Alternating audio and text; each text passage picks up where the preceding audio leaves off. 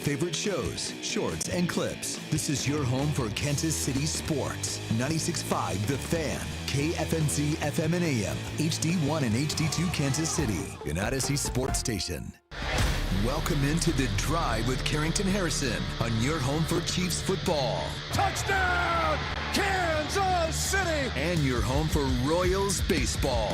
Fastball hit high in the air, deep left field, way gone into the bleachers. A two-run homer for Bobby Witt Jr. Watch The Drive by subscribing on our YouTube channel or listen on demand with the Odyssey app or wherever you get your podcasts. This show is always going to stand on principles. Dippin' Dots are incredible. Red Lobster is the best restaurant that America has to offer, and baked beans are trash. You're listening to Kansas City's FM sports station, 96.5 The Fan. Here's C-Dot.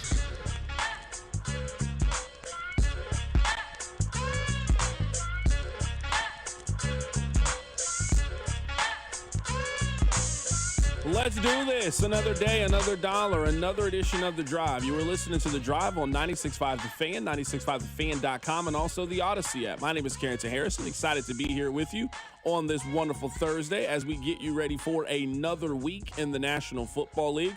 We got Thursday night football coming up later today. The game is in the NFC South between Tampa Bay and Atlanta.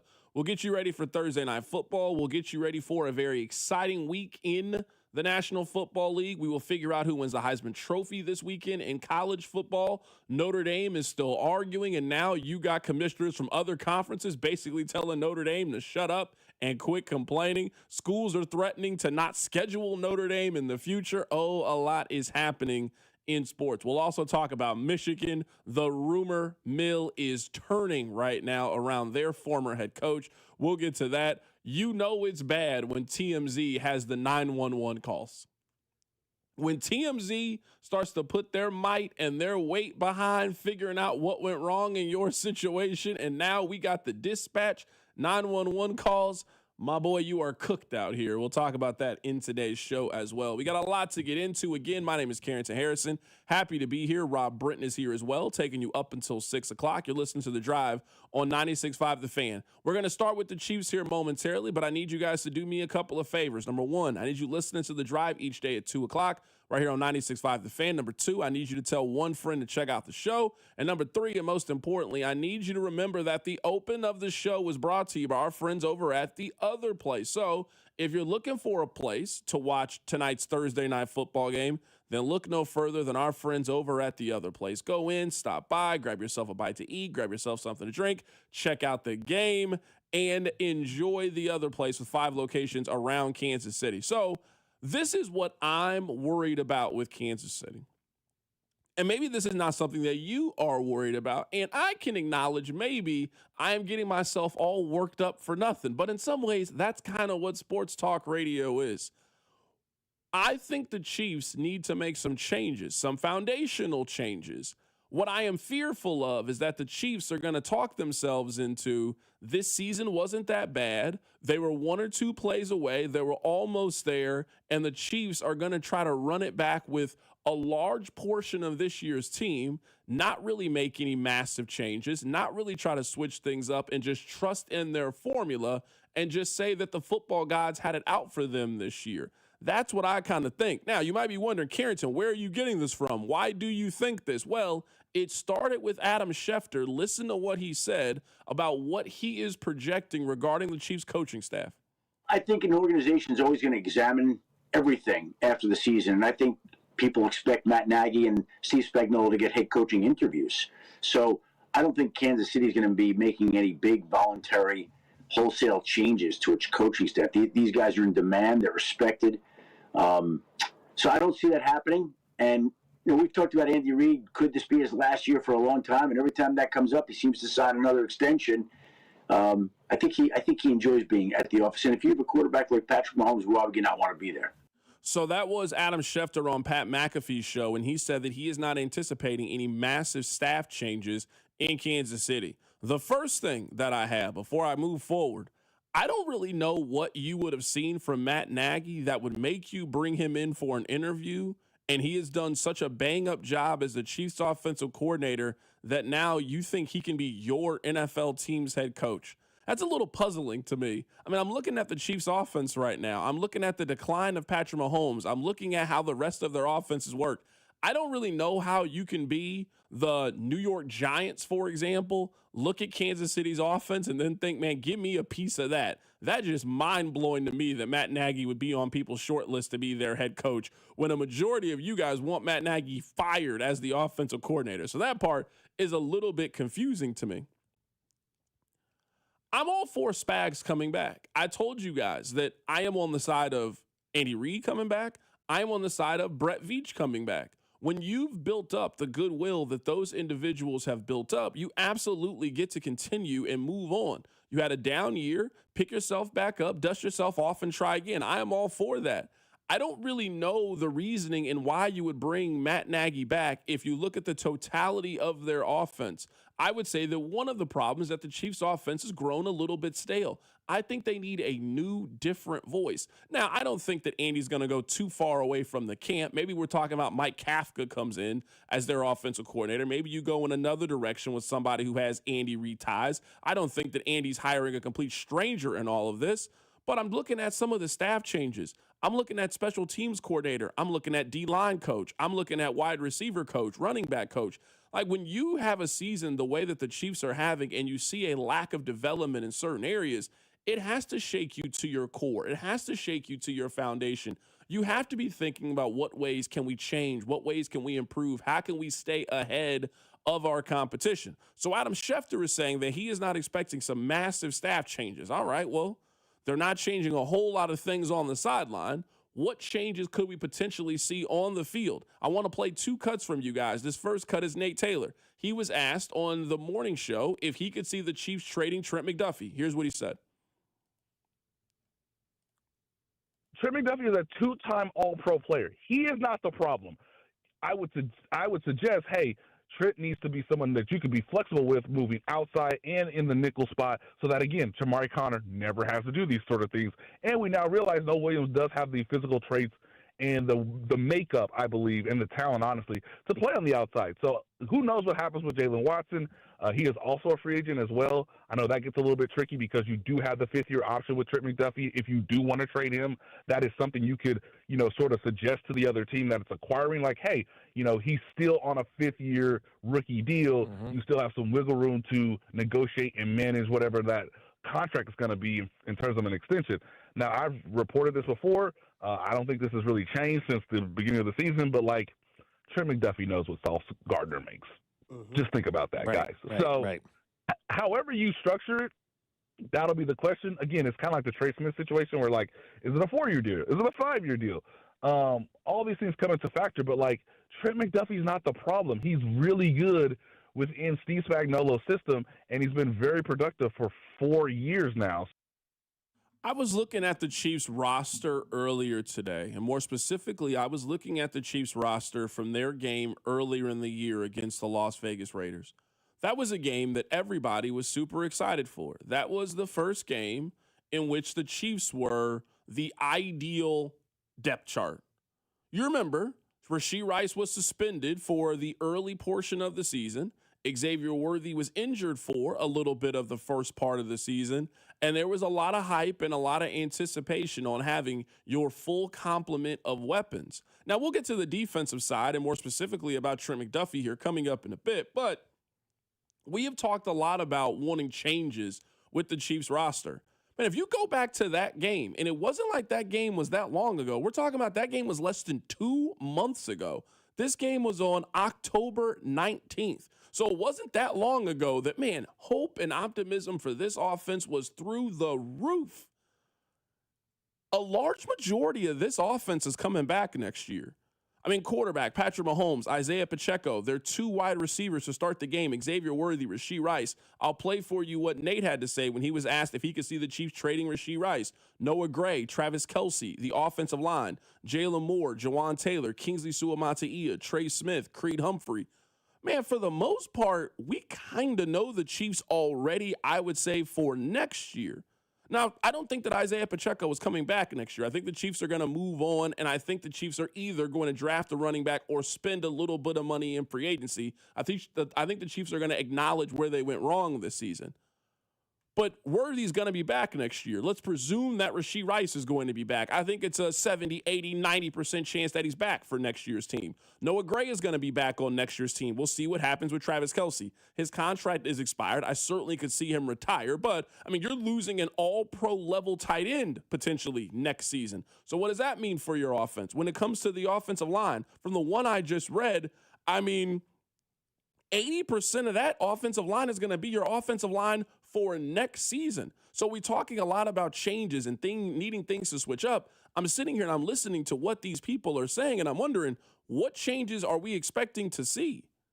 Adam Schefter is telling you he's not expecting massive changes when it comes to the staff. I'm reading you guys the roster that they took the field with less than 2 months ago against the Raiders. Man, a majority of these guys are under long-term contract, or you don't see them making a move when it comes to them. Are we talking about when it comes to the offense that the plan is to just change Matt Nagy out for Mike Kafka, and then bring in one running back, and that's going to bolster the rest of the offense? We'll see if that ends up being the case. Now, on defense, I think there's a lot more wiggle room to make changes. Mike Dana, you can't come back next year. Derek Nottie, I see you making a change. Leo Chenal's in the final year of his contract. Are they bringing him back? They've already paid Bolton. They've already have Drew Tranquill under contract. I think you could see some massive changes when it comes to their secondary with Jalen Watson. We'll see what happens with Trent McDuffie, Brian Cook. So I think there's some wiggle room when we're talking about the defensive side. When I'm looking at their offense, unless they're willing to make a substantial trade for next season, I think this is pretty much going to be their offense for next year as well, because they've locked themselves into so many different players. You guys know the stance that I have when it comes to this. I'm all for Trent McDuffie coming back next season. I would pay Trent McDuffie. I think you need a bigger corner opposite of Trent McDuffie, and I think that was the plan for Christian Fulton, and they clearly just missed when it came to that. But that wouldn't stop me from trying again. I think the Chiefs have one of the better slot corners in the National Football League. And if you're telling me that Trent McDuffie, A.J. Brown got the best of you, or CeeDee Lamb got the best of you, or on one play Nico Collins got you, I would say that's football. That happens. You're going to get beat in today's game when you look at the level of wide receivers that we're talking about. But Trent McDuffie has been one of the more solid, consistent corners in the National Football League, so I just wouldn't really have any problem paying him. He hasn't been an injury risk. He hasn't been an off-the-field risk. He's been a consistent, proven player. To me, those are the kind of guys that you pay. He's also in the prime of his career. So I'm still on the side of paying Trent McDuffie. I want to play one more piece of audio for you guys. Here's what Nate had to say about if the Chiefs would possibly trade Rashee Rice this offseason. Part of me wants to say no. Now, a lot of this part of me wants to say no, because at some point, and we know how talented Rashee Rice is. I think I should start there. Like, he's probably your most talented receiver, just from like an overall skill standpoint. Now, as I said before earlier this week on Cody and Gold, hey, he has maturity issues. He still needs to, I think, learn what it's like to be the number one receiving option, especially against man coverage when there's, like a safety over the top. Hey, man, you still got to find work. You still got to perform at a high level. You still got to be a professional, even when the play call isn't like, pristine for you. With that said, we don't know if Travis Kelce's coming back. You do want some continuity. You did invest a second-round pick in him. I know that there was parallels. I think to some degree alluded to this in like an article back in whatever it was, October, when he came back from the suspension, that, hey, if he played well this season, if there was no, long-term serious injury concerns, could you get him at a below market rate deal, similar to what you did with Tyreek Hill in the 2019 offseason because of his own off-the-field issues, right? So he's not going to be like the highest paid receiver. I understand the thought process of trading him. I'm not sure what you would necessarily get back. Like, I don't think you're going to get a second-round pick, the same status of which you drafted him. That was Nate Taylor when he was asked about the possibility of the Chiefs trading Rashee Rice. I don't think the Chiefs would get a second-round pick for Rashee Rice. I mean, if you look at what George Pickens got traded for, I don't really know why you would trade more for Rashee Rice than you got for George Pickens when Pickens has been the more productive receiver in his stage of his career. It is a very interesting decision Pittsburgh just made a decision. We're not paying that receiver. Have the Chiefs made that decision when it comes to Rashee Rice? This is the year you got to start to figure it out. Heading into year 3 for a player who is on a second-round contract, man, you only got a year left of rookie contract with Rashee Rice. So you got to make a pretty big decision about if you want to commit long-term money for him. We could talk more about this concept of what happened with Tyreek Hill, because I think in talking about what Tyreek Hill took, I think we are leaving out the fact that the wide receiver market has drastically changed since Tyreek Hill signed that contract 6-7 seasons ago. Coming up on the other side, we'll be joined by Matt Verderame of Sports Illustrated. Keep it right here. It's The Drive. The Drive with Carrington Harrison on your home for Kansas City sports. 96.5 The Fan. Brought to you by DM Injury Law. Have you or a loved one been in a car wreck? Contact DM Injury Law today and get the money you deserve. Car wreck? Remember, Mike's got this. Every NFL Thursday is your chance to hit the jackpot on FanDuel, because FanDuel's Thursday touchdown jackpot means that you can win a share of $2 million in bonus bets each and every week. To get in on this Thursday's action, all you have to do is place an anytime touchdown score bet before the game kicks off. And if your player scores either the first or the last touchdown in the game, then you'll win your bet plus a share of bonus bets. All you need to do is visit FanDuel.com. Use my promo code KFNZ to take a shot at the jackpot. Remember my promo code KFNZ for your chance to win a share of $2 million in bonus bets. Play your game with FanDuel, an official sports betting partner of the NFL and 96.5 The Fan.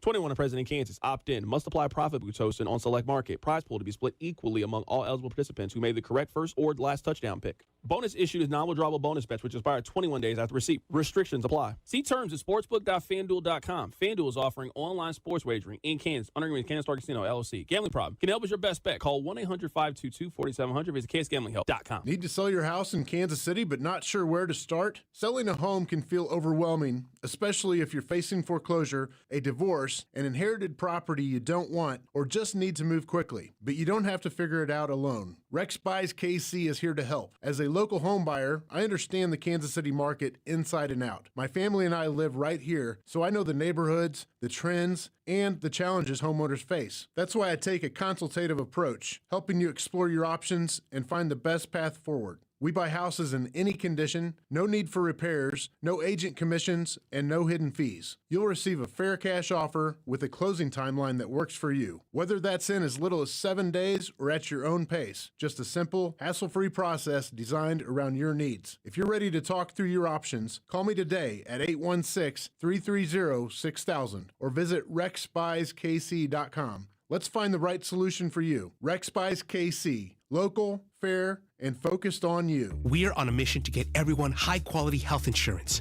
and better health. We have plans with low out-of-pocket premiums. For coverage to start January 1st, you must enroll by December 15th.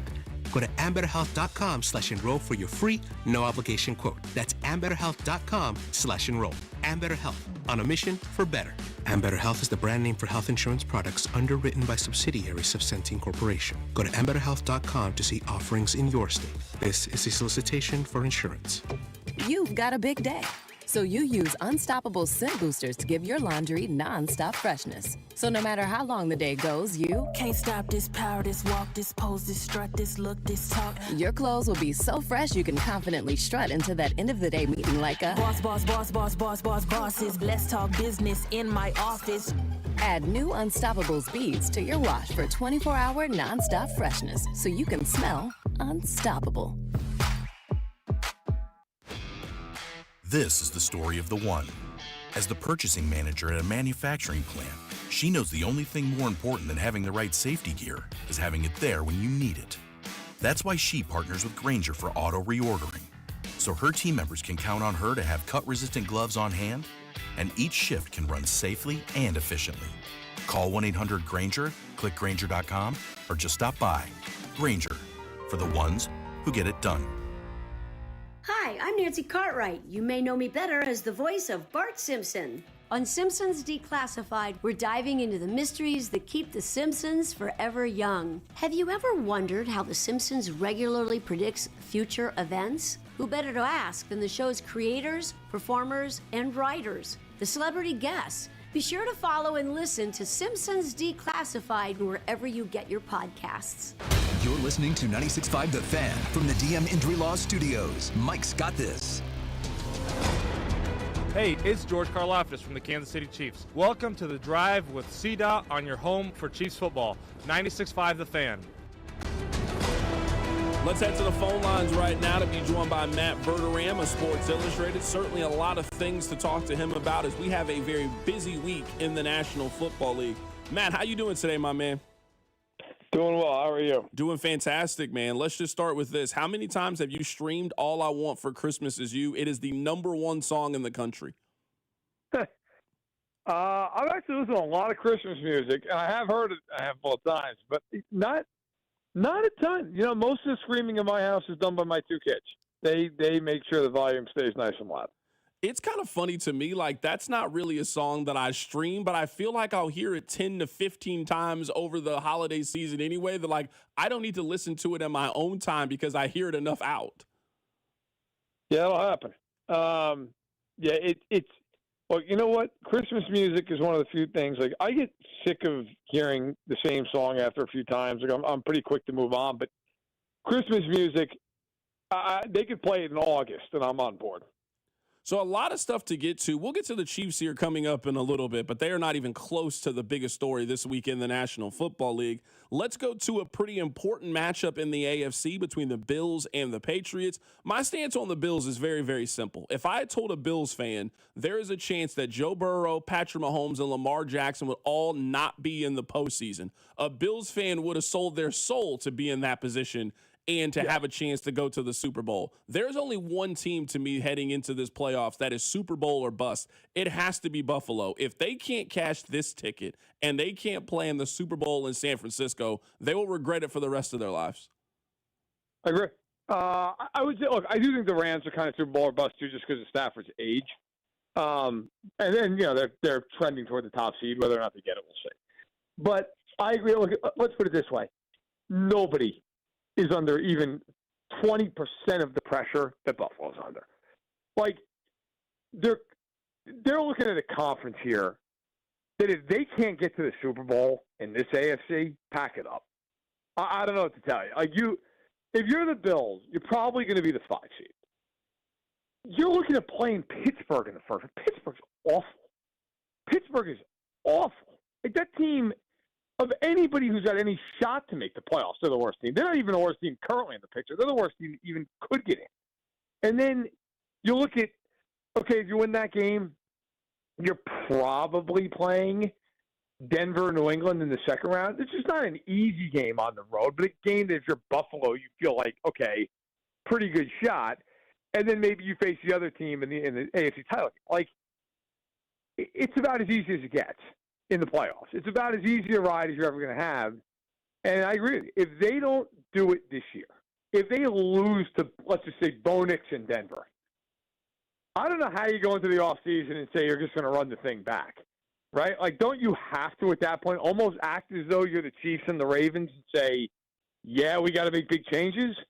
Anything less than, at minimum, getting there is a disaster.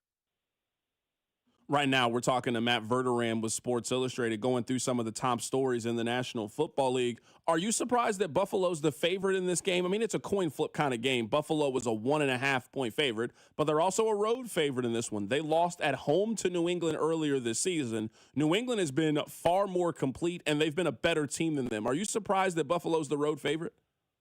A little. Not stunned. Look, people, you know, it's all about getting public money, right? I think a lot of people are going to bet the Bills because of Allen. But, you know, here's kind of the – look, I've watched every stitch of the Bills this year, like literally every stitch. The Bills have not been much better than Kansas City or Baltimore or any of these. The only difference, to their credit, is they pulled a few games out of the fire. The Baltimore game, the Cincinnati game. They've not been good. I mean, if you watch the Bills this year, the Bills, I can tell you right now whether or not they're going to win a game based on one thing, how they run the ball. Because if they can run the football, then they can win. And that includes Allen and obviously Cook. If they don't run the ball well, they have no offense. They can't throw. Allen this year throwing the ball has not been anything to write home about. And that's not on him. They have no pass catchers. And defensively, look, it's not a good defense. It's a defense that, like a lot of years in Buffalo, some of the numbers will look okay, But if you watch them down to down, they're not good. I think New England is better. I think May is playing better than Allen is. Look, could Buffalo win? Yes. But I am picking New England to win the game, especially off the bye week. I was just going to ask you who you had to win this game. I actually placed a wager on New England to make the Super Bowl. I feel like at some point you just got to pick one of these teams in the AFC, and New England just checks a lot of boxes to me. I think they're going to be at home. I think they're going to have some of the best quarterback play in the AFC entering the postseason. Their run game is starting to figure some things out. They've got good weapons. They play good defense. Like, there's a lot of things the Patriots do that I like. The thing that scares me about the Patriots is the inexperience in the offensive line. But I agree. If I had to pick a team right now to get out of the AFC, it'd be them. Because they may play one less game. If not, they're going to be the 2 seed. And they're going to be drawing who? Right? I mean, the Chargers, now, look, if they draw Houston, that's an interesting game. Houston, I'll say one thing for the Texans. They are really one-dimensional because that offense is terrible. My God, can that team play defense? Like, you could just get into a game with Houston. You just can't score. I mean, that is the fear, and that kind of defense travels.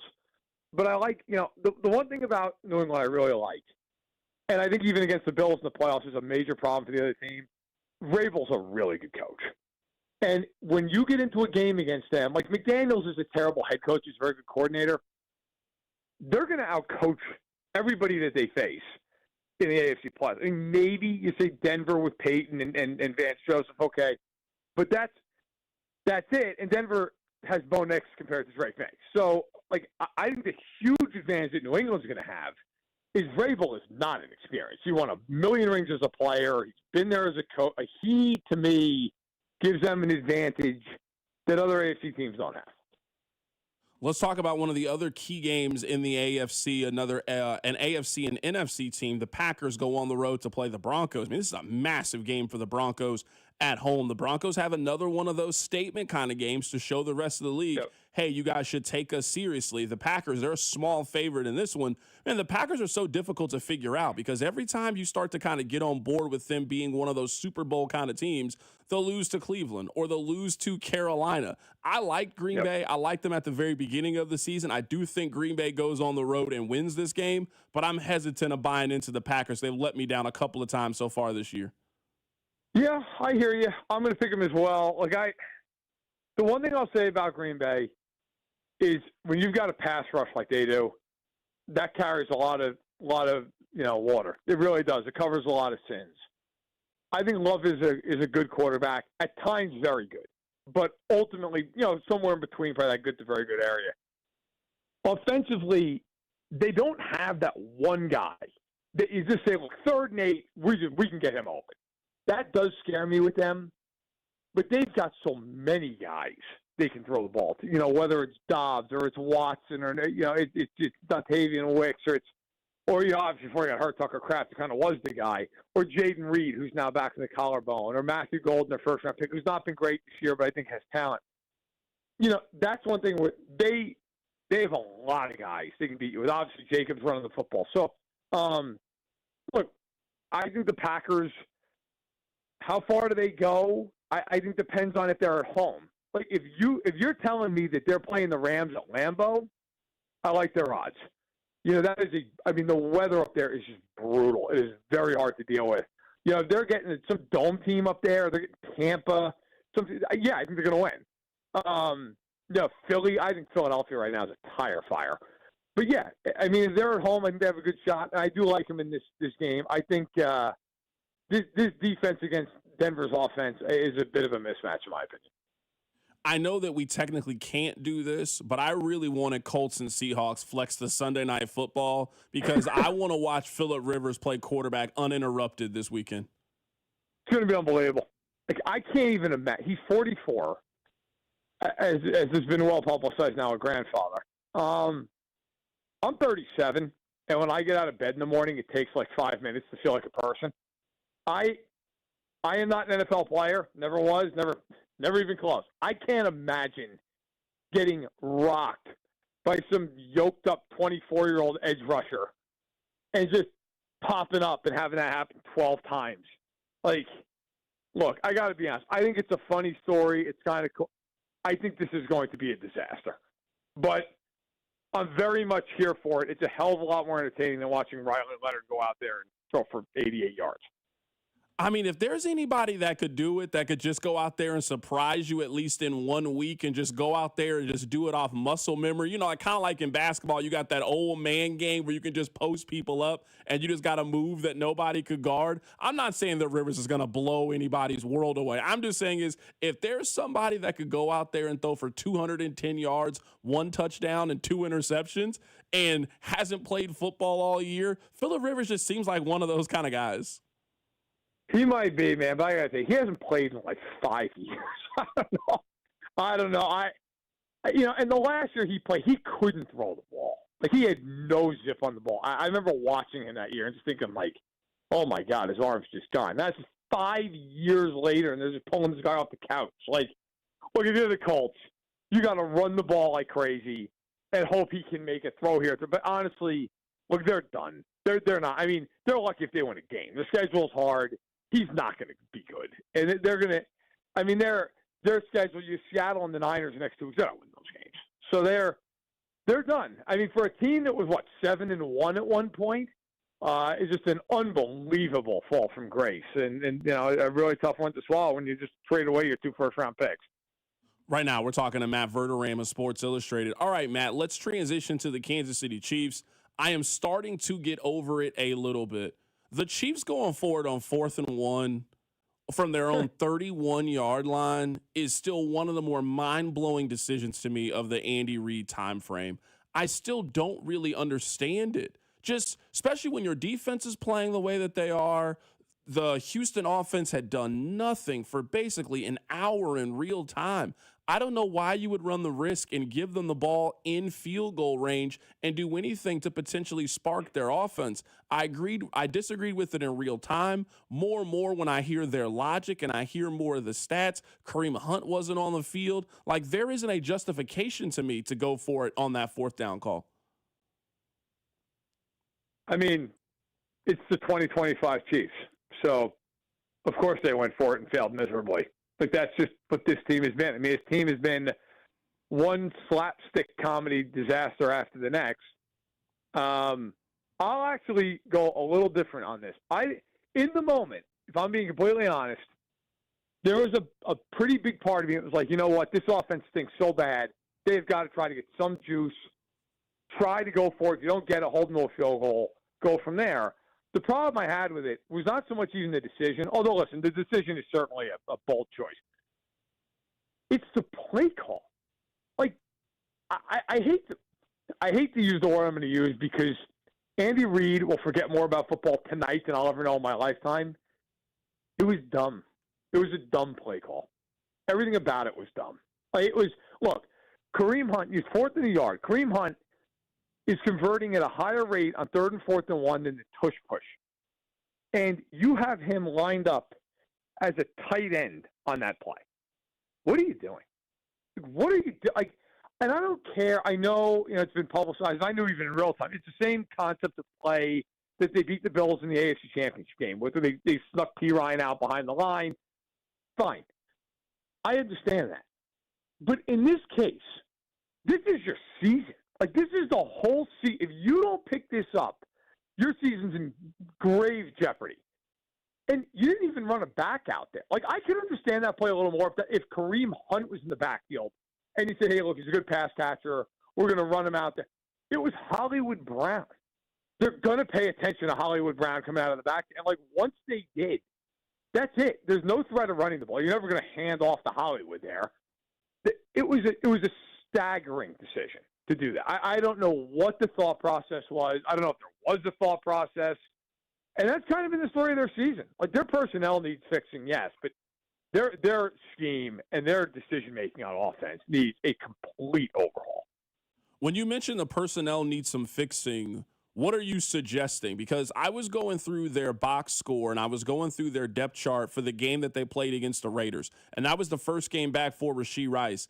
Man, I'm looking at this offense. I think they're going to bring a majority of this offense back. Now, they're going to make some changes on the defensive side. They're going to kind of have to be forced to because some contracts are ending, and they got to decide who they want to pay and who they don't want to pay. But I think the core of this team is going to largely be the same. You mentioned they need personnel changes. What personnel changes do you think they need? Yeah, so on offense, I agree with you. I think it's largely going to be the same crux of it. Look, Juwan Taylor's going to be gone because they need to save money, and he's $20 million in savings. He's going to be gone, and it's going to be more, maybe even Paul if he plays well the rest of the year. But I think Moore's the leader in the clubhouse right now, so I think there's going to get a change there. You have got to get a running back, and I can tell you right now from talking to people around that they know that. I mean, that is glaringly, blindingly obvious. Now you could also argue it was blindingly obvious a year ago, and they did nothing. But Pacheco's contract's up. There's no reason in the world to bring him back. If Hunt comes back, it's got to be just a short yardage, plugger back where it's, hey, 3rd and foot, go get us 2 feet. They have no explosiveness. They have 2 explosive runs this entire season. 2. It's almost impossible to have 2 explosive runs for a whole season. I think that is on offense the big majority of it. I think, look, they'll probably turn the backside of the receiving room. Like, I don't think Juju's back or Hollywood's back. But like Worthy and Rice will be the leading guys up front. And with the new scheme, I think that's fine. Defensively, it's, as you said, look, it's a bigger conversation. They have to get the pass rush right. Their pass rush is a disaster outside of Jones and sometimes Karlaftis. Everybody else is persona non grata. They're going to have to fix that. I think Tranquil, they got to make a decision. Do they cut him? And do they replace him? Maybe they do. I would, personally. And then in the secondary, we've never talked. I don't know how you feel about, like, Watson and Cook. What do? Are you bringing them back? If I'm the Chiefs, I try to bring them back at my price. Because that's just 2 less holes you got to fill, and they can play. But, look, they've got a lot of decisions to make on this team defensively. That's interesting you bring that up about some of the decisions that they have to make. They have 2 players that I would say are, in most instances, it's time to pay them. You got Rashee Rice on the offensive side and Trent McDuffie is on the other side. Yep. Let's say that we wake up in March and we get a text that the Chiefs have made a major trade. Are they more likely to trade Trent McDuffie or Rashee Rice? It's so hard. My initial, as you're asking the question, my initial gut reaction was McDuffie. Because they've never paid a corner since Brett Veach has been there, ever. They've never done it. And they tried to pay Ward. Ward ended up leaving for a little more money when he went to San Francisco. So they did try to pay him, and they actually tried to pay him this offseason. They tried to re-sign him. So it's not as though they won't. And I certainly, look, I'm not trying to say, I think they're going to trade McDuffie. Like, I would not be shocked at all if they gave McDuffie, $100 million. But the one problem you're starting to run into a little here with McDuffie, they clearly want to play him outside because I think that's his preference. Well, he's not as good outside. Like, he's good. He's still a good corner. He's a great slot corner. And part of the reason is, A, he's great technically, which is paramount at that position because you have so many two-way goes. The other part of it is he's a great blitzer. That goes out the window when you're a boundary corner. It doesn't matter. So I think that's a big part of it. And, they've got Noah Williams, who, when they actually decide to play Noah Williams, can play. And if they bring back Watson, well, then what are you doing? Then he's got to be in the slot. Because those other 2 guys can't do it. Neither Williams nor Watson can play in the slot. The thing with Rice is very obvious. Do you trust him? I mean, look, it's not hard to see. There are times with Rashee Rice when he does not run full out on routes. He just doesn't. There are times he was jogging in certain routes in that Texas game. And obviously all the off-field stuff that goes with him. So, are you going to give him $30 million a year over 4 years? And if you are, is every single dollar in that contract voidable if he gets as much as a jaywalking ticket? That's the question. McDuffie, you don't worry about any of that stuff. You do with him. And that's the push-pull. It's a very hard decision for Brett Veach to make. That is our guy, Matt Verderam, joining us on the show today. He does fantastic work with Sports Illustrated covering the National Football League. Matt, we look forward to catching up with you, man, as we figure out who's going to make the playoffs, man. Absolutely. Take care. Absolutely. That is Matt Verderam joining us on the show today. Again, he does fantastic work for Sports Illustrated. I want to put a pin in what he said about Rashee Rice. We'll get to that coming up at the top of the hour. It is almost in line with what we just heard from Nate Taylor yesterday, talking about the effort from Rashee Rice. Really, really interesting stuff. All right, coming up on the other side, we'll talk about one of the top stories right now in football. Phillip Rivers coming back. We got some FanDuel numbers on it, and they are not hopeful about how he's going to perform. We'll get to it. Keep it right here. It's The Drive. The Drive with Carrington Harrison, brought to you by DM Injury Law. Have you or a loved one been in a car wreck? Contact DM Injury Law today and get the money you deserve. Car wreck? Remember, Mike's got this. Tune in Mondays at 4 to hear the play-by-play voice of the Chiefs, Mitch Holthus, on your home for Chiefs football. 96.5, The Fan. Hey, Missouri, if you haven't heard by now, good news. FanDuel Sportsbook is live in the Show Me State, and they're kicking things off with an offer that's tough to beat. Right now, new customers in Missouri can bet $5 and get $300 in bonus bets, win or lose. So whether it's football, basketball, hockey, or more, you can bet it all on an app that's safe, secure, and super easy to use. So download FanDuel today and head to FanDuel.com/Missouri and join the excitement. Remember, new Missouri customers can bet $5 and get $300 in bonus bets, win or lose.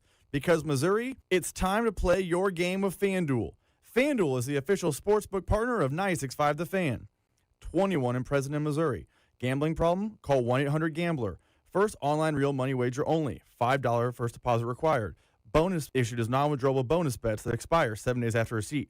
Restrictions apply. See terms at sportsbook.fanduel.com. This is the story of the one. As an HVAC technician, he and his digital multimeter are in high demand. So when a noisy office HVAC turns out to be a failing blower motor, he doesn't break a sweat. With Grainger's easy-to-use website and product information, he selects the product he needs to keep everything humming right along. Call 1-800-GRAINGER, click Grainger.com, or just stop by. Grainger, for the ones who get it done. My name is Whitney Allen. I am a widow. My husband, Ryan, died. We never thought in a million years we'd have to use life insurance. The unexpected happened. With Ethos, it is so fast and easy. It's 100% online. You can get a quote in seconds, apply in minutes, and get same-day coverage. No medical exams, and you can get up to $3 million worth of coverage through Ethos. Get your free quote at ethos.com/game. That's ethos.com/game. Time spent on application may vary. Online health questions required. This is the story of the one. As the purchasing manager at a manufacturing plant, she knows the only thing more important than having the right safety gear is having it there when you need it.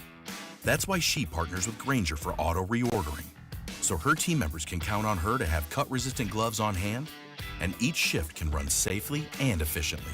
Call 1-800-GRAINGER, click Grainger.com, or just stop by. Grainger, for the ones who get it done. Hey friends, it's noisy out there with information coming at us all day, every day. It's hard to know what to trust, and the world of wealth management is no exception. That's why UMB Private Wealth Management helps you tune out the noise and tune into what matters most. They'll create a financial plan based on your unique goals, so it's your voice that comes through loud and clear. Get financial clarity. Go to umb.com/private wealth to schedule an appointment. That's umb.com/private wealth. Great news, Nick. Legacy boxes are still in stock. With Christmas just around the corner, there's still time to buy the best Christmas gift ever. Legacy Box. That's right, Adam. Order today and Legacy Box ships immediately. It'll arrive ready to wrap and place under the tree. Gather the family together this Christmas and collect all your old VHS and camcorder tapes, slides, pictures, and film reels. Then you can binge on the good old days. From fading over time to risks like fire and water damage, your memories aren't protected unless they're on a digital format. Legacy Box helps you replay those great moments from the past, from Christmas morning to your wedding day. Legacy Box is the world's largest digitizer of home movies and photos. All the work is done right here in the USA, and over 1 million customers have trusted Legacy Box. This Christmas is the time to digitize. Visit legacybox.com/value for exclusive holiday savings. That's legacybox.com/value for last-minute shopping. LegacyBox.com/value. This afternoon, expect partly sunny skies with a high of 51. Weather brought to you by Staples. Have an easy holiday at Staples. Save on top tech and gaming gifts, shipping supplies and services to get your packages there safely, even custom cards and wrapping paper. Staples. That was easy. The Sheet Metal Workers Local Number 2 Enrichment Grant is providing one local high school $20,000 to use on upgrades and equipment. Open to all area schools and no strings attached. Take a minute to tell us what your high school needs at helpmymocanschool.com, and we'll announce the winner January 4th on the Chiefs Radio Network.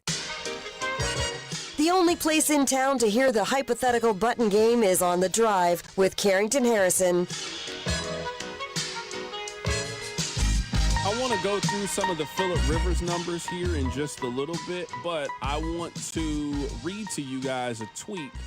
This information comes from Nick Bender. He is a meteorologist for Channel 9.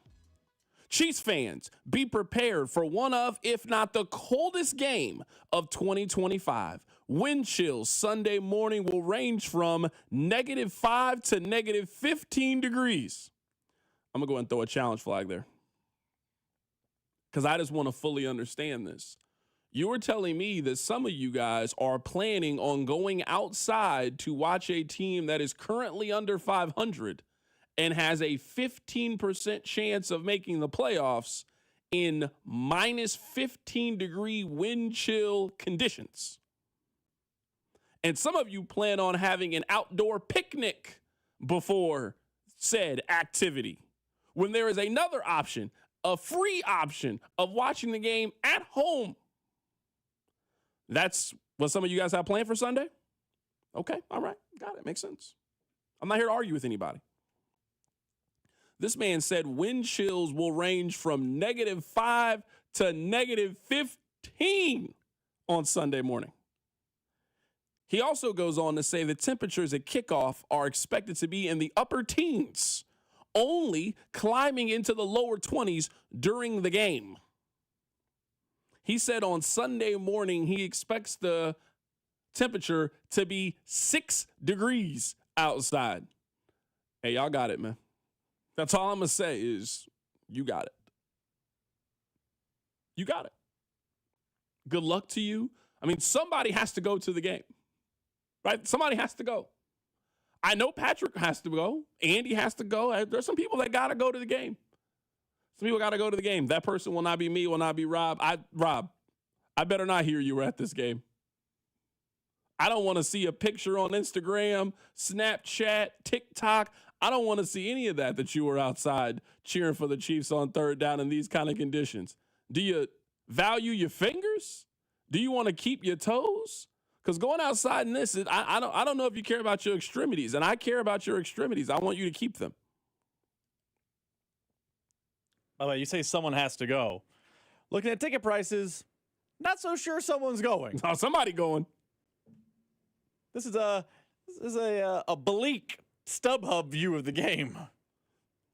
Somebody said that's what makes Chiefs fans great. No, you're right. Absolutely.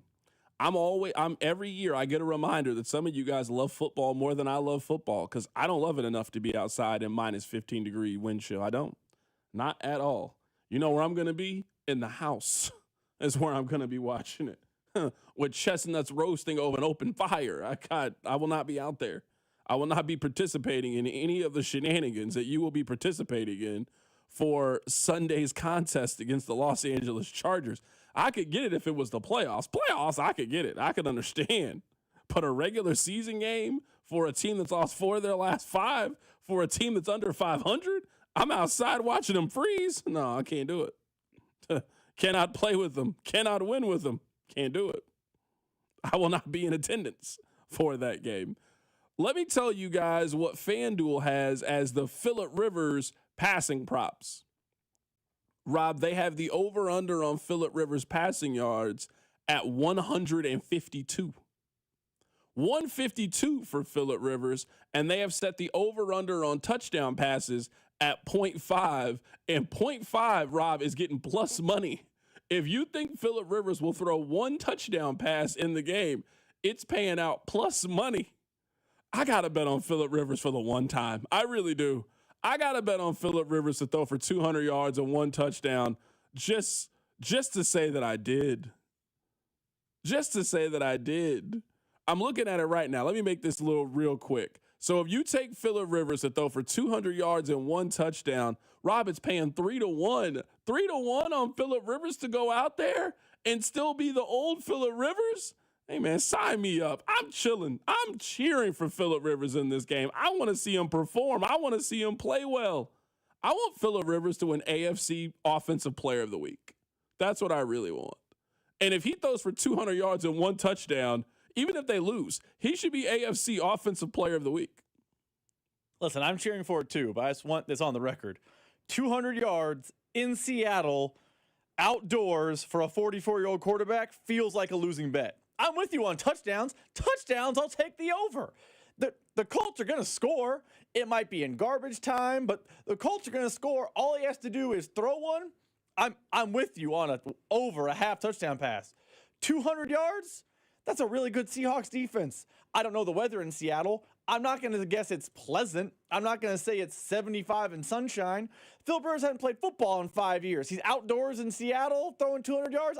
That one I don't see. It's muscle memory. That's what it is. It's muscle memory. I've been doing it for a long time. Muscle memory from 2020 wasn't great. Sometimes he wasn't slinging the ball around during COVID. Now he's got a fresh shoulder. Now he's got a fresh arm. He's coming in fresh. He's coming in rested, ready to go.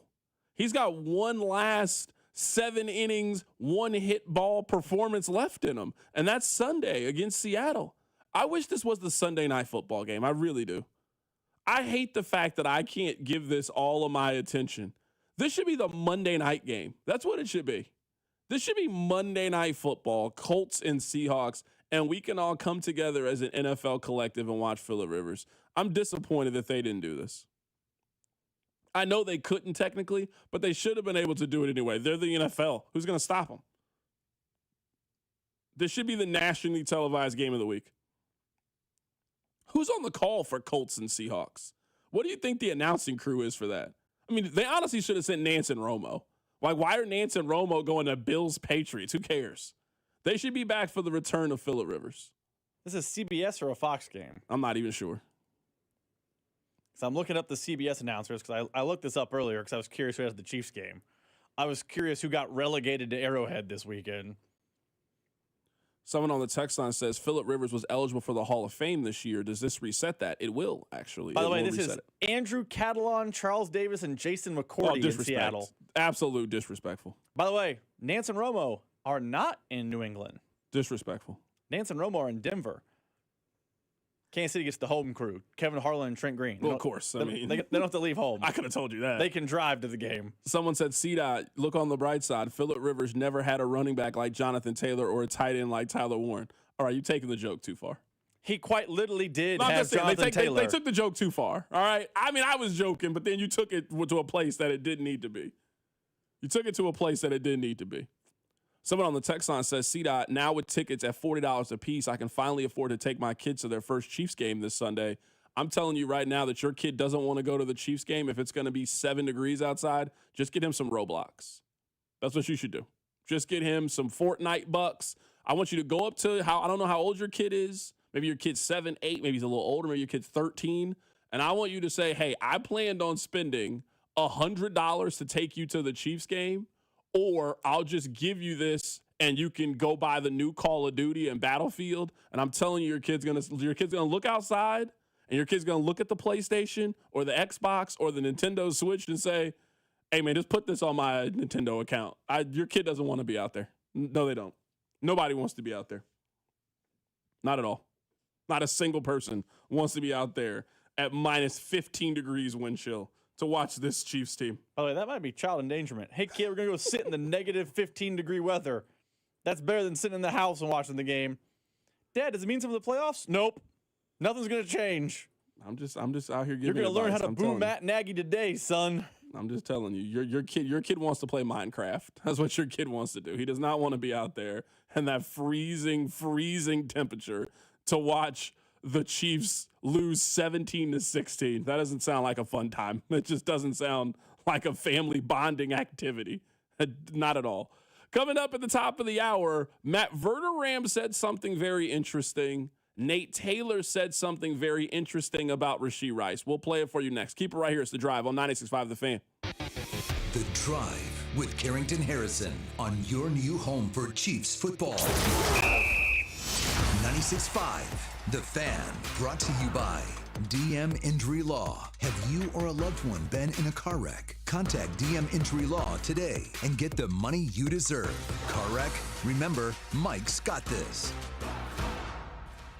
Hey, let me tell you guys about my friends over at Gates Barbecue. With 5 locations around town, you are never too far away from some of the best barbecue in the world. And as we're getting closer and closer to the holidays, and you got a holiday party coming up, or you plan on cooking for your own holiday festivities, I want you to include Gates Barbecue. You already know about the classic Gates sauce. Well, I'm here to tell you about the Gates seasoning. With the Gates seasoning, they got multiple flavor options. They got the extra hot. They got the original. They got the sweet and mild, and they got the Gates salad seasoning. You can use this flavor on so many different things. Use it on your green beans. Use it on your spinach. Use it on your eggs. Gotta remember to season your eggs. Use this seasoning as an ingredient for your meats as you are cooking up this holiday season. And if you're looking for dinner today, then just stop by and see our friends over at Gates. Get yourself the nooner. Get yourself the beef on bun. Get yourself the mixed plate. Whatever it is, they got you covered over at Gates Barbecue. So if you don't feel like cooking,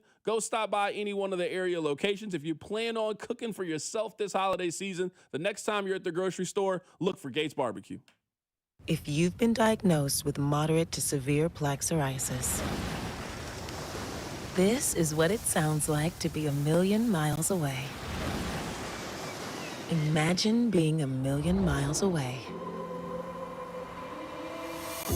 Tremfya Kuselkumab, taken by injection, is a prescription medicine for adults with moderate to severe plaque psoriasis who may benefit from taking injections or pills or phototherapy. With Tremfya, clearer skin is possible. In clinical trials, at least 70% of patients saw at least 90% clearer skin at 16 weeks. Results may vary. Tremfya is also indicated for adults with active psoriatic arthritis. Serious allergic reactions and increased risk of infections and liver problems may occur. Before treatment, your doctor should check you for infections and tuberculosis. Tell your doctor if you have an infection, flu-like symptoms, or if you need a vaccine. Ask your doctor about Tremfya. Call 1-800-526-7736 or visit Tremfya.com. I'm worth more. I'm worth a little more. I'm worth a lot more. I completely agree. You are worth more, and your car's worth more, and we want to pay more at GiveMeTheVin.com for good cars, because they are worth more, and so are you. And remember, if I don't beat the price on a CarMax or a Carvana deal, I'll pay you $100. For top price, trust, and ease of transaction, GiveMeTheVin.com, America's best car buyer. Sell us your car. GiveMeTheVin.com. So easy you can do it in your underwear. I love watching the Chiefs on offense, but I love to see them score as many points as they can, because the more they score, the more I save on gas at Hy-Vee. I just head to Hy-Vee the day after any game and score savings at the pump with my Hy-Vee Perks card. Win or lose, I earn a fuel saver discount equal to the Chiefs score based on the amount I spend. So if the Chiefs score 35 points, I'll save 35 cents a gallon when I spend $35 on groceries. The more we score, the more I save, only at Hy-Vee. Some exclusions apply. See store for details. It's Thirsty Thursday at Hy-Vee. Time to stock up the bar and fill up your tank. Earn 50 cents per gallon fuel savings on every $50 purchase of wine, beer, hard seltzer, and spirits. Mix and match all your favorite libations and get a 50-cent fuel saver with every $50 purchase. Stack up the savings and your next fill-up could be free. Don't miss Thirsty Thursday at your Kansas City, Missouri Hy-Vee. Product promotion differs by location. Offers valid where legal, available while supplies last. This is the story of the one. As an HVAC technician, he and his digital multimeter are in high demand. So when a noisy office HVAC turns out to be a failing blower motor, he doesn't break a sweat. With Grainger's easy-to-use website and product information, he selects the product he needs to keep everything humming right along. Call 1-800-GRAINGER, click Grainger.com, or just stop by. Grainger, for the ones who get it done. My name is Whitney Allen. I am a widow. My husband, Ryan, died. We never thought in a million years we'd have to use life insurance. The unexpected happened. With Ethos, it is so fast and easy. It's 100% online. You can get a quote in seconds, apply in minutes, and get same-day coverage. No medical exams, and you can get up to $3 million worth of coverage through Ethos. Get your free quote at ethos.com/game. That's ethos.com/game.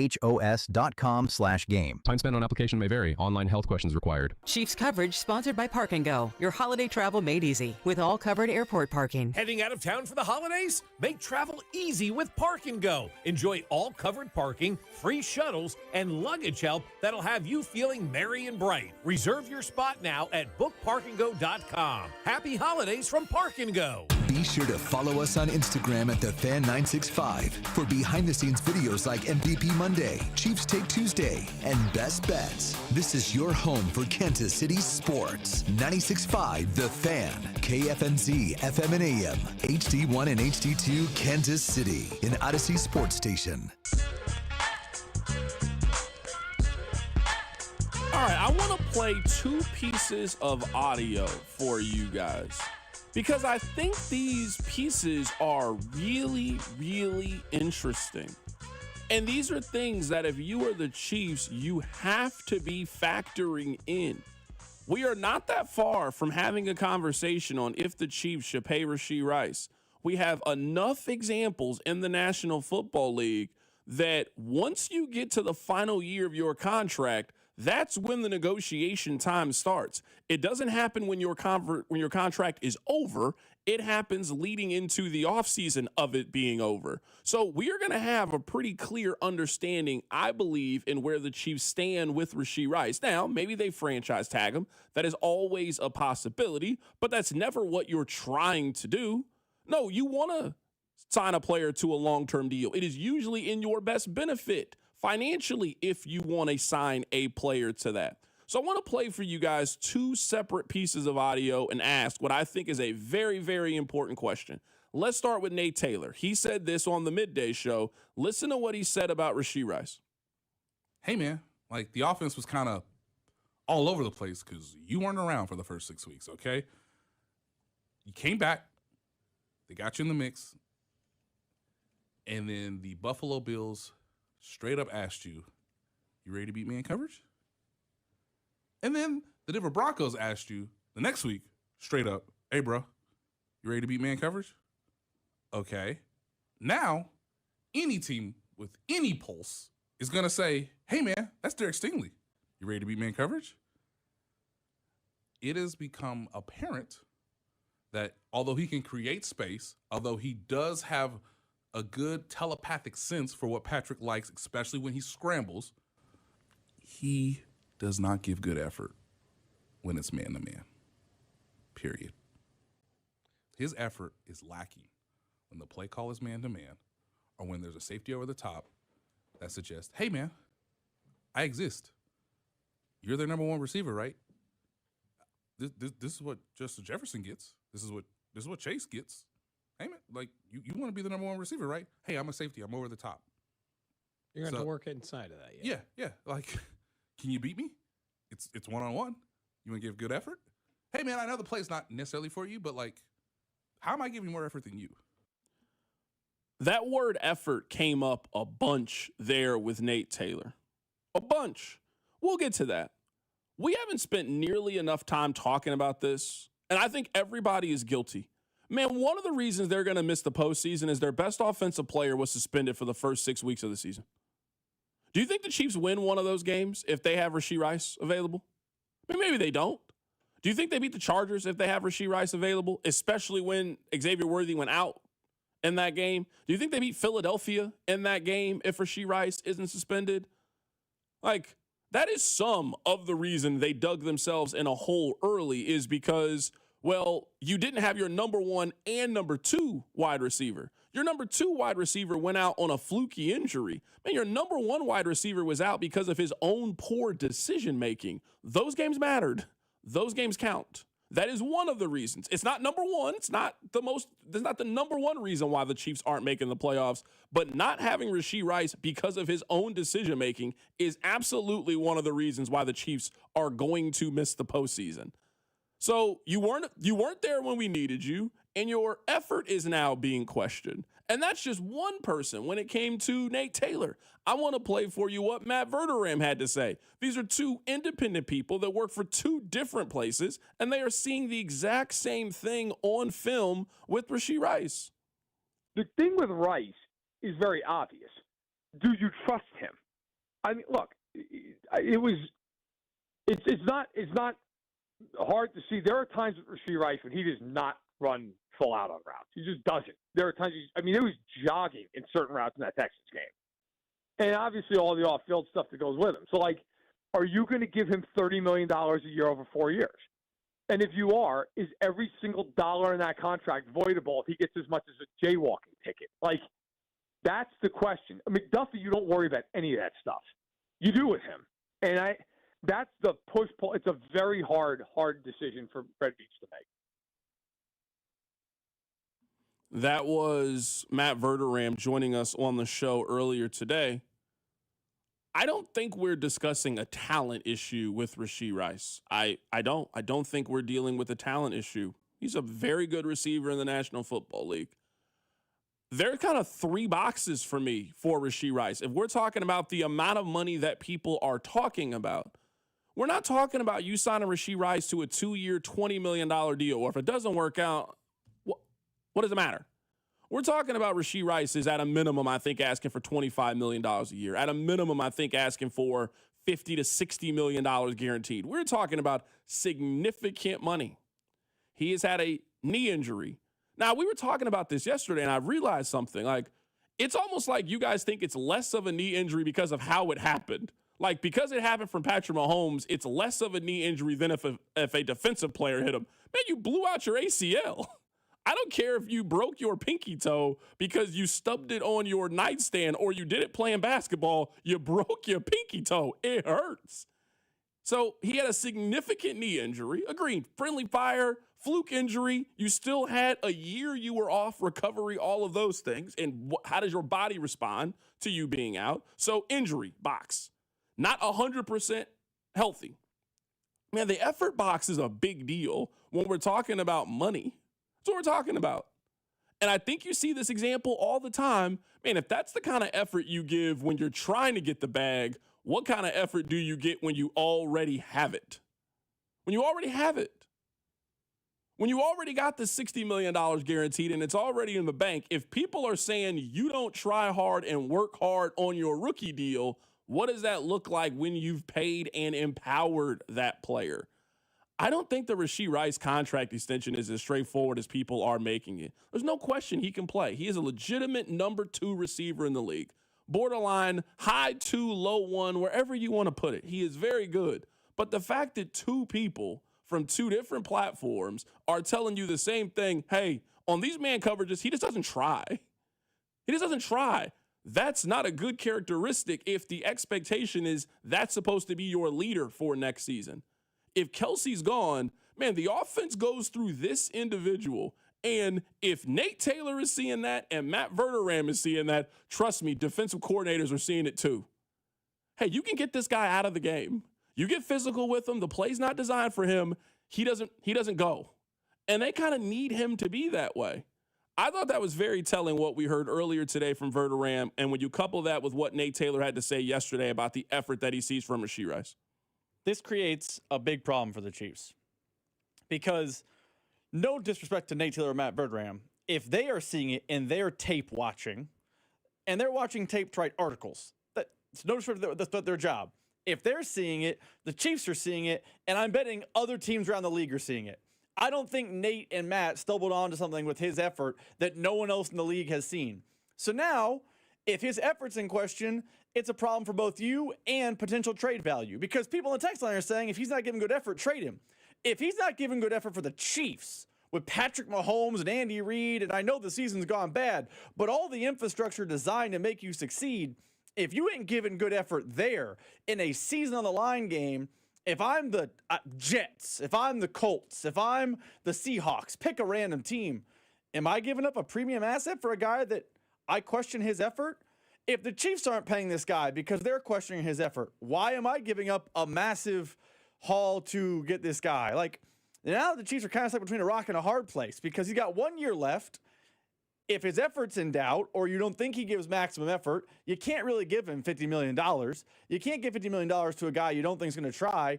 And if you don't think he's going to try, why would the league give you anything of high value for him if his chance he doesn't try for them? It's different than the George Pickens problem, but it's pretty similar to the George Pickens problem. The Steelers realized we have a head case. We have a problem. We have to offload him to someone. We can't get anything back for him of super value, but we can't give him money. And they got stuck and took what we know based on Pickens' talent is pennies on the dollar to get rid of the Cowboys. The Chiefs are in. It's different, but the same spot with Rashee Rice this upcoming offseason. Text line 913-586-7965. C-Dot, it's easy to throw shade at Rice, but damn, what should the Chiefs do? There's no wide receiver tree, as Ned Yost would put it.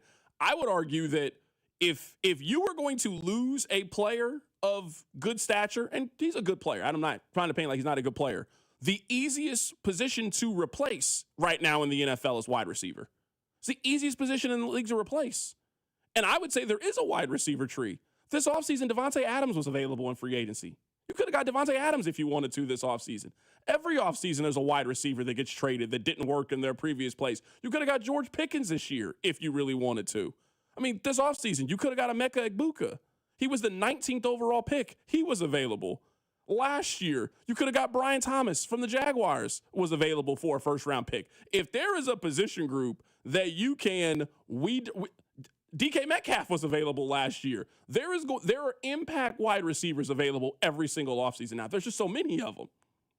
It's the deepest position in the league, and you think you got the best quarterback in the National Football League. So all I'm saying is the Rashee Rice extension and paying him what the market says that he's worth, I'm just not 100% sure. I'm not 100% there yet. I know that some of you are when it comes to Rashee Rice, and you have been there for quite some time, and I get it. But I'm looking at what I think the contract is going to cost. And the point that I was making earlier that we didn't get a chance to get to, man, that Tyreek Hill, you got him for the bargain basement deal because of the audio tape. Man, the wide receiver market has drastically changed since then. Every wide receiver gets paid now. If you show any ability at wide receiver, you get at least $20 million, especially on your second deal. Maybe not on your third deal, but there are no bargain basement deals at wide receiver. When Calvin Ridley signed a deal, Calvin Ridley got $23 million. Michael Pittman got $23 million. Nico Collins got that. In what world do you think you're getting Rashee Rice for the deal? I think it's a minimum of $25 million to sign Rashee Rice. To me, the cheapest you get Rice is Devontae Smith's contract. Devontae Smith got 3 years, $75 million with $51 million guaranteed. And do you feel comfortable giving that? Do you feel comfortable giving that contract to that player when one of the criticisms for him is effort and doesn't try hard? It's tough for me to now write you a $51 million guarantee kind of check, especially when you haven't put up those big time numbers and haven't gone out there and dominated. I just got my questions about him. There's always going to be a, hey, do you want to pay this player long term? Are they a part of your foundation? But I think we are kidding ourselves if we are not acting like there are not some question marks when it comes to giving Rashee Rice that kind of money. Struggles in man coverage, had a significant knee injury, had significant off-the-field issues, and effort is in question. That is not a lockstep home run. We got to sign that individual heading into his second contract. Keep it right here, so drive. The Drive with Carrington Harrison on your new home for K-State Athletics, 96.5 The Fan. Brought to you by DM Injury Law. Have you or a loved one been in a car wreck? Contact DM Injury Law today and get the money you deserve. Car wreck? Remember, Mike's got this. Damon Hughes here. I've seen a lot of stat lines in my playing days, but these numbers, they caught my attention. Flight by Yingling. 2.6 carbs, 95 calories, and all the crisp, refreshing flavor you want in a light beer. It's brewed by the oldest brewery in America, so you know it's got some serious history behind it. If you're into stats and taste, you're going to love this beer. Flight by Yingling, the next generation of light beer and the official beer of Dane and Hughes. DG Yingling & Son, Pottsville, Pennsylvania. What's up, Missouri? Tony Gonzalez here. Your moment is finally here because DraftKings Sportsbook is live in Missouri. You can get in on all the action with fast withdrawals, a safe and secure app, and betting that's easy to use anywhere you go. And the best part, DraftKings keeps the excitement going with awesome promos and offers all season long. That's why it's America's top-rated sportsbook app. Don't wait. New customers sign up today. Bet just $5 and get $300 in bonus bets instantly. Let's go, Missouri. Get in the game. Download the DraftKings Sportsbook app and use code 965. New Missouri customers bet $5 and get $300 in bonus bets instantly. That's code 965 in partnership with DraftKings Sportsbook. The crown is yours. Gambling problem? Call 1-800-GAMBLER. 21 and over. Physically present in Missouri. Eligibility and restrictions apply. Terms at DraftKings.com/sportsbook. Bonus bets expire 7 days after issuance. For additional terms and responsible gaming resources, see sportsbook.draftkings.com/promos. This is the story of the one. As an HVAC technician, he and his digital multimeter are in high demand. So when a noisy office HVAC turns out to be a failing blower motor, he doesn't break a sweat. With Grainger's easy-to-use website and product information, he selects the product he needs to keep everything humming right along. Call 1-800-GRAINGER, click Grainger.com, or just stop by. Grainger, for the ones who get it done. Life's better with American Family Insurance because we know you love working weekends. If it means working on your dream home, both inside and out.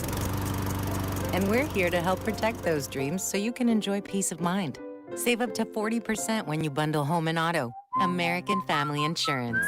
Get a quote and find an agent at amfam.com. Products not available in every state. Some exclusions apply. American Family Mutual Insurance Company SI and its operating company 6000 American Parkway, Madison, Wisconsin. This is it, the moment you've been waiting for. Saturday, December 27th at Harris, Kansas City, Fortune takes center stage. Every 5 minutes from 2:40 p.m. to 10:55 p.m., we're dishing out $1,000 in free casino play, fueling the excitement all day long. But wait, there's more. At 11 o'clock, the spotlight shines on one lucky winner who will claim $25,000 in cash. Are you ready to win big? Only at Harris, Kansas City, where the luck is all yours. 21 and older to gamble. Know when to stop before you start. Gambling problem? Call 1-800-GAMBLER.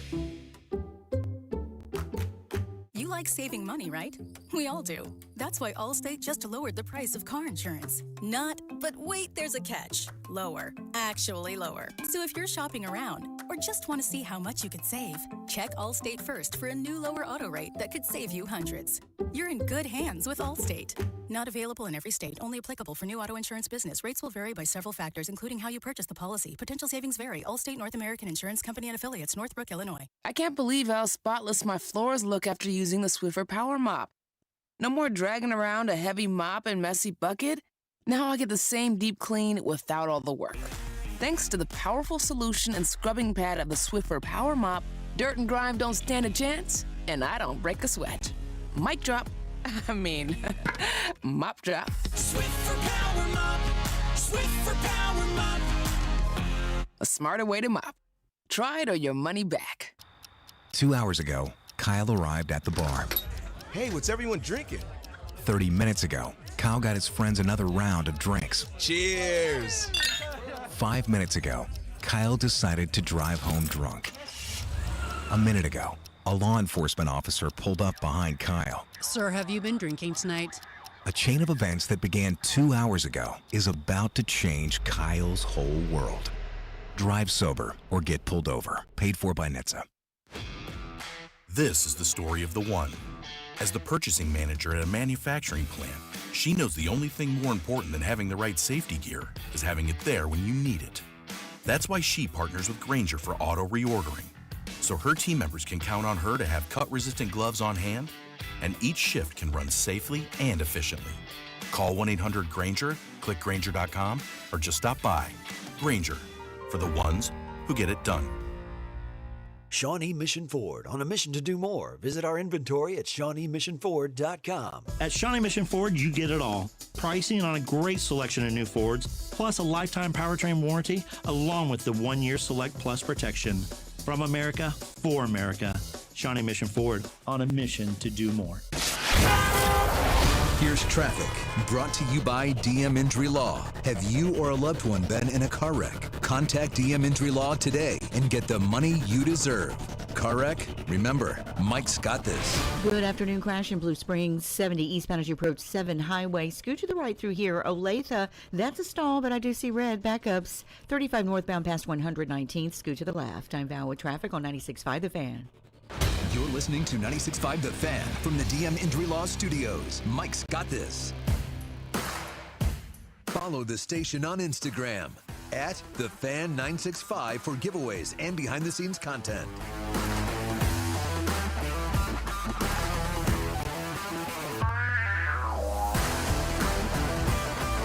All right, welcome back into The Drive. My name is Carrington Harrison. Very happy to be here. Let me play a couple of pieces of audio that we have missed along the way. Now just feels like a good time to get to them. Travis Kelce, you guys know, he's the co-host of one of the most successful sports podcasts out there, New Heights. And every Wednesday, what has become just a theme of things, Travis Kelce explains to us what is going on with the Chiefs. And this time he sounded a little bit more puzzled at what's going on. Like, I've always had the answers in years past, and this year I just can't find them. And I keep thinking if I show up to work and I put in the work and I fix the issues through my practice habits and through perfecting the game plan and my fundamentals and what I'm being taught, and go out there and try and play my ass off for my guys next to me, it's all going to come together like it has in years past. And this year is just not, man.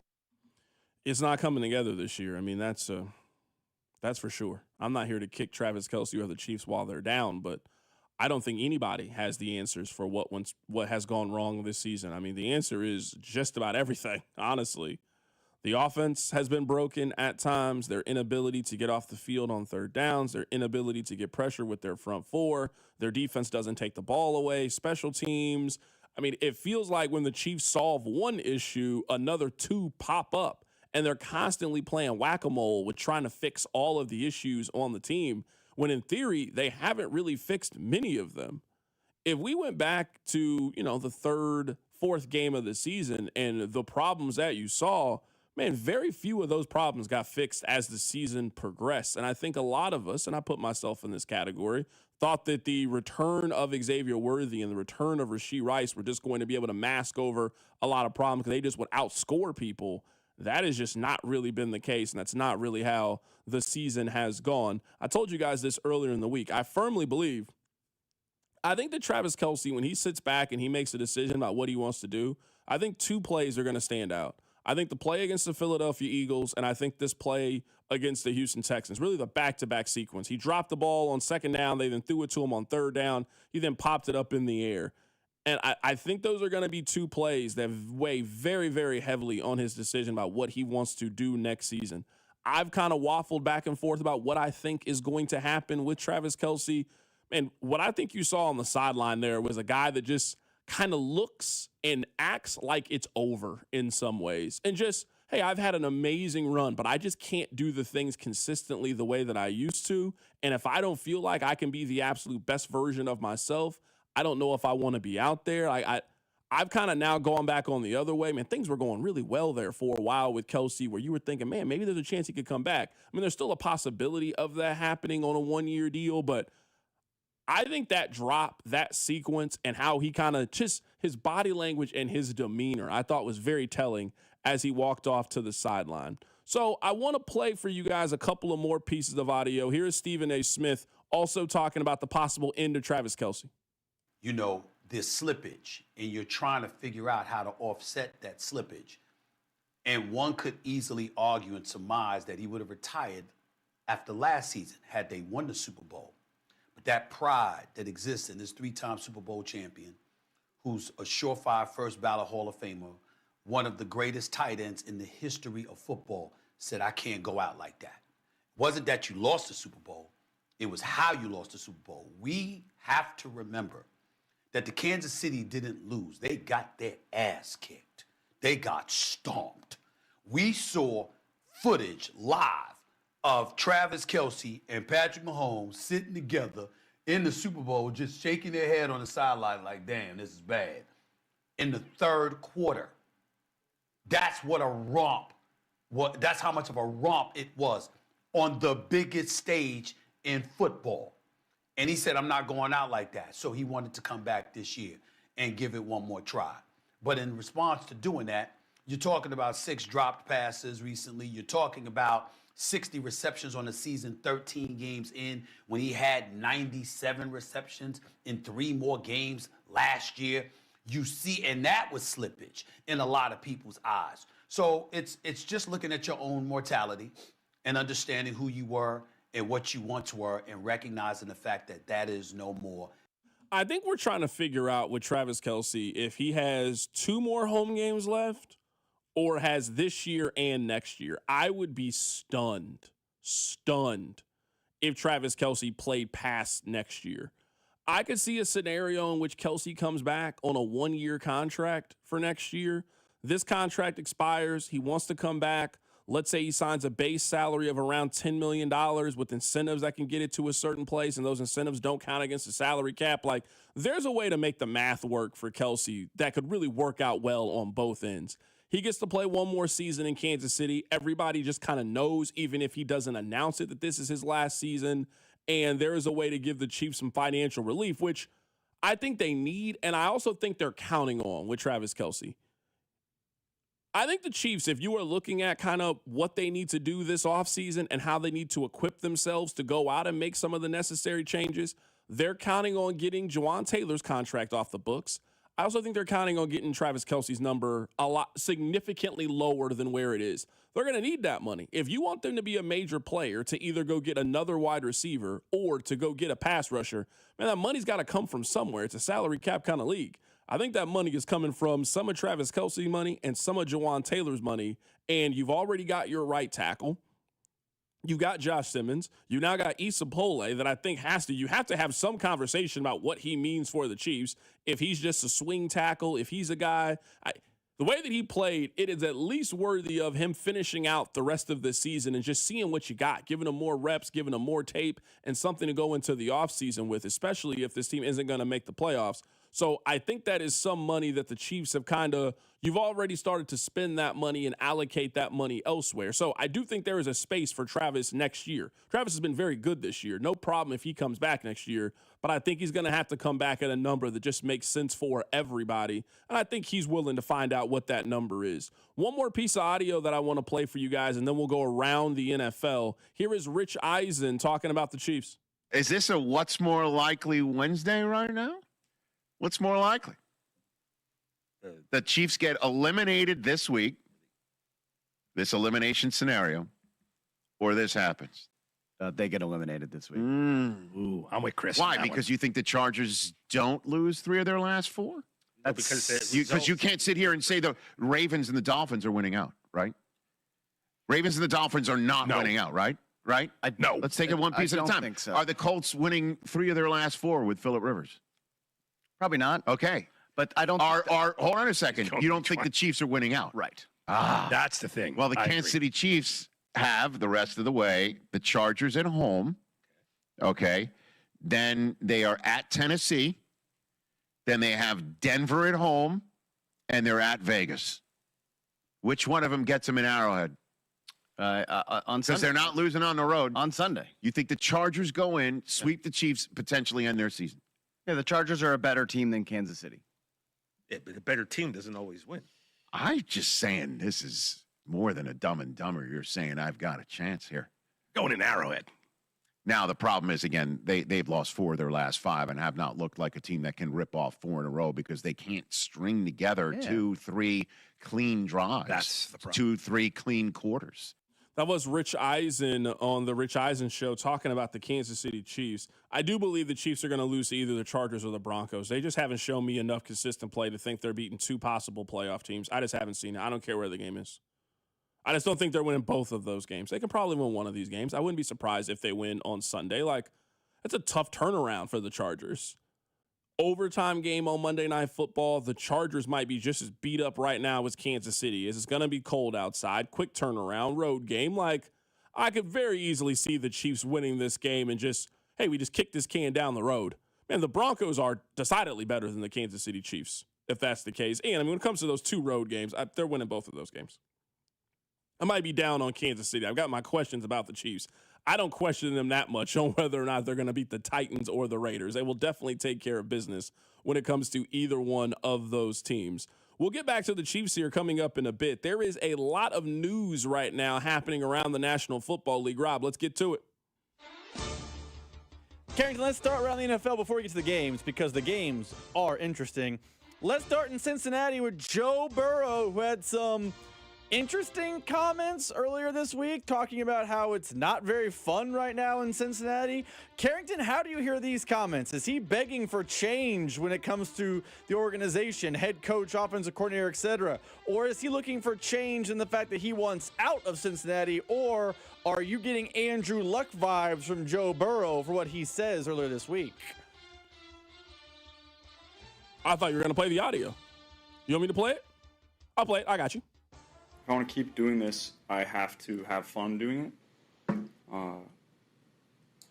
I've been through a lot, and if it's not fun, then what am I doing it for? So that's the mindset I'm trying to bring to the table. Maybe I'm reading too much into it, but it seemed frustrating. There's just a lot of things going on right now. Football related, personally? All the above. Oh, boy. They still got a long way to go on this contract with Joe Burrow. They still got 2 more seasons after this of Joe Burrow. He sounds like a broken man is what he sounds like. I don't know what's going on in his personal life. I'm not here to assume. I have absolutely no clue what could be going on in Joe Burrow's personal life. But we know the injuries that he's dealt with over the last handful of seasons. That's not the way that I want my 29-year-old quarterback talking about when we still owe him around $90 million. That's just not really how I want my quarterback speaking. Goodness gracious, that was depressing. I'd seen the comments. I hadn't heard it yet. My goodness. I don't want my quarterback sounding like that. We need you. Where's the fire, Joe?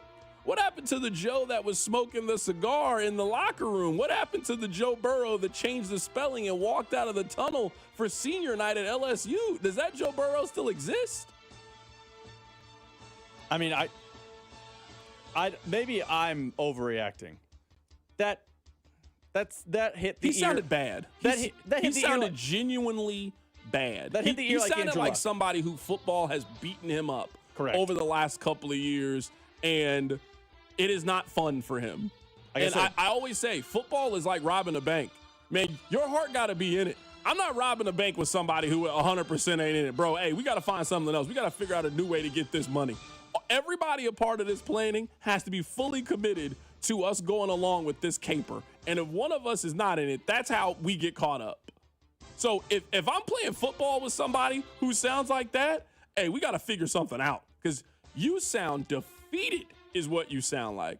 If you are the Bengals, you are doing your organization a disservice if you do not listen to trade offers for Joe Burrow. I'm not saying you trade him this offseason, but you at least got to find out what the rest of the league feels about him and how much he is worth and if it is worth it to you to get out of that contract and start over. You got one of the 10 most valuable pieces in the National Football League. He's a 29-year-old proven quarterback. Are you sure he still wants to play football? It hit my ear very Andrew Luckish. I mean, Andrew Luck at the end was talking like, my body's broken. Now, I know Joe Burrow's had injury issues. I don't think know he's what's broken going on like at Andrew home. Luck. It could be a lot of stuff going at home right now. It could If be a you lot got of stuff going on at home and you say football's not fun and you're playing with your best friend and you're a billionaire, are you sure you want to keep doing that? I mean, you're making good points. I can't argue it. I hope as a football fan. I don't want Joe Burrow to retire either. Correct. I love watching him play. You know how I feel? He had the best college football season we've ever seen. We're not having this argument. We saw you know what? He had an incredible college football season. Yeah, it was good. He was great to all watch. right. It wasn't Cam Newton, but it was all right. I mean, he threw 60 touchdown passes. No, he was great. Jaw-dropping. And now he sounds like a 60-year-old who's worked in a steel mill his whole life. Can we talk about Cam Newton for just a bit? Because Let's do. I love Cam Newton. There have been, I would say, less than 5 people who I've seen and been starstruck. Like, oh man, that's fill in the blank. I saw Matt Leinart at the last Super Bowl, and I was like, man, I love those USC teams. I was like looking at him for like 10 seconds. I was like, oh man, it's Matt Leinart. Cam Newton was one of those people for me. I love Cam Newton. Cam, why are you hating? It's almost like a slap in my face, bro. It's like, I ain't gonna lie. But let me ask you this, just how you said, I mean, granted, and you can take it how you want it. Just how you said, like women, when a guy's hitting them up, do you even come off like you're available? Did Phillip Rivers send any type of signs that he was available? Why you asking me to do something that everybody else didn't do? I ain't no sucker. I ain't no lab rat. Come on, bro. The people want to know. So you still will work out. You still are available. Bro, people be holding people to a standard that they ain't even holding everybody else to that standard. Bro. Yeah. And that's what I don't like. Hey, bro, you ain't showed that you... Have you followed my Snapchat? And he's retired. You ain't even retired yet. I did not. Yeah. And will not. Because of an opportunity like this. Cam, my brother. I say this my Snapchat? Did he just say, do you follow my Snapchat? I'm Cam, sorry. you're too old to be talking off. like that. You're too old for that, bro. I'm serious. You're too old for that, man. Cam, I say this with love. Cam Newton is one of my 10 favorite athletes of all time. I love Cam Newton. Bro, you're a podcaster now. You're a podcaster. There's nothing wrong. You're very good at the podcasting. You're a podcaster now. You not hating that another man got an opportunity because you feel like you should have got the opportunity? He knows the system. He talks to Shane Steichen every week. I don't think they picked Phillip Rivers because they think he's going to light the world on fire. They didn't have a whole lot of options. They found a quarterback that knew the system. Instead of congratulating, you play a hating. I can't support this. This is some hateration and holleration. I can't be on board with this, Cam. I expect you to be better than this. I really do. I hold you to a better, higher standard than this. Why are you hating on that 44-year-old man? Phillip is not bothering anybody. Phillip probably in bed every night by 8:30, 9:30. Stop it. Come on, man. It's terrible. I mean, did the Colts check Phillip Rivers' Snapchat? Because we know they didn't check Cam Newton's Snapchat. That man said, "Did you check my Snapchat?" Cam, bro, you too old to be on Snapchat. I mean, seriously, if the Colts came out and said, yeah, we looked at the Snapchat, everyone in the organization would be fired. I'm telling you right now, the only people using Snapchat are baddies and people under the age of 25.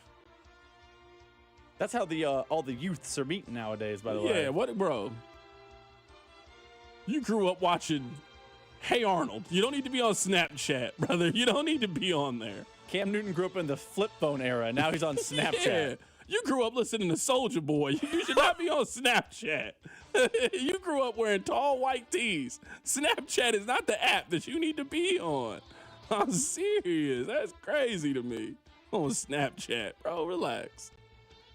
What's next? Let's talk about the games this weekend because they are actually good and worth watching. Great weekend of football in the NFL. Let's start with a battle in the AFC East. Surprising line here, at least to me. The Bills are favored as they head into Foxborough on Sunday at noon. Nance and Romo not on the call for this one. This will be Ian Eagle and J.J. Watt.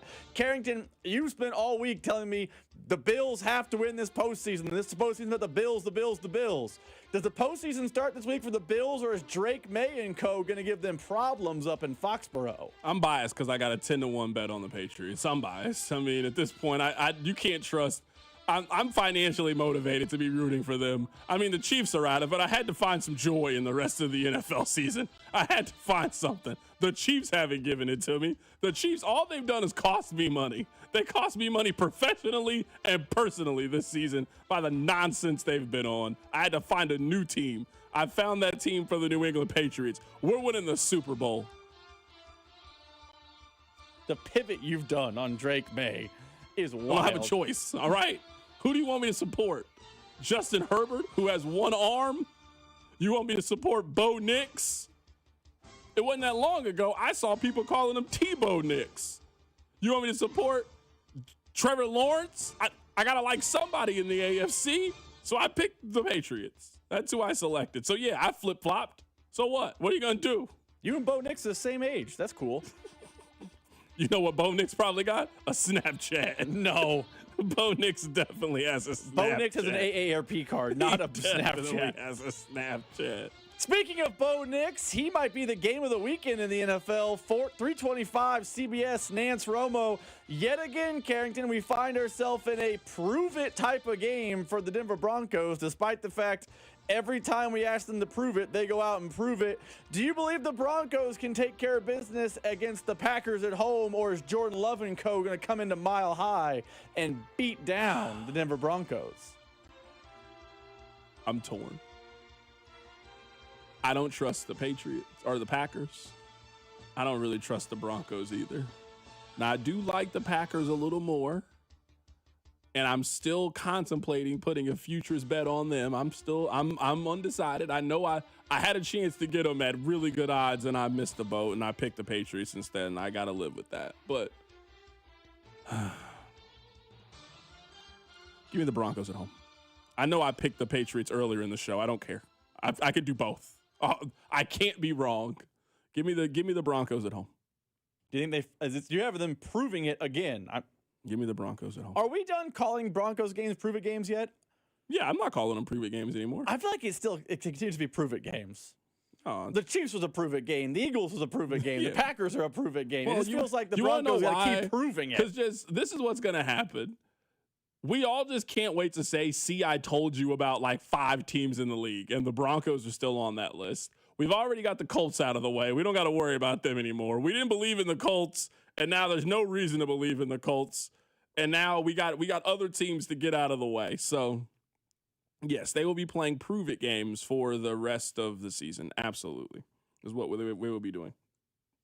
All right, coming up at the top of the hour, Jay Binkley's going to join us in studio. Certainly a lot of things to get into. Coming up on the other side, we'll talk about the biggest story in college football, and it has nothing to do with the players. We'll talk about it. Keep it right here. It's The Drive. The Drive with Carrington Harrison. Watch the show on YouTube by subscribing to the 965 YouTube channel. The Drive, brought to you by DM Injury Law. Have you or a loved one been in a car wreck? Contact DM Injury Law today and get the money you deserve. Car wreck? Remember, Mike's got this. 96.5, The Fan.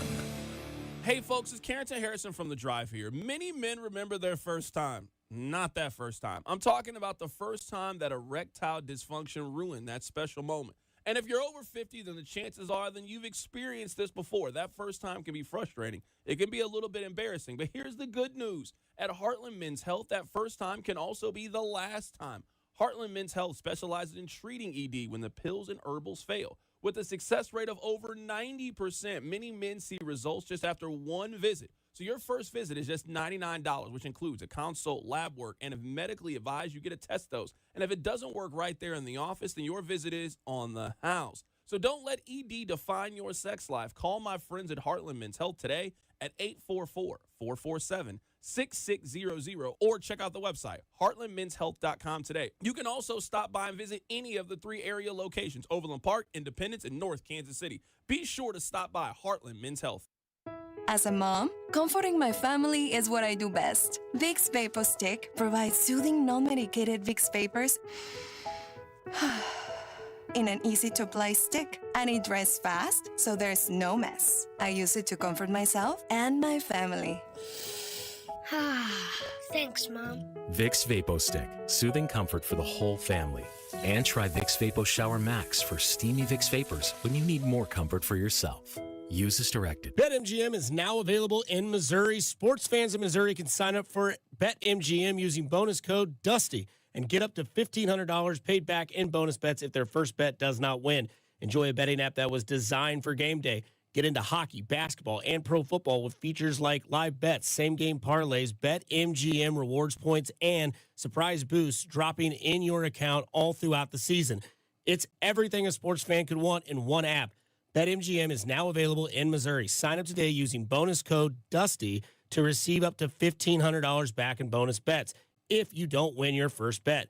BetMGM, Make it legendary. BetMGM and GameSense remind you to play responsibly. Gambling problem? Call 1-800-GAMBLER. See BetMGM.com for terms. 21 and older only. Missouri only.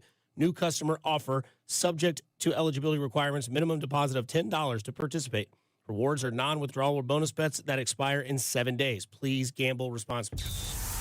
What's up, everybody? Nick Costos here with the Sports Betting Minute, brought to you by BetMGM. Make it legendary. Please gamble responsibly. Week 15 of pro football kicks off tonight. Thursday night football. Tampa Bay, a 4.5-point home favorite against Atlanta.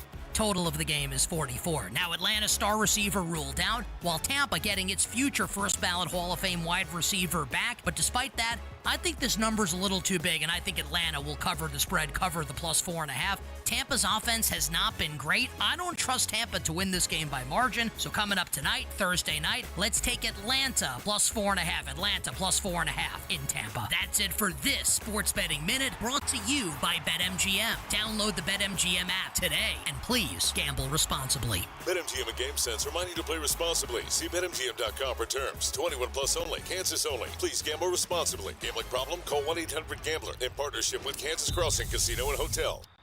2 hours ago, Kyle arrived at the bar. Hey, what's everyone drinking? 30 minutes ago, Kyle got his friends another round of drinks. Cheers! 5 minutes ago, Kyle decided to drive home drunk. A minute ago, a law enforcement officer pulled up behind Kyle. Sir, have you been drinking tonight? A chain of events that began 2 hours ago is about to change Kyle's whole world. Drive sober or get pulled over. Paid for by NHTSA. This is the story of the one. As the purchasing manager at a manufacturing plant, she knows the only thing more important than having the right safety gear is having it there when you need it. That's why she partners with Grainger for auto reordering, so her team members can count on her to have cut-resistant gloves on hand, and each shift can run safely and efficiently. Call 1-800-GRAINGER, click Grainger.com, or just stop by. Grainger, for the ones who get it done. Here's traffic, brought to you by DM Injury Law. Have you or a loved one been in a car wreck? Contact DM Injury Law today and get the money you deserve. Car wreck? Remember, Mike's got this. So working the crash, 71 northbound at 39th. The left lane is blocked. Blue Springs. That's a crash with a couple of cars involved. 70 eastbound as you approach 7 Highway. Blocking the left lane there. I'm Val with traffic on 96.5 The Fan. This is 96.5 The Fan, your home for Chiefs football. All right, it's time. Let's talk about this Michigan head coaching situation with their head coach, Sherrone Moore. Now, at this point, I don't know what's true. I don't know what's not true. I don't know what internet rumor is. I don't know what any of that is.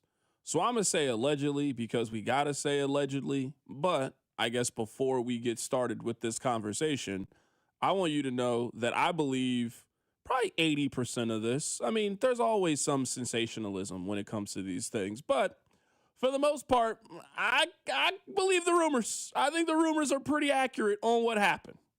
So this is my take on what happened. All of these things are alleged. I believe that Michigan's head coach was in a relationship with a woman that he shouldn't have been having a relationship with. I think their relationship moved to a point where he gave her a significant raise on university dime. She was making around $55,000. They now have records that her salary in 1 year jumped from $55,000 to $90,000. I think that was his girlfriend. He is married with kids, and he is the head football coach, and she works for him. Now, this is where I think the relationship really starts to get sticky, allegedly. I believe she no longer wanted to be with him. I think he wanted to still be with her. If you listen to the 911 call, which TMZ now has, and you know TMZ, they are about to be all over this story. Oh, my goodness. This is their kind of story. Scandal, race, sex, adultery. Oh, man, they live for this kind of story. So they got the 911 call. He has been stalking and bothering this girl for months, allegedly. So what I think happened was they were in a relationship. They were talking. I think she cut off the relationship. He wanted to still be talking. I believe that she eventually went to her employer and dropped the dime on what had been happening and what was going on. I also believe, based on all of the rumors and the reporting, that there was a meeting that took place yesterday at the University of Michigan that their head coach didn't know about. I think in that meeting, they made a decision. This person can no longer be our head coach. I think the athletic director then communicated to him everything that had happened. Hey, we know this because of X, Y, and Z. You need to get your things. You are no longer the head coach. I then believe, allegedly, that he went over there to this woman's house and threatened to kill himself and kill her. Again, all allegedly. That's what I think happened. What do the kids call that? Crashed out? I think he realized that everything that he had worked for was slipping away. He was on the verge of losing everything. His wife, his kids, his girlfriend, his job, his reputation, and I believe he had a mental health breakdown because of all of those things. If you just put all of the rumors and all of the reports and all of the stories together, I don't really know how you come to a different conclusion other than that. This is a man that reached a very dark and desperate place because of his actions and decisions. And it was up, and it was time to face all of those things, and he crashed out because of it. Maybe this isn't the right thing to say. Man, I feel bad for just all parties involved. I feel bad for him. I feel bad for her. I feel bad for the wife. I feel bad for the kids. And sometimes in these stories, I think we are so caught up on the internet of just making jokes and kicking everybody's back in that we at least got to sit back and realize, man, these are people's lives that we are talking about. Can you imagine the wife here? You're married with 3 kids, and you got to find out that your husband is out here gallivanting with the assistant that I'm sure you've seen a million times. Rob, I saw that they followed each other on Instagram. You were following your husband's mistress. That was his right hand. Of course, you've met this person thousands of times. You now find out that your husband is now sleeping with this woman. Maybe their relationship went even further than that. And now this could just be a private family matter that you and your husband are able to work out. Now, all of the information is all over the internet. We all know about your dirty laundry. It's just messy. It's just bad. This is a scene out of Jerry Springer is what we're talking about. This is a scene right off Maury Povich. I feel bad for everybody. That's all I got. I don't got nothing else on him. I just feel bad for everybody. I mean, I feel less bad for Sharon Moore. I mean, I'm obviously. Yeah, I mean, of all the parties, I feel the least amount of sympathy for him, but I do feel amount of sympathy for him. I mean, threatening self-harm, obviously, I don't want him to do that, but I mean, outside of that, I mean, by the way, I think the AD is also going to be in trouble with all this. It felt like this was the worst kept secret on campus at Michigan, and the more and more people found out about this secret, the worse and worse it got, and this was ultimately going to be the conclusion, whether it was here or in a year or in 6 months or whatever. It felt like the AD knew. It felt like, people around the university knew. It felt like, people in the staff knew. Sharon Moore is sleeping with his assistant. She's getting financially benefited from it, allegedly. She then ousted him, allegedly, and now he's not handling being dumped well, allegedly. And it was a situation that everyone appeared to have known was happening, and this was always going to be the conclusion.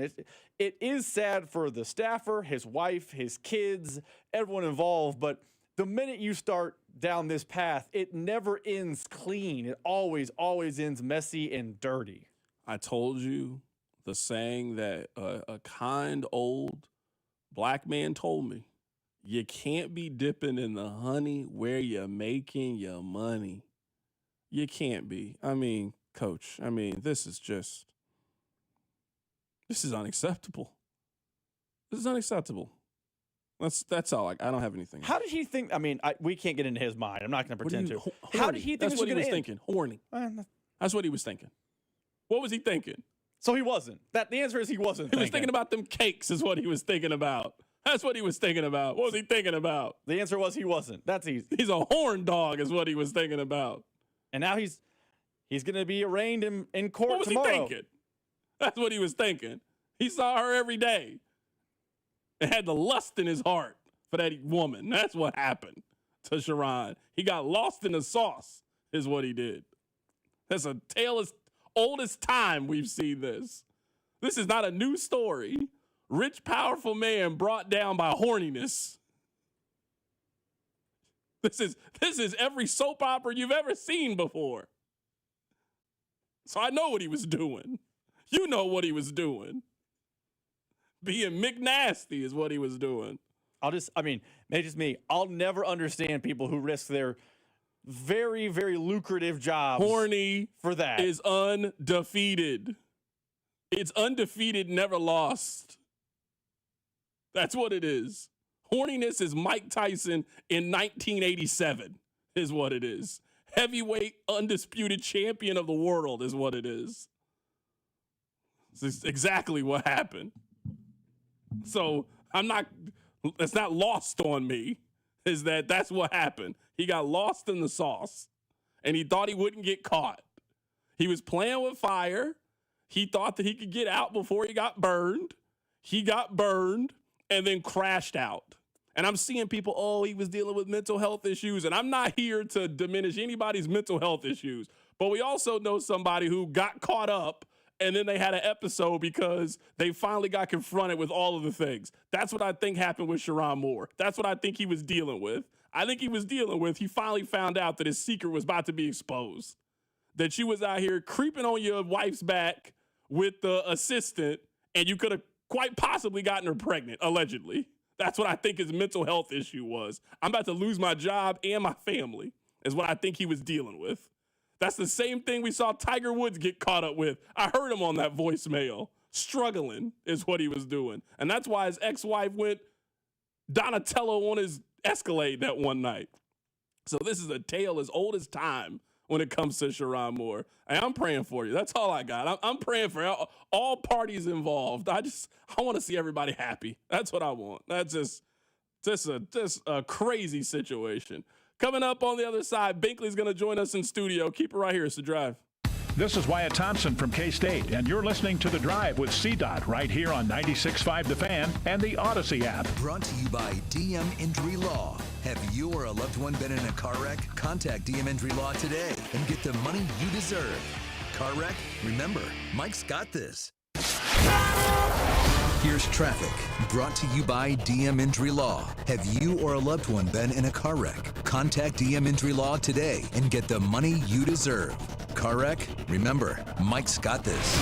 This has been brought to you by Peter's Clothiers. We've got the crash, 71 southbound as you approach 39th. Left lane is blocked. Raytown 435 northbound at 350 highway. That's a crash and debris in the right lane. You've got to look great for holiday events, so let Peter's Clothiers give you the perfect fit you're looking for, from sportswear to suits and sports coats and sizes to fit every man. PetersClothiers.com or stop in today, 124th and State Line. I'm Val with traffic on 96.5 The Fan. We all hear the radio ads about the IRS. They tell you to be afraid, to be scared, and they try to frighten you into calling. I'm not here to do that. Tax Relief Advocates is different. TRA is here to tell you that if you owe money to the IRS, whether it's $5,000, $50,000, or $500,000, we have a solution. It doesn't matter if you're sitting in your car, at work, or with your kids. No matter where you are, call now. 800-575-9834. Don't lose hope. TRA can eliminate or reduce what you owe to the IRS. Generous programs are now available that can give you a fresh start. Our passion is taxes and helping individuals fix their IRS problems. We have over 1,000 5-star reviews on Google and an A+ with the Better Business Bureau. You don't need to be afraid of the IRS any longer. End your tax nightmare today by visiting us online at TRA.com or call 800-575-9834. That's 800-575-9834. Tax Relief Advocates. Real solutions for real people. Hey, Chiefs fans, Crown Royal is the official whiskey of the Kansas City Chiefs. And this season, it's not game day without the generous spirit of Crown Royal. Whether you're at the tailgate, in the stands, or watching from home, Crown Royal is the reason and the reward for coming together. Grab a glass with the Crown Royal rig at a stadium near you, because we'll be sharing the generous spirit with fans across the country. Crown Royal, fueling game day with a generous spirit. Visit www.crownroyal.com/royal rig for more on the Crown Royal Rig Tour. Please drink responsibly. This season, enjoy stress-free comfort with easy booking and trusted service from Anthony. Save up to $4,500 on a new high-efficiency HVAC system. Schedule today at anthonyphce.com. There are two kinds of guys out there: the hard-working, earn the victory guys, and the fake-it-till-you-make-it guys. You know, the ones who build display cases for their participation trophies. This is Gene at House of Diamonds, and when those pretenders are out shopping for jewelry, they're probably shopping for lab diamonds, and that's sad because they've been sold a bill of goods, and no matter what anyone says, just like any pretender, you really can tell the difference between a lab diamond and a real natural diamond. So when she takes that lab diamond in for an appraisal and learns that you just gave her a participation trophy, well, that just might be the end of her participation. Seriously. We appraise jewelry from other stores all the time, and I've seen a lot of anger and a lot of tears. Guys, this Christmas season, I'm here for you. Earn the victory. If the love is real, she deserves a diamond that's real from a guy that's real. Come see me at House of Diamonds on the southeast corner of College and Quivira. What's up, Missouri? Tony Gonzalez here. Your moment is finally here because DraftKings Sportsbook is live in Missouri. You can get in on all the action with fast withdrawals, a safe and secure app, and betting that's easy to use anywhere you go. And the best part, DraftKings keeps the excitement going with awesome promos and offers all season long. That's why it's America's top-rated sportsbook app. Don't wait. New customers sign up today. Bet just $5 and get $300 in bonus bets instantly. Let's go, Missouri. Get in the game. Download the DraftKings Sportsbook app and use code 965. New Missouri customers bet $5 and get $300 in bonus bets instantly. That's code 965 in partnership with DraftKings Sportsbook. The crown is yours. Gambling problem? Call 1-800-GAMBLER. 21 and over. Physically present in Missouri. Eligibility and restrictions apply. Terms at DraftKings.com/sportsbook. Bonus bets expire 7 days after issuance. For additional terms and responsible gaming resources, see sportsbook.draftkings.com/promos. Chiefs coverage brought to you by Andy's Frozen Custard. Visit eatandys.com to find the location nearest you. Top your day with a smile. Let me tell you about my good friend Andy from Andy's Frozen Custard. He's from Kansas City, never misses a game, and serves the world's finest frozen custard. Tailgate with a pick six, or grab a freshly made custom treat before or after a game, and tell him Mitch and Andy sent you. Hey, it's George Karloftis. The Chiefs Radio Network pregame show starts 3 hours before kickoff right here on your home for Chiefs football, 96.5 The Fan. KFNC FM and AM, HD1 and HD2 Kansas City, an Odyssey sports station.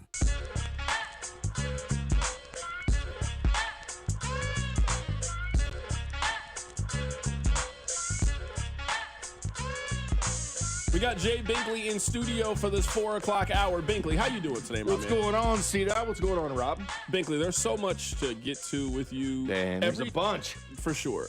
Before we move on, I've got a lot of football things to talk to you about.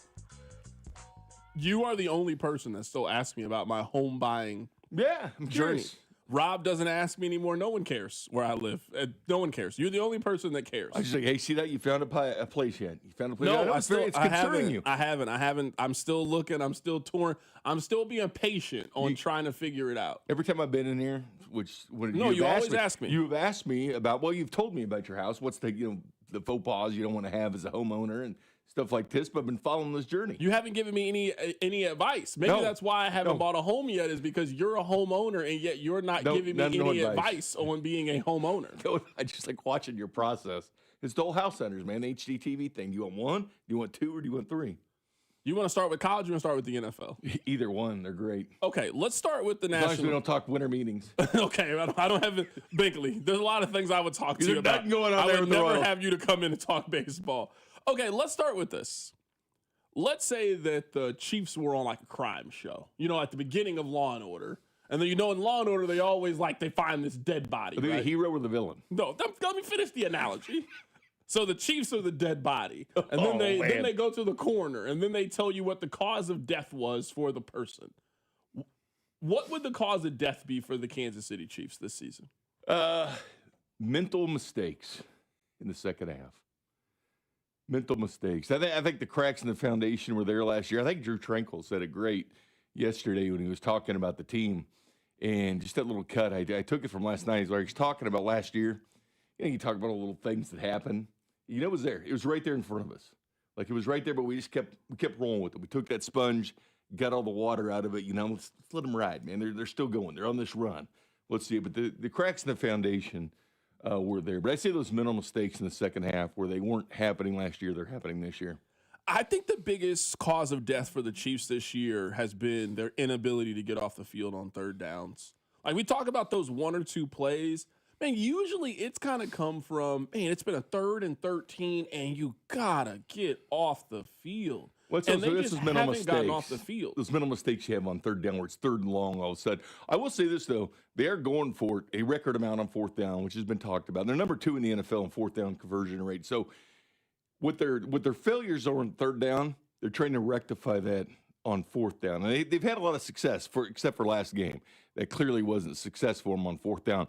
But they've been tops of the NFL on 4th down efficiency at a record rate that they've done. They've never gone for it this many times on 4th down with Patrick Mahomes. But, those untimely penalties, they hurt you, especially on 3rd down. That's typically when they happen. I wasn't planning on asking you about the 4th down because I'm trying to get over the 4th down. I don't know. I usually can see both sides of an argument. If the Chiefs were at midfield and they went for it, you can kind of sell it to me on why they did it. Man, on your own 31-yard line, where even if you get the first down, it's now 1st and 10 from the 34-yard line. You're not even where a touchback is. You're not even where when they kick the ball out of bounds. You don't have great field position even if you get the first down.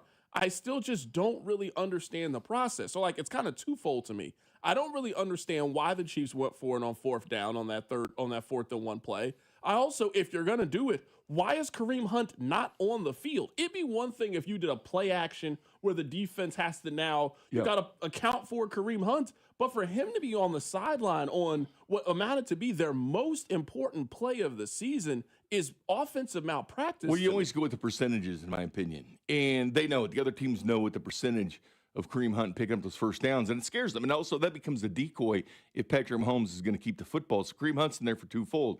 If he's in there, not only can you maybe trust him to get the first down, but he's also in there as a good decoy. I agree with you, and this is not hindsight's 2020. I think everybody was saying, go ahead and punt it, Andy. You have to understand the time and place. Now, there's certain situations, you've seen it, Carrington, where this defense gives up points. They punt the ball, and they give up a touchdown to the other team. We've seen this before, where the Chiefs will give the ball to their team, and you don't want to give them the ball because they're going to come right down there and score it. That game wasn't it, because that game, they were in the zone. Defense was locked in, as they have been the last couple games at Arrowhead in the second half. They were locked in.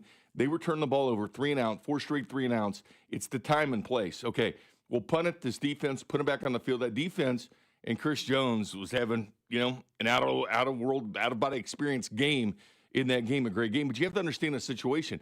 The defense was holding. It's not like they were down. They still had 9 minutes left in the fourth quarter. There were all these situations you're sitting here going, don't try to be the smartest guy in the room. We know your record, and we know how good you are in the postseason. We know you're the 4th winningest coach of all time. We know this stuff. You just peel it back a little bit. Peel it back a little bit. And he needs somebody to tell him to peel it back in those situations. But understand what's going on in the game. The defense is playing great. Still plenty of time to come down. And I've gotten to this point, too, and I hate the fact they don't do it. You turn over 4th downs to Patrick Mahomes. He's earned it. He's 30 years old. We're not talking about 25-year-old Patrick Mahomes. We're talking about 30-year-old Patrick Mahomes. We're talking about 2-time NFL MVP. We're talking about 3-time Super Bowl MVP. He has that over my dead body, I'm getting a yard attitude, right? So Peyton Manning got this ability. Phillip Rivers, probably starting this weekend, has this ability when he was playing in the NFL. I know he is now, but when he was back at quarterback with the Chargers and Colts, he got the ability to call the plays within the 2-minute drill, and especially 4th down plays. Now, Patrick Mahomes is in the game. He understands what's going on with the defense. And you know what? You're putting the ball in the hands of your best player, and you give him an option. You roll him to the right. You can throw it like he did with Wiley against the Cowboys. Throw it, or you keep the ball and run the ball. But you need this first down. But I wouldn't turn the play calling over to anybody but Patrick Mahomes in those situations. Yeah, to me. And if he says punt, you punt. Yeah, I wouldn't give Pat that control because I think it's always just going to be on the offensive side of we can get it. But that's not how the flow of the game was going. No. The flow of the game was going is that was a 13-10, 16-10 kind of game. And if you look at the Houston offense, they ran 18 plays for 17 yards. Their offense wasn't doing anything. So I'm sitting there and I'm watching, I'm screaming at the television. Even if you get it, why would you roll the dice and even give Houston the possibility of getting the ball already in field goal range? You punt and you play field position. You gave up points to it. In any situation, it did not make sense to go for it. It just didn't. And I get it. They've been very good on fourth downs. But in that situation, when your defense is playing that good and the game is tied and you still got 9 minutes to go, to me, that's 100%. Maybe 99% of the times you punt. Should have punted. Two things I want the Chiefs to I think Pat would have known that too, by the way. Two things I want the Chiefs to pick up this offseason. Number one, I think they need a bigger-bodied receiver.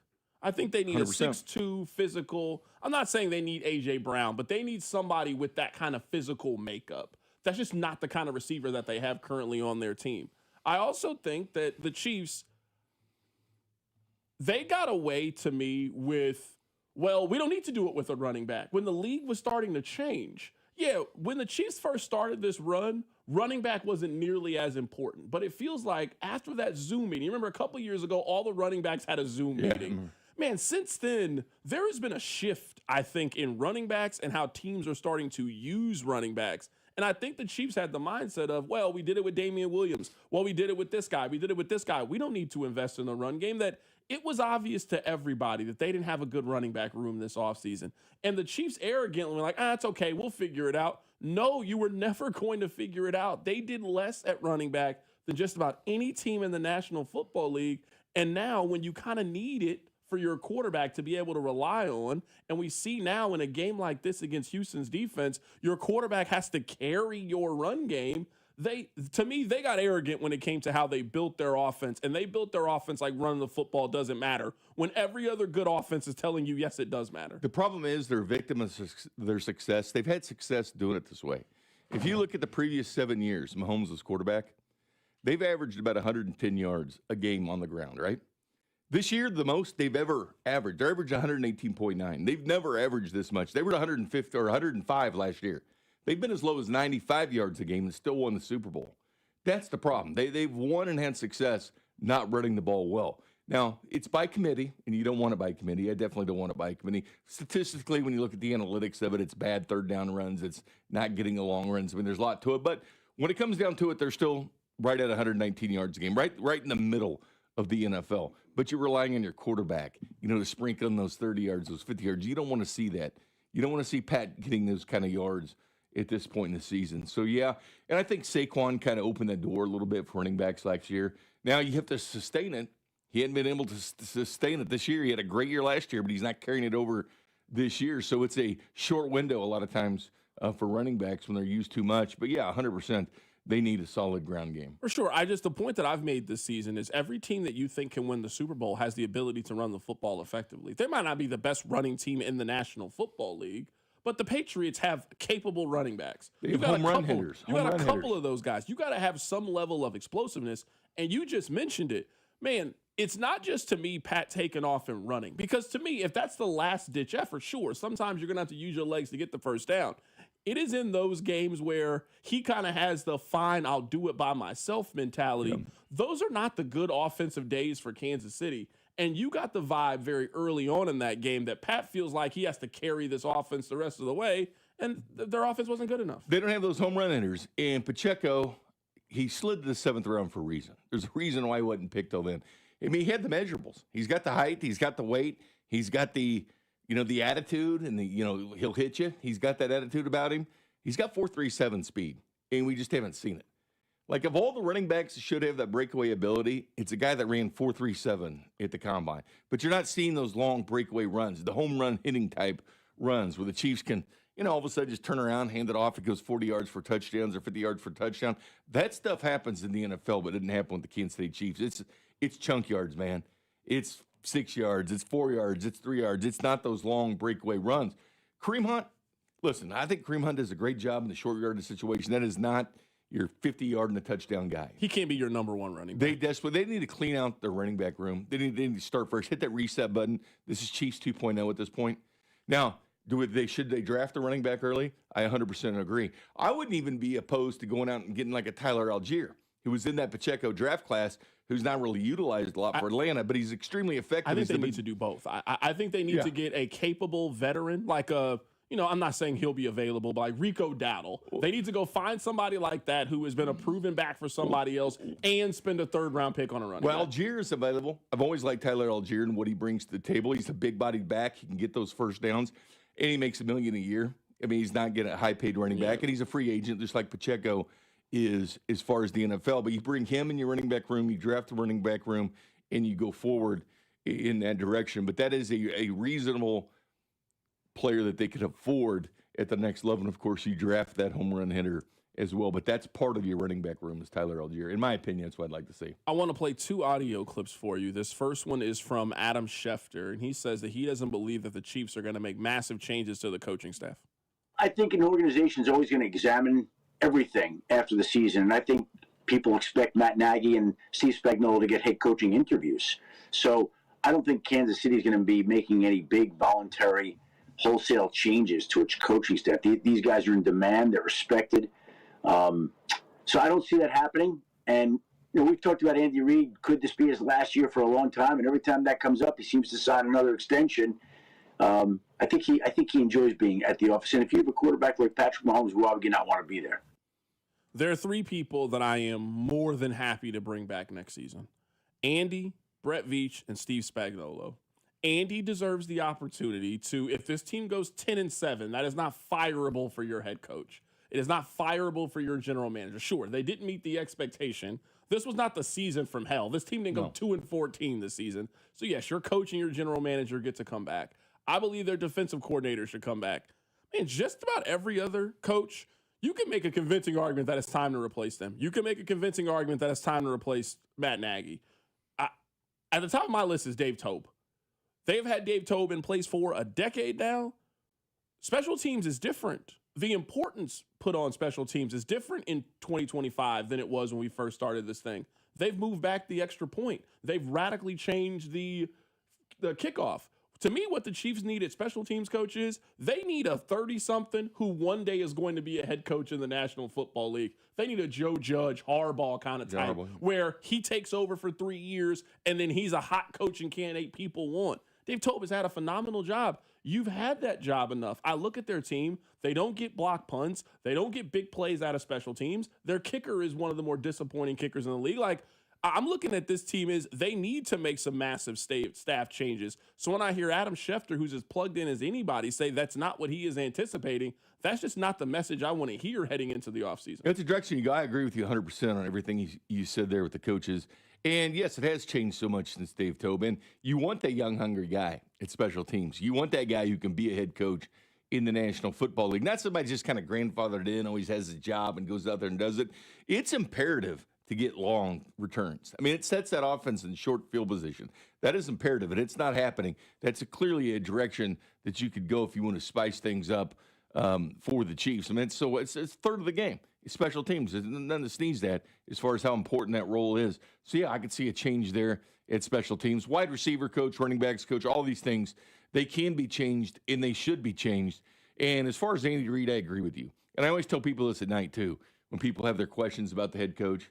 I was like, let's think about things. Well, let's peel back this for a second. Andy Reid's been head coach for 26 years. He's been in the AFC or NFC title game 12 times. That's 46%. So go find me another coach that's been in the AFC or NFC title game for 46% of their seasons they coach. You can't find it. Belichick would be the closest you could find. He was at 44%. And if Andy Reid doesn't make the title game this year, which I don't expect him to do, it would fall down to where Belichick's at 44%. You can't find that. Can you bring in other ideas? 100%. And they try this. I mean, they bring in Antonio Pierce and John Gruden and all these guys in training camp to, look at this team and how you beating this team. What are we doing wrong? You got to empower them during the regular season. Yes, you do. So Chris Alt's the only example I can give where the Chiefs brought in somebody from the outside that they leaned on. And it was the pistol offense with Chris Alt who designed it at Nevada at the FBS level. They brought it in to work with Alex Smith. They thought this would be a perfect offense for Alex Smith. And so they brought him in. They liked it so much the next year they brought him in as exclusive consultant with the Chiefs. So they have gone to the outside areas. But that's always important. Go to the college game because college games is where all this innovation is right now. And Andy does look at the college game a lot, but bring in some of these fresh voices, these fresh ideas, and lean on these games and understand what they're doing with the game, because the game is changing. You constantly have to evolve, and the Chiefs have done a good job of that. You don't go to 7 straight AFC title games unless you're evolving, unless you're doing things different. But you want to do things, and they've done that so far with Pat throughout most of his career. What made you successful at Texas Tech? And they're doing a lot of the same systems he did at Tech, because that's what he did and that's what he felt comfortable with running. But yes, you always constantly got to get fresh and better. So hopefully it's ideas from the outside that come to the Chiefs. That's one area they could do. I want to play one more piece of audio for you. So we had Matt Verderam on the show earlier today. Here he is talking about Rashee Rice's effort. Here he is. The thing with Rice is very obvious. Do you trust him? I mean, look, it's not hard to see. There are times with Rashee Rice when he does not run full out on routes. He just doesn't. There are times it was jogging in certain routes in that Texas game. And obviously all the off-field stuff that goes with him. So, are you going to give him $30 million a year over 4 years? And if you are, is every single dollar in that contract voidable if he gets as much as a jaywalking ticket? That's the question. McDuffie, you don't worry about any of that stuff. You do with him. And that's the push-pull. It's a very hard decision for Fred Beach to make. Man, one thing I don't like hearing, especially when I am making a decision on whether or not I want to give somebody, we're talking about generational wealth. If you end up paying Rashee Rice, I think at a minimum, he's worth at least $25 million a year. At a minimum. That's what Jamison Williams got from the Lions. That's what Devontae Smith got for the Eagles. That's how much Rashee Rice is worth. Jamison would be more comparison because he had the issues. I'm hearing effort issues. And I can play you, Nate Taylor said the exact same thing. Hey, the knee injury, I'm willing to look past it. It happened. Now, I agree, it was a fluke injury. It happened from your own guy. But, man, tearing your LCL is tearing your ACL. I don't care how you did it. You tore your LCL. The off-the-field issues, hey, immaturity, young, I can see you looking past that. Man, if we can't count on you to give consistent effort when you're a guy who had a significant amount of his money taken away from him and is now fighting to get a second contract, what does that effort look like when we give you $61 million guaranteed like Jamison Williams got? So when I hear effort issues from a wide receiver, that's one of the worst things I can hear. It's scary, and I was Team Rice beforehand. Because I figured you could get a receiver that's a top 15 receiver in the NFL, and you're not paying top dollar for it because of the issues, like you said, with the LCL, with the indiscretions off the field, because if it happens again, it's going to be a year. So he's got two things working against him, and all the legal fees he had and paying people. He's not able to do those Nebraska Furniture Mart deals like Pacheco or whatever. He's not getting to do anything. He's not getting that extra money that's out there. I thought the Chiefs could actually get a receiver for that kind of money. But the man coverage thing, that's a big thing because Brown, Rice, and Worthy really struggling against man coverage, and that's 100% true. They're just not able to get it. And that's been a problem. I was always Team Rice, and I do think these things can be turned around. Remember how good he was when he first came back? He was getting in the end zone. He was doing things. He was a second-rated fantasy football player through 5 weeks of him coming back. And then you look at the numbers, all right? He's played in 7 games. He's number 2 on the Chiefs in yards. He's number 2 on the Chiefs in catches. He's tied for the team lead in touchdowns. This guy's played half the time of anybody else. Kelsey leads the way with 727. Guess what? Those yards are going away. Because it's probably Kelsey's last year. So those yards are going away. Then where are the yards coming from? He's already got more catches than Hollywood Brown. He's already got more catches than Xavier Worthy. He had to lose 3 games. So I'm just saying, where's the production coming? Because this receiver room, what are you going to do? Because you're going to count on a Rice. This is a guy you're going to have to count on because he's got 520 yards. If you doubled his, all right, he's got 7 games. If you doubled it to 14, he's at 94 catches for 1,200 yards and 10 touchdowns. That's just doubling. He's at 7. If he did a full season, you're looking at a prorated about 108 catches, 1,300 yards, 13 touchdowns. That's something you would take. He needs to put a full season together, and the man coverage thing is a problem. I'm just saying they've got to figure out what to do with production because they desperately need a wide receiver. But Binkley, am I wrong in I want to see you do that? Yes, it is great that you played well against the Commanders. It is great that you played well against Buffalo, who none of us think has a good defense. We had a great game against the Colts. Against the Broncos, he had 6 catches for 38 yards. Against the Texans, he had less than 40 yards and had some multiples. Yeah. I'm talking about if you're a big-time number 1 wide receiver, I want to see you do that against a big-time number 1 kind of defense. He did against the Colts. He had 141 yards against that team. He was a big reason why they beat the Colts. was Rasheed Rice. He had a great game. Yeah, the best game of his career. I'm just saying, yeah, I'm with you 100%. But I'm just looking at the big picture. Like, where are you going to get this guy? And he's got 4 drops. That's a problem. He had 2 of them this game, and he got his bell rung, still dropped it. I get it. Those drops, those suck. But you know what? You look at the NFL, and it's a drop problem. Christian McCaffrey, as good as he is with 85 catches, 7 drops. Travis Kelce, 7 drops. Rasheed Rice, 4. But he's 35th in the NFL as far as drop passes. Amon-Ra St. Brown, 3rd in the NFL in drops. He's got 8. Now, obviously, if you doubled Rice's numbers, he's sitting right there with the league leaders as far as drop passes. So, yeah, that's a concern. I think the biggest concern is coming away with the man coverage. But I'm looking at this team, and I'm looking at Hollywood Brown's probably gone. You don't know 100% what you got Xavier Worthy because I don't think he's been 100%, and I think people kind of understand that by the end of the year that he hasn't been playing 100%. I'm just looking at the production, what you can get. Can the guy turn things around? Does he see what's going on and understand? Because that connection with Mahomes, I mean, that was there. Mahomes talked about that connection with Rasheed Rice. That's been there. Bring that back. I want to see that guy because I'll tell you this much. The last couple of weeks, he's really struggled against man. I'm just concerned where the production comes from. Because if Kelce goes away, which he probably is, what are you going to do? Because there's nobody on this team doing anything. Hollywood Brown, 42 catches. Worthy, 38 catches. Nobody's got crap, man. 520 yards is second on this team in receiving yards. And it's the 4th best team in passing in the NFL. Text line 913-586-7965. I think this is a little bit tongue-in-cheek. I would give Rasheed Rice 15 per and then make him drive a Honda Civic. This is the one thing about wide receiver contracts that I get it. I don't know if the average fan knows. You remember when everybody went crazy about Christian Kirk's contract? Remember that? Remember when Christian Kirk's contract was crazy. The example of how wide receiver contracts is bad? Where do you think that ranks right now on wide receiver deals? Because he is still under that contract. Now, I know he's not on the team, but a team traded for Christian Kirk. Where do you think that Christian Kirk contract is now? Let's say 15th? 24th. 24th. Wow. So I'm saying is you remember when the Christian Kirk contract was everything wrong with wide receiver deals. That's no money now in today's time. So, I mean, there is the high end for wide receiver. There is that kind of middle tier, and that's mostly older players. That's where Diggs is. That's where Mike Evans is. That's where Cooper Kupp is, or you're a rookie. So like we used to talk about, Tyreek Hill took.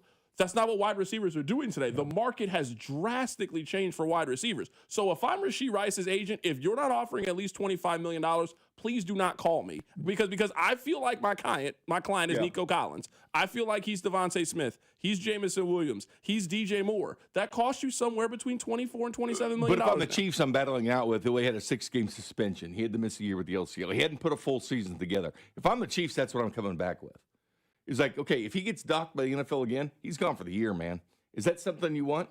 And as far as all that money you spent, I'm just saying you can get a good player, I think, at a better deal. That's the only thing I was saying with Rasheed Rice. I don't think you're paying top dollar for Rasheed Rice, especially with the man coverage and some of the issues he's got. I don't think you'd have to pay top dollar for him. Do they need production? Yeah.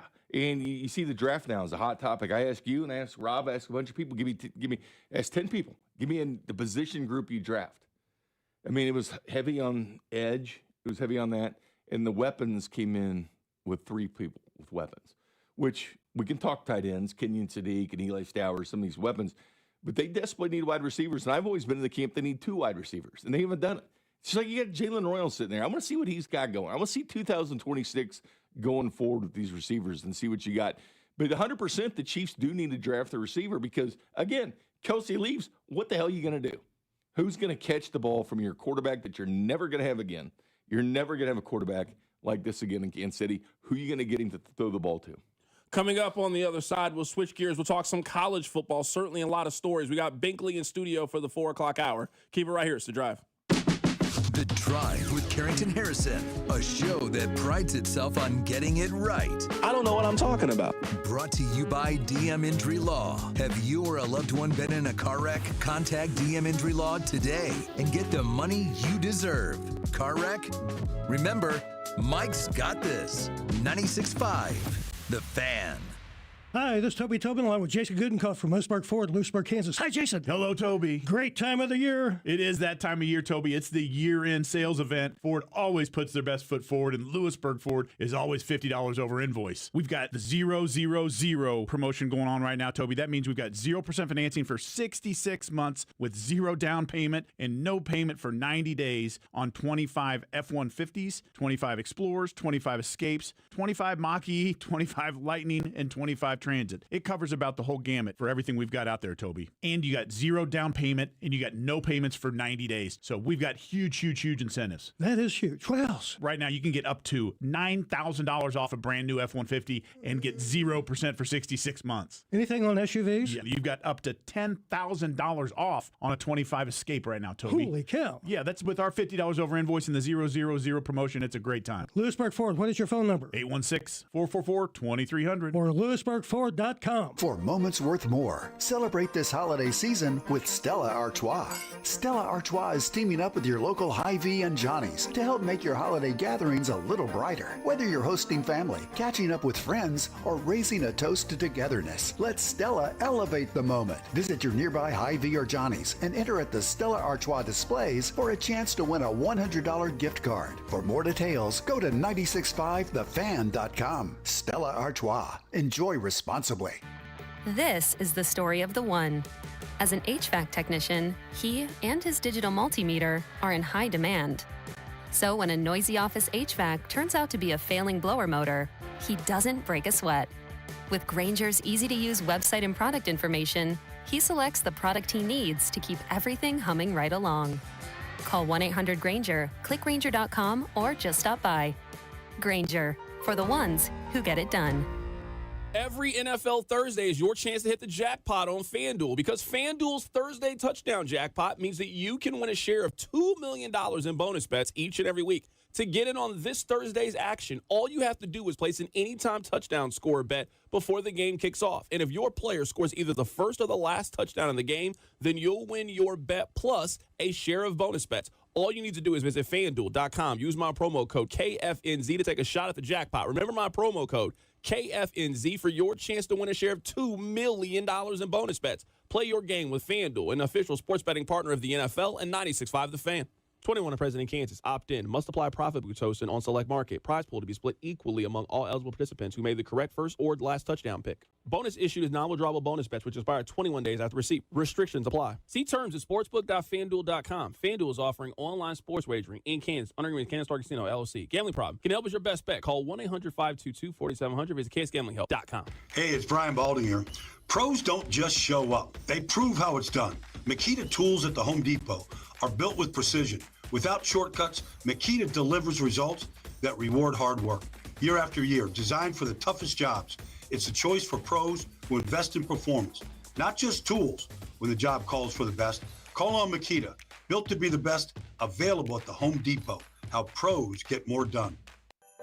Are you like everybody else in the world who has no idea what to get everyone for the holidays? Well, you're in luck. We got you. Hands-free Skechers slip-ins. Because with hands-free Skechers slip-ins, you just step into them and they're on. There's no bending down, no touching, no fuss. Plus, Skechers slip-ins come in everyone's favorite styles and colors. And you can get slip-ins everywhere stylish footwear is sold, including a Skechers store. Or if you're too busy to shop in person, just get them online at Skechers.com, Amazon, and more.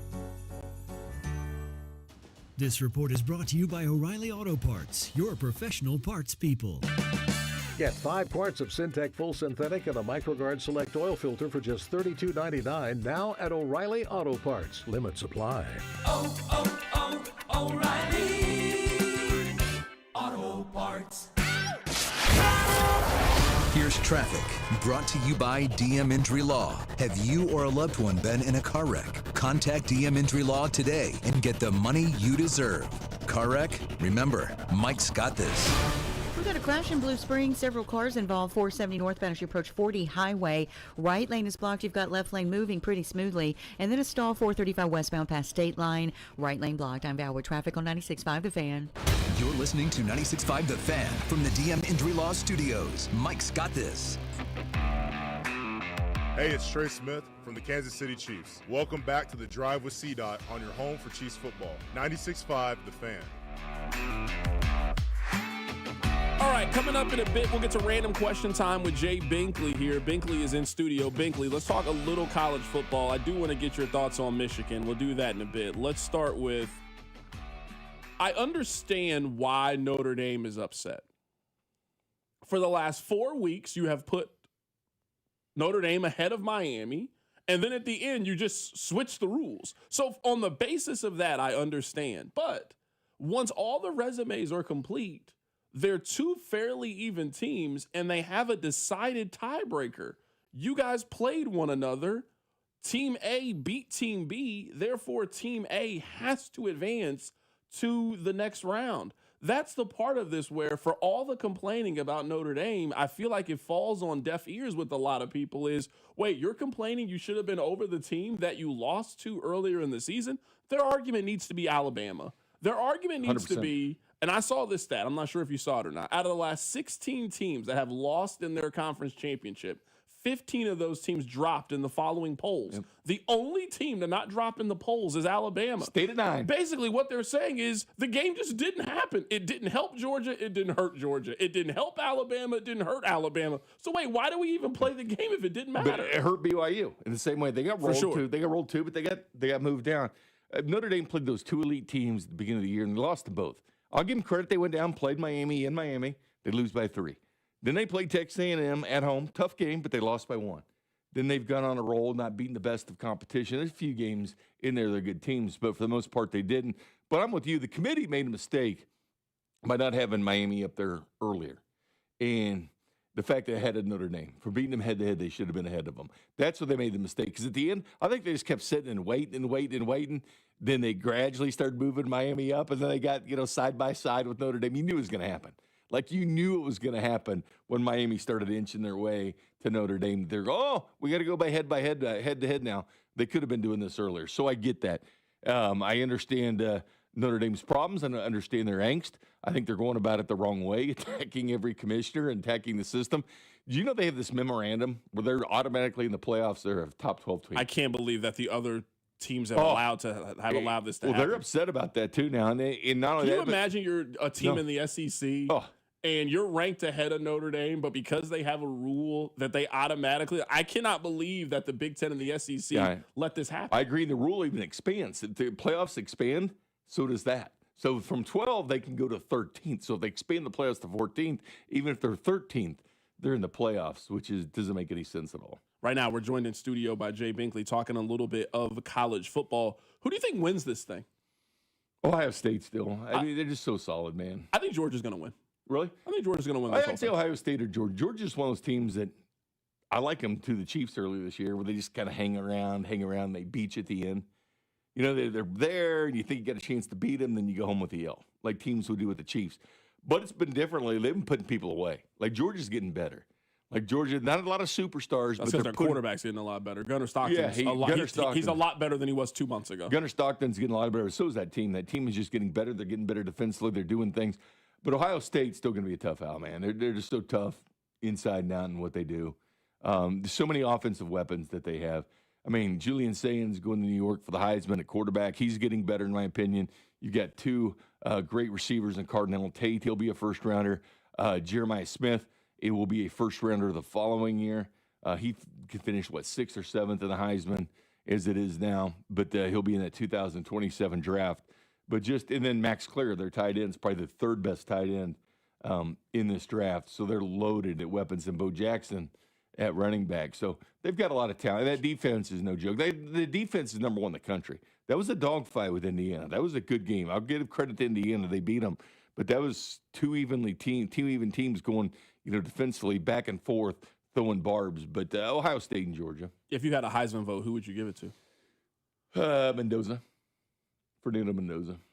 I think they got it right. If I had a Heisman ballot, I would have it Mendoza 1, Pavia 2, Love 3 is how I would do it. Exactly with you, 1, 2, and 3. I was real close. Like, you could make a pretty convincing argument to me that Diego Pavia should win the Heisman Trophy just based off of the program that he is carrying, how he's played. Like, he's just kind of embodied what I think that award means. But just Mendoza to me, like, if if you want me to give one play that defines this college football season, it's his touchdown pass against Penn State. To Omar Cooper. Yeah, that's been the play of the college football season. I remember texting in Ocero that I did that draft show with her, right? And we're like, all right, we want to see it.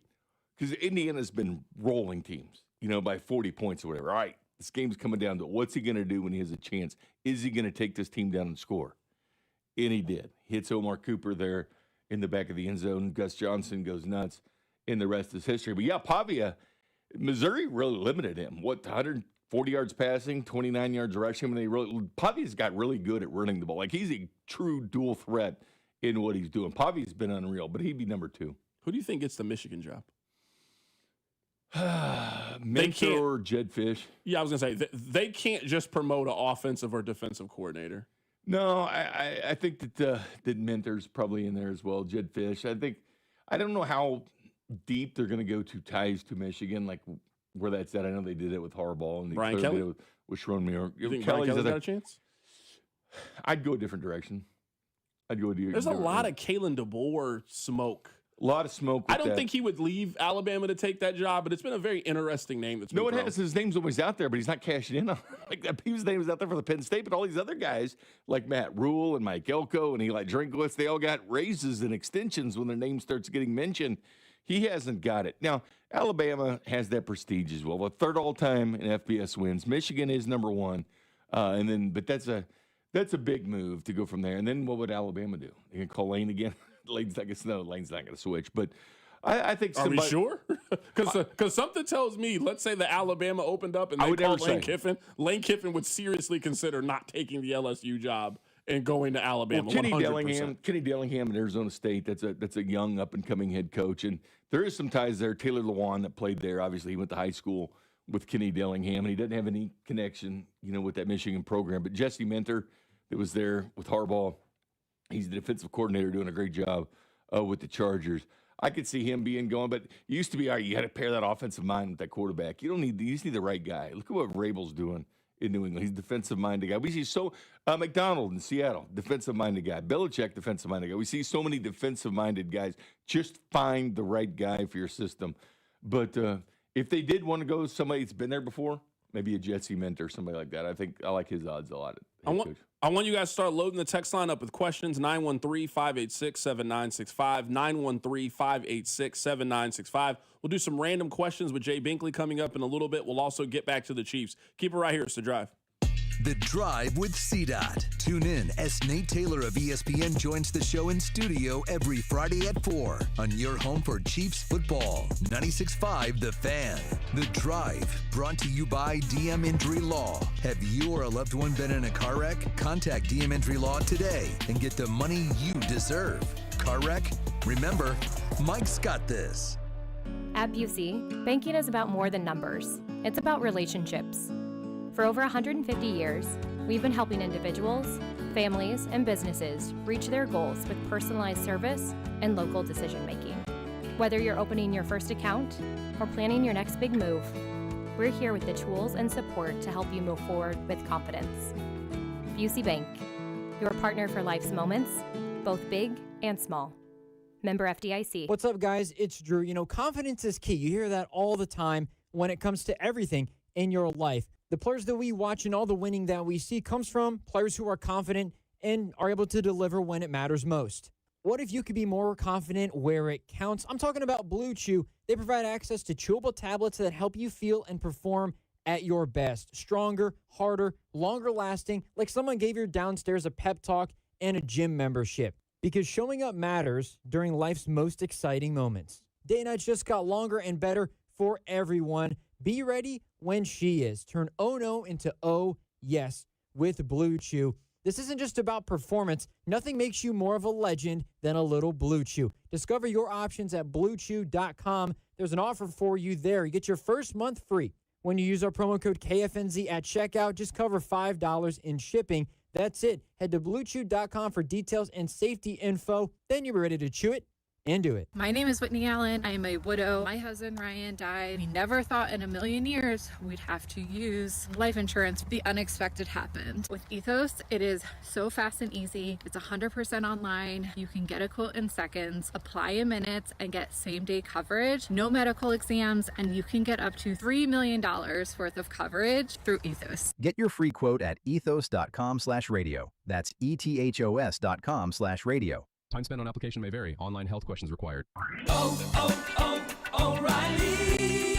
Check engine, ABS, or maintenance light on? Take the guesswork out of your warning lights with O'Reilly Veriscan. The service is free and provides a report with solutions verified by ASE certified master technicians. And if you need help, we could recommend a shop for you. Ask for O'Reilly Veriscan today. O'Reilly Auto Parts. Hellsberg gifts checked off the list. Now, time for wrapping. Earrings for mom. A gold bracelet to match the rings Danielle wears every day. And for dad, a new watch, because we all know he needs one. All right, this is gonna be a good one. Our favorite things for your favorite people. Shop in store at Hellsberg.com for up to 50% off. It's holiday cheers time, and Gomer's Fine Wines and Liquors is here for it. With 5 locations, a wide selection, great prices, and friendly service. Gomer's Fine Wines and Liquors, family owned and KC proud since 1969. This is the story of the one. As an HVAC technician, he and his digital multimeter are in high demand. So when a noisy office HVAC turns out to be a failing blower motor, he doesn't break a sweat. With Grainger's easy-to-use website and product information, he selects the product he needs to keep everything humming right along. Call 1-800-GRAINGER, click Grainger.com, or just stop by. Grainger, for the ones who get it done. Spreadsheets, clunky software, 100 different logins just to run your business? Ah. There's a better way. Odoo. One simple, connected platform that handles sales, inventory, accounting, and more, so you can focus on growing, not juggling. Make the switch today at odoo.com. That's ODOO.com. Legendary doesn't happen by chance. It happens because it's what BetMGM does. Sign up for BetMGM and check out all the exciting new ways you can make this football season unforgettable. Enjoy our all-new app design and same-game parlay builder, which will take your experience to a new level. Earn BetMGM rewards points from your bets, take advantage of football promos found nowhere else, like a second-chance offer on a first touchdown bet, and keep an eye out for rewards dropping in your account throughout the season. Never settle for ordinary. Sign up today. BetMGM. Make it legendary. BetMGM and GameSense remind you to play responsibly. See BetMGM.com for terms. Must be 21 years of age or older to wager. Gambling problem? Call 1-800-GAMBLER. Available in the U.S. For New York, call 877-8-HOPE-NY or text HOPE-NY 467-369. For Arizona, 1-800-NEXT-STEP. For Massachusetts, 1-800-327-5050. For Iowa, 1-800-BETS-OFF. For Puerto Rico, 1-800-981-0023. Subject to eligibility requirements, promotions may vary by market. In partnership with Kansas Crossing Casino and Hotel. Shawnee Mission Ford, on a mission to do more. Visit our inventory at ShawneeMissionFord.com. At Shawnee Mission Ford, you get it all. Pricing on a great selection of new Fords, plus a lifetime powertrain warranty, along with the 1-year Select Plus protection. From America, for America. Shawnee Mission Ford, on a mission to do more. Here's traffic, brought to you by DM Injury Law. Have you or a loved one been in a car wreck? Contact DM Injury Law today and get the money you deserve. Car wreck? Remember, Mike's got this. We've got a multi-car crash 470 northbound as you approach 40 Highway. Scoot to the left, 2 right lanes are blocked here. Also, 70 westbound at Blue Ridge Cutoff. Right lane blocked by a stall to Big Rig. I'm Val with traffic on 96.5 The Fan. Hey, it's Chris Jones from the Kansas City Chiefs. Welcome back to The Drive with C-Dot on your home for Chiefs football. 96.5 The Fan. All right, we'll get to random question time with Jay Binkley coming up in just a little bit. We don't have to spend too much time on this, Bink. Do you think the Chiefs could say 1-2-3 Cancun on Sunday? It's a possibility. We have a mock draft ready to go, too. So as soon as they're officially eliminated, we've already done one. We'll do a 3-rounder. We'll do a full rounder. So it's ready if they lose on Sunday. Here's the one thing. I would like the Chargers in this game for the direction they're going because I like the defense and what they're doing. The problem is their offensive line. They got the same issues with the Chiefs. They didn't have Slater, their left tackle, the whole year. Joe Alt moved from right tackle to left tackle. They get rolled. They lose to Washington and the Giants and things like that. Alt comes back. He got moved over to left tackle at that point. He's then out for the high ankle sprain in Tennessee. And now Pipkins has been on their injury report. He didn't even practice yesterday. I know that the injury report came out a little bit ago. But, so, yeah, down 3 offensive linemen. I think that's limiting what they do. And I think it's not helping Justin Herbert at all. So I think it'll be, if they had their line, I would like the Chargers in this game. But I would still have to go with the Chiefs. Yeah, I think there's a lot of things that you could kind of check the box for Kansas City. You're playing a team that is on the road, a warm climate team that's going to be outside in the cold, quarterback with basically one arm right now. Like, there's a lot of, I think, negatives against Los Angeles where 20 degrees. The Chargers don't need this game. They're not winning the division. They're a wild card team. Like, I feel like I've said this before. Like, to me, you kind of got to win this one if you're Kansas City. You got to figure out a way to win this one. You're at home. You got to find a way. Chargers, the thing about the Chargers, Chiefs I could see them, if they win, they win out, which they could. These road games are terrible. Tennessee and the Raiders, I could see them win out. The biggest problem in this whole equation, because I can see the Colts dropping 2-4 as well, but I think that Broncos game at the end of the year for the Chargers, because right now Denver has that tiebreaker over New England.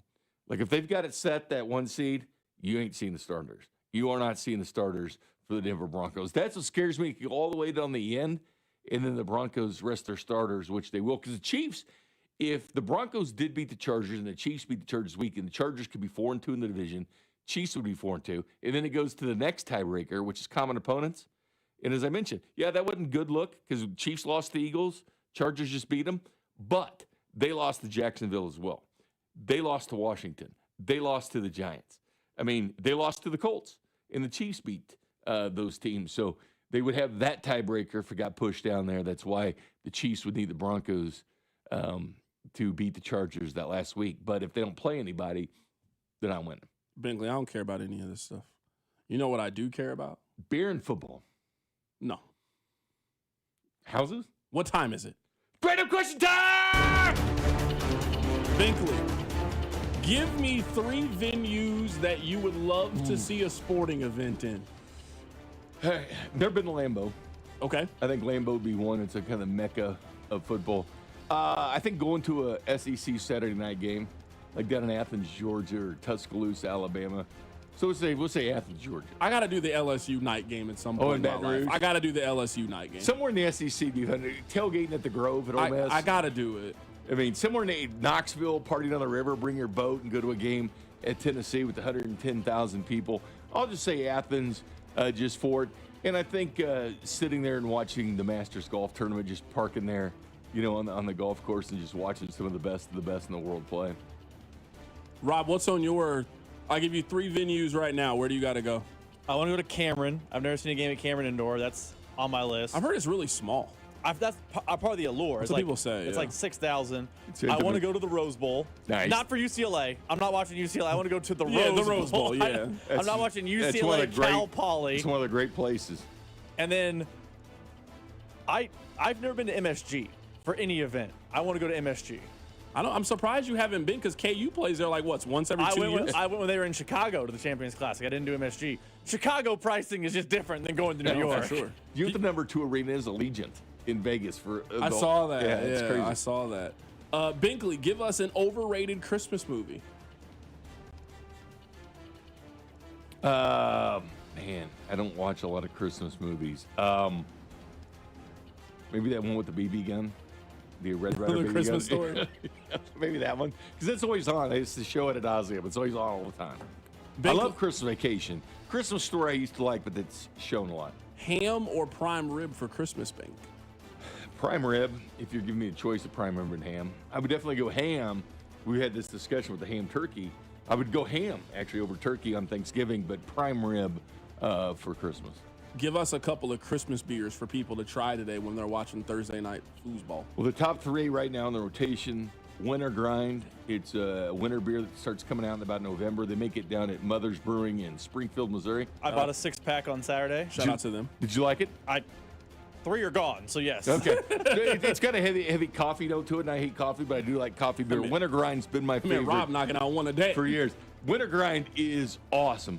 And now you can only find it in cans. It used to be in bottles. Have I had that before? Winter Grind? I think I brought it in like last Christmas or something. I feel like I've tried that before. So that's number 1. Sam Adams Winter Lager, always a go-to. Don't you get the Nutcracker? And Nutcracker Ale would be number 3. Nutcracker Ale, and you can put them in the order. Those are the 3 that I have readily available. Besides the Coors Light, you got to have I have football beers that I crack out on Friday or Saturday. During the week, it's Coors Light. You get the weekend. It's like from watching Oklahoma and Alabama. That's where you crack out some Winter Grind. Like that goes good with that game. Like you got to find the beer to go with the football game. So those 3 would be my top. Did you see Dave Portnoy's pizza reviews? I did. What'd you think of them? I agreed with him. Well, I'm a Minsky's guy. I really like Minsky's, I think, more than he did. I did agree with Pizza Tassio. Like, that is a very, very underrated pizza. That's incredible. That is very good stuff. That's my favorite pizza in the city. Pizza Tassio, I'm right there with you. When he gave it a good rate, 8.1 or something like that. But that was 100% right. That is good New York-style pizza. I did get introduced to Northeast Pizza because of the One Bite Pizza reviews. I'd like to try that one, too. I tried it after I watched it. It's not that far from where I live. I'm like, I'll give it a try. Good. I really enjoyed it. Good. I didn't like it as much as Pizza Tassio's, but I did really enjoy it. I would definitely eat at Northeast Pizza again. There's some place up north called Rocks or something Rocks. I need to try that. I heard that's really good pizza up there. But, yeah, you can't go wrong with Pizza Tassio, man. Rob, throw a pizza place in the ring. Ooh. Like under the radar? I don't really know I have any under the radar spot. Where are you going to go to get a good local pizza?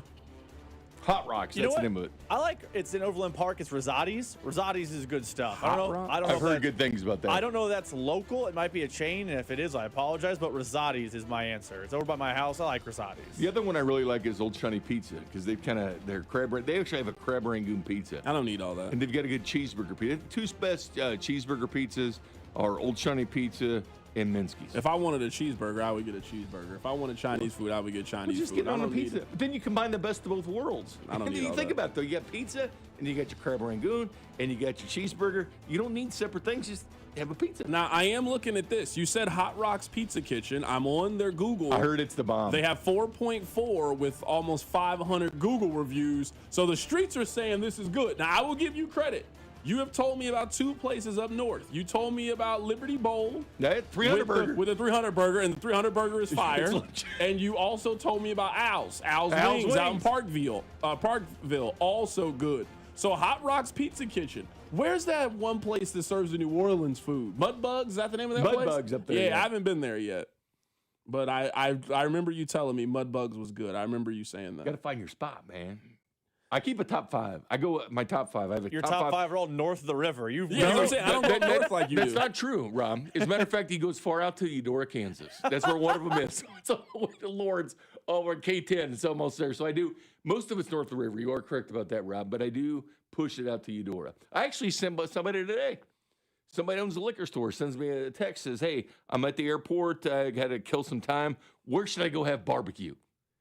And so I sent them to the smokehouses on the road, so they loved it. They sent me pictures how of are you going to do our people at Scott's Kitchen like that? Well, Scott's Kitchen, I give that too. So I said, yeah, go we're to not Scott's going to Kitchen. disrespect. We got mad love for Scott's Kitchen. I've been up there a couple times ever since the show. Yo, where's that one barbecue place? You've told me and Rob for 3 years. It's right there on K10. Barbed wire barbecue. It's in my top 5. We haven't been. Why? I don't want you to keep telling me about this place if you can't call the man and set it up for us to go. You want to go? I'll set it up. I'm not listening to you I'll anymore. set it up. I'll set it up, man. Bye, Binkley. We're talking It's in Chiefs. my top 5. We're talking Chiefs with Binkley not here. It's The Drive. The Drive with Carrington Harrison on your home for Kansas City sports. 96.5 The Fan. Brought to you by DM Injury Law. Have you or a loved one been in a car wreck? Contact DM Injury Law today and get the money you deserve. Car wreck? Remember, Mike's got this. Here's traffic, brought to you by DM Injury Law. Have you or a loved one been in a car wreck? Contact DM Injury Law today and get the money you deserve. car wreck? Remember, Mike's got this. We've got a multi-car crash 470 northbound as you approach 40 highway. Scoot to the left. 2 right lanes are blocked here. Also, 70 westbound at Blue Ridge cutoff. Right lane blocked by a stalled Big Rig. I'm Val with traffic on 96.5 The Fan. Legendary doesn't happen by chance. It happens because it's what BetMGM does. Sign up for BetMGM and check out all the exciting new ways you can make this football season unforgettable. Enjoy our all-new app design and same-game parlay builder, which will take your experience to a new level. Earn BetMGM rewards points from your bets. Take advantage of football promos found nowhere else, like a second chance offer on a first touchdown bet, and keep an eye out for rewards dropping in your account throughout the season. Never settle for ordinary. Sign up today. BetMGM. Make it legendary. BetMGM and GameSense remind you to play responsibly. See BetMGM.com for terms. Must be 21 years of age or older to wager. Gambling problem? Call 1-800-GAMBLER. Available in the U.S. For New York, call 877-8-HOPE-NY or text HOPE-NY 467-369. For Arizona, 1-800-NEXT-STEP. For Massachusetts, 1-800-327-5050. For Iowa, 1-800-BETS-OFF. For Puerto Rico, 1-800-981-0023. Subject to eligibility requirements, promotions may vary by market. In partnership with Kansas Crossing Casino and Hotel. Hey folks, I've got a couple of important questions for you. Do you know how much money you need to retire? Do you have a plan in place for your loved ones? If your answer is no, it's time to get your financial planning on track with UMB Private Wealth. It's never too late to start. Plus, their team supports you at every step of the planning process. Go to umb.com/privatewealth to schedule your appointment. That's umb.com/privatewealth. Why not start today? Every NFL Thursday is your chance to hit the jackpot on FanDuel. Because with FanDuel's Thursday Touchdown Jackpot, you can win a share of $2 million in bonus bets each week. To get in on this Thursday's action, all you have to do is place an anytime touchdown score bet before the game kicks off. And if your player scores the first or last touchdown of the game, you'll win your bet plus a share of bonus bets.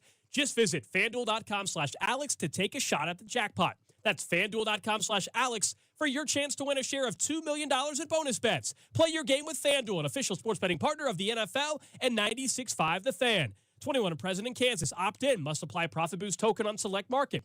Prize pool to be split equally among all eligible participants who made the correct first or last touchdown pick. Bonus issued as non-withdrawable bonus bets will expire 21 days after receipt. Restrictions apply. See terms at sportsbook.fanduel.com. FanDuel is offering online sports wagering in Kansas under agreement with Kansas Star Casino, LLC. Gambling problem? Getting help is your best bet. Call 1-800-522-4700 or visit kansgamblinghelp.com.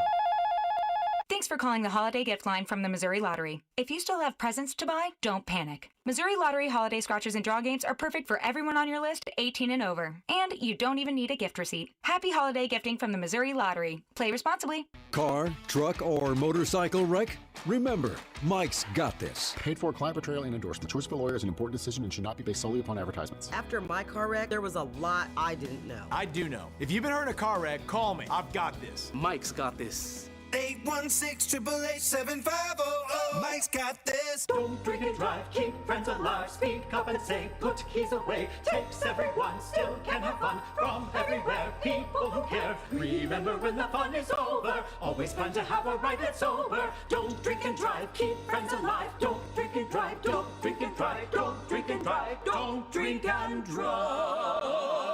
You don't need carolers, you just need a voice. Prevent tragedy. Speak up for a sober ride. Brought to you by Save Mo Lives. I love watching the Chiefs on offense, but I love to see them score as many points as they can because the more they score, the more I save on gas at Hy-Vee. I just head to Hy-Vee the day after any game and score savings at the pump with my Hy-Vee Perks card. Win or lose, I earn a fuel saver discount equal to the Chiefs score based on the amount I spend. So if the Chiefs score 35 points, I'll save 35 cents a gallon when I spend $35 on groceries. The more we score, the more I save, only at Hy-Vee. Some exclusions apply. See store for details. It's Thirsty Thursday at Hy-Vee. Time to stock up the bar and fill up your tank. Earn 50 cents per gallon fuel savings on every $50 purchase of wine, beer, hard seltzer, and spirits. Mix and match all your favorite libations and get a 50-cent fuel saver with every $50 purchase. Stack up the savings and your next fill-up could be free. Don't miss Thirsty Thursday at your Kansas City, Missouri Hy-Vee. Product or promotion differs by location. Offers valid where legal, available while supplies last. Chiefs coverage brought to you by Andy's Frozen Custard. Visit eatandys.com to find the location nearest you. Top your day with a smile. Let me tell you about my good friend Andy from Andy's Frozen Custard. He's from Kansas City, never misses a game, and serves the world's finest frozen custard. Tailgate with a pick six, or grab a freshly made custom treat before or after a game. And tell him Mitch and Andy sent you. Listen to the Chiefs and Chargers on Sunday with pregame starting at 9. Kickoff at noon with Mitch, Danon, and Kling. Right here on your home for Chiefs football. 96.5 The Fan. KFNZ FM and AM. HD1 and HD2 Kansas City. An Odyssey sports station.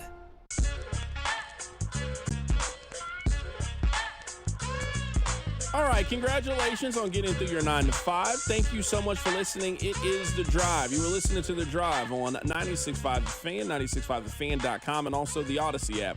Coming up in the second segment, around 5:30, we'll play for you guys what Matt Verderame had to say about the Kansas City Chiefs. Matt Verderame does great work for Sports Illustrated, but I want to start with this.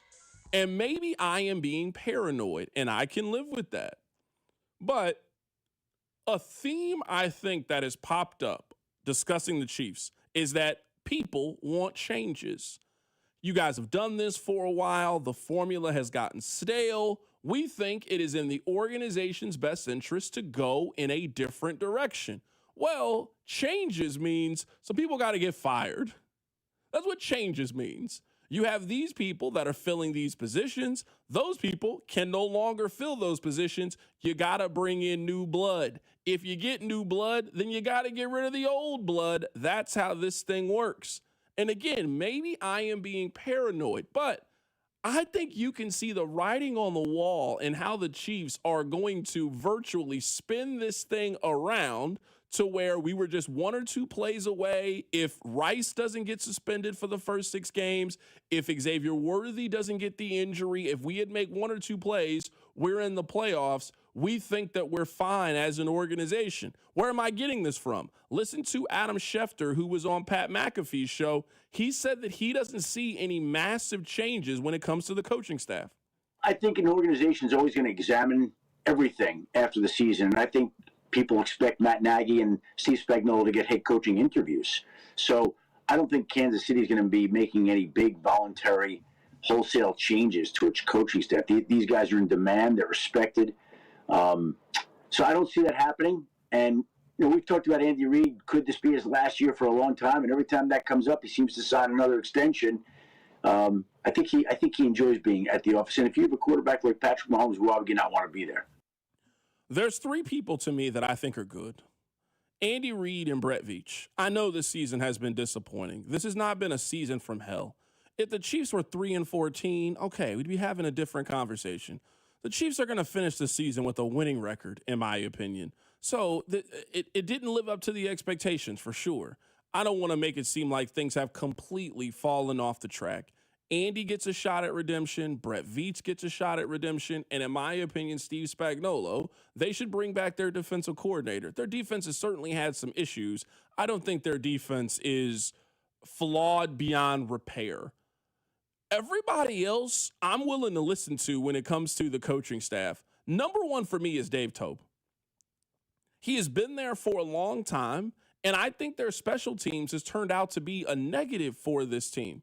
Their kicker is the highest paid kicker in the league, but he is having one of his worst seasons as a professional. They don't block punts. They don't get big returns. They don't score with their special teams. That is a way to me to shake up this staff and make some changes. What I think the Chiefs need as a special teams coach is, I think they need a 37-year-old future head coach. They need somebody with a bright future who is just waiting for an opportunity. He comes in, he embraces the changes that teams have made when it comes to the new kickoff rule, and he can do a really good job for the next couple of years. And he is one of those people that is discussed as someone who could take over a head coaching job. That happens. John Harbaugh, a former special teams coordinator for Andy Reid. Joe Judge, a special teams coordinator for Bill Belichick. Teams hire special teams coordinators all the time in the National Football League. So find a young up-and-coming coach. You give him control over that team, and let's see if he can kind of turn things around. But I've sat there too many Sundays and just watched their special teams either be a negative or at least a stalemate for them. I want to see some pop. I want to see some sizzle. So Dave Toub to me is at the top of the list. You could talk to me about their defensive line coach, their wide receiver coach. I just think they need to make some staff changes. So hearing from Adam Schefter that he doesn't expect some massive staff changes is just worrisome to me. That's just not the mentality that I want the Chiefs to have heading into this. I want them thinking new. I want them thinking fresh. I want them thinking innovative.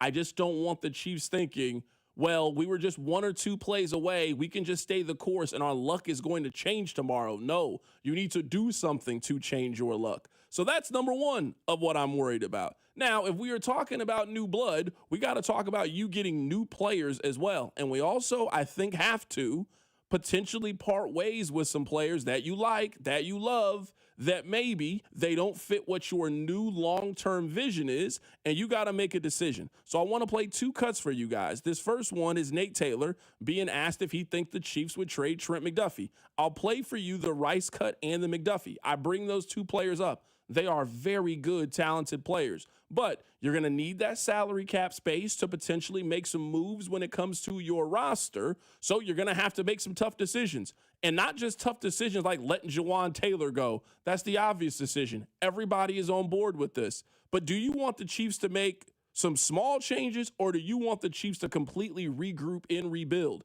And in doing that, it's usually takes something. The last time they made a pretty drastic move. They traded Tyreek Hill, who was one of the 3 best receivers in the National Football League. And they used those assets, and they got George Karlaftis, and they got Trent McDuffie, and they got some additional picks, and they turned that into their next cornerstone of pieces. You might need to potentially do that again with some of the players that you've acquired. Here's what Nate said about the possibility if they would trade Trent McDuffie.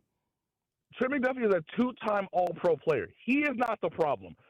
I would suggest, hey, Trent needs to be someone that you can be flexible with moving outside and in the nickel spot so that, again, Tamari Connor never has to do these sort of things.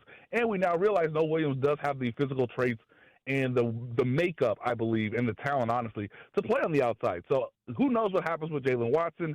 He is also a free agent as well. I know that gets a little bit tricky because you do have the 5th-year option with Trent McDuffie. If you do want to trade him, that is something you could, sort of suggest to the other team that it's acquiring. Like, hey, he's still on a 5th-year rookie deal. Mm-hmm. You still have some wiggle room to negotiate and manage whatever that contract is going to be in terms of an extension.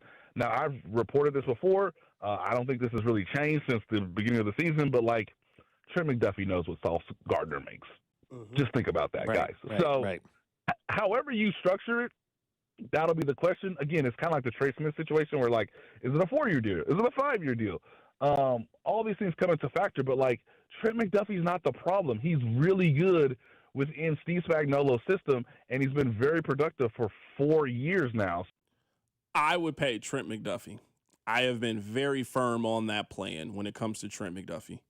I think he is one of the better young corners in the league. He is not without flaw, but I think that Trent McDuffie is a very, very good player. I think the plan was to have him and Christian Fulton be a nice 1-2, and some of these plays where Trent McDuffie is on a certain individual, I think the original plan was we were going to put Christian Fulton there. They swung and missed. I mean, they didn't even put the ball in play when it came to Christian Fulton. He has never played for this team. He has never helped this team. So I think we know in some ways what Trent McDuffie's limitations are, and every player has a limitation, but I think he's one of the better young corners in the league. I would keep him. I would help build my defense around having one of those players. But they have never paid a corner before, and I do think based on what we just saw Sauce Gardner get, you could get a first-round pick for Trent McDuffie if you are interested in trading him. So it is something that the Chiefs at least have to entertain the possibility. You got to at least find out what he's worth. You're not doing your job as a general manager if you don't at least examine all options. One option is paying him what the market says that he's worth. The other option is, hey, what is this player worth on the open market? Could we get 2 firsts like Sauce Gardner? Could we get a first and a third? You have to find out what the street value is for Trent McDuffie. You're not doing your job if you don't do that. I would say you also have to do the exact same thing for Rashee Rice. Rashee Rice was drafted in the second round, so there is no fifth-year option. The Chiefs are a year away from losing Rashee Rice. This is the first offseason in which you can talk contract negotiation. We all know these contracts don't pop up in the middle of the season. In about 3 weeks' time, it will begin the what are we going to do with Rashee Rice? Now, it is a possibility that they just let him finish out his rookie contract and let him walk on. They've done that before, but maybe there is a chance that either they pay Rashee Rice or they are willing to just move on from him. We see that happen every year in the National Football League. George Pickens was available. Brandon Ayuk was available. Teams make a decision on what they want to do. Now, Brandon Ayuk stayed in San Francisco. Now is unhappy in San Francisco. George Pickens got traded from Pittsburgh to Dallas. So I am not completely ruling out the possibility that the Chiefs could move on from Rashee Rice. Here's what Nate Taylor said. Part of me wants to say no. Now, a lot of this would part of me wants to say no because at some point, and we know how talented Rashee Rice is. I think I should start there. Like, he's probably your most talented receiver just from, like, an overall skill standpoint. Now, as I said before earlier this week on Cody and Gold, hey, he has maturity issues. He still needs to, I think, learn what it's like to be the number one receiving option, especially against man coverage when there's, like a safety over the top. Hey, man, you still got to find work. You still got to perform at a high level. You still got to be a professional, even when the play call isn't like, pristine for you. With that said, like, we don't know if Travis Kelce's coming back. You do want some continuity. You did invest a second-round pick in him. I know that there was parallels. I think to some degree, alluded to this in like an article back in whatever it was, October, when he came back from the suspension, that, hey, if he played well this season, if there was no, long-term serious injury concerns, could you get him at a below market rate deal similar to what you did with Tyreek Hill in the 2019 offseason because of his own off-the-field issues, right? So he's not going to be like the highest paid receiver. I understand the thought process of trading him. I'm not sure what you would necessarily get back. Like, I don't think you're going to get a second-round pick, the same status of which you drafted him. There is no more discount deals at wide receiver. That time is no longer in the National Football League. I gave this stat to Binkley earlier. I'll give it to you in the 5 o'clock audience. Remember the Christian Kirk contract that everybody screamed this was the worst thing that could happen and it turned the market upside down? You guys remember that deal from Christian Kirk? That is now the 24th highest paid wide receiver contract in the National Football League. 24th in the league. The league values wide receiver drastically different than when the Tyreek Hill situation happened, 6-7 years ago. It is drastically different now. So if you are going to Rashee Rice and expecting him to take some hometown discount, for what reason? No one in the league is doing that. If I'm Rashee Rice and I'm his agent, to me, the contracts are clearly there. I'm not taking less than what Devontae Smith got. Devontae Smith got 3 years, $75 million, and he got $51 million guaranteed. So Devontae Smith is the 15th highest paid receiver in the National Football League. You could use Jamison Williams as an example. He is the 14th highest paid wide receiver in the National Football League. He got 3 years, $80 million, and got $66 million guaranteed. I think all parties agree that Rashee Rice is a good player. I'm not here debating with anybody on whether or not you think Rashee Rice is a good player. He is obviously a good player. But I remember the feeling used to be that running back was dime a dozen and you can plug and play. I'm here telling you that we have evolved now in 10 years that wide receiver has kind of gotten that way. There's always wide receivers available, whether it's in free agency or the draft every single year. And where I think the Chiefs are possibly going to select, there is going to be a good wide receiver that is taken there. Last year, Emeka Egbuka was the 19th overall selection in the NFL draft. He might be the best rookie receiver in the league. You can find good day one proven wide receivers in the draft every single year. So could you see a scenario in which the Chiefs come to the conclusion that they don't want to pay Rashee Rice, they're ready to cash out now, and they take that draft pick and they're willing to use it to wheel and deal to get some of the other things that they need. Now, that is one possibility, but I think you have to ask yourself the question, do you feel comfortable giving Rashee Rice this amount of money? And the biggest reason why I ask this is, to me, there are some boxes that haven't been checked yet for me to be willing to entertain this conversation about paying him. He hasn't been healthy. I know it was friendly fire, but I'm sorry. Tearing your LCL, regardless of how you did it, is a torn LCL. So I don't care if it happened from Patrick Mahomes or Patrick Queen. He tore his LCL. That matters in discussing what you look like moving forward with a significant knee injury. You also missed 6 games due to suspension. I know we don't bring it up.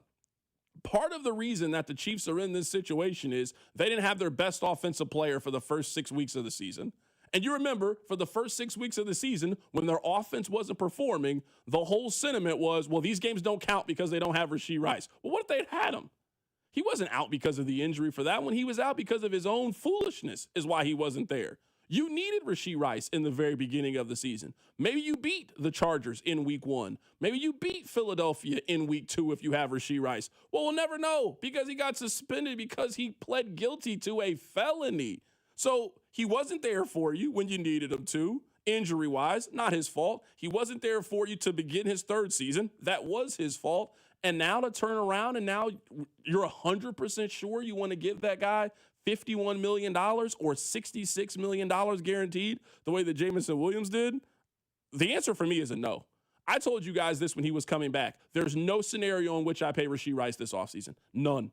I don't want to hear this. It's cheaper to do it. There's not a single scenario in which I am giving Rashee Rice a new contract in the next 90 days. You play out this rookie contract, and we are willing to franchise tag you at the end of it if we think you are worthy, and then we'll go for it. Because we got the injury thing, we got the off-the-field thing, we got people questioning your effort. Those are just not all characteristics that I would want if I'm about to turn around and give somebody, lifetime generational wealth. If we are talking about we have these issues when you haven't gotten paid, what issues could you potentially have when you do get paid and life is set for you and everybody you know? Me and you see the Rashee Rice thing very similar. Now, I will say one thing Nate said in that cut that is of note to me is what his trade value is. Now, Nate is more plugged in the league. He'll be on the show tomorrow at 4 o'clock. We can ask him. But when he says to Dusty and Bob, I don't know you're going to get back the 2nd-round pick that you drafted him with, that does change the calculus a little bit to me. Because in a perfect world, I would feel everything you feel about Rashee Rice. You would trade this offseason, you would get a haul back. That's a great idea on the surface. But if Nate Taylor is saying you might not get a 2nd-round pick back, now you're stuck between a rock and a hard place for Rashee Rice. Because we agree, there are legitimate questions on if you pay that guy. I also think there's legitimate reason to trade that guy. However, you're not going to get a haul back for him. You then get caught in no man's land, which is kind of what happened. It's not a one-for-one comparison, but it's kind of what happened with the Steelers and George Pickens. They got caught in no man's land. Pickens is worth this, but we can't pay him this, and no one's giving us this. What do we do? I'm not taking less than a 2 for Rashee Rice. I agree. But then you're going to let him play out the string and not pay him? That's the rock and a hard place conversation the Chiefs are with Rashee Rice. Can we make, you know what? Let's shout out Baker University. I know what I want to make hit number 1. Your workday is over. Oh, yeah. You're headed home, and now you're stuck in traffic. Time to get caught up on the biggest stories in Kansas City and around the country with CDOT and Rob. It's time for the hits. Number 1. Carrington, as always, hits are brought to you by Baker University. Make your next era orange at Baker University, the first university in Kansas, and ranked number 1 in return on investment among private universities in Kansas. Baker University, forever in our orange era. I want to read to you guys the weather report for Sunday. This is from Nick Bender. He is with Channel 9 News. Chiefs fans, be prepared for one of, if not the coldest game of the season. Wind chills Sunday morning will range from about -5 to -15 degrees. Hold on.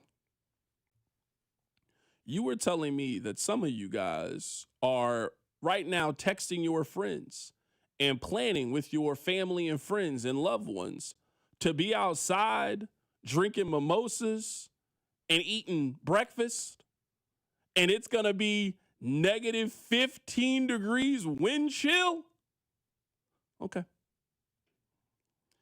Nick Bender also goes on to say that the temperature at kickoff is expected to be in the upper teens and only climbing into the lower 20s during the game. Y'all got it. Y'all got it. I will not be there. I will not be participating in anything that they got going on at Arrowhead Stadium on Sunday morning.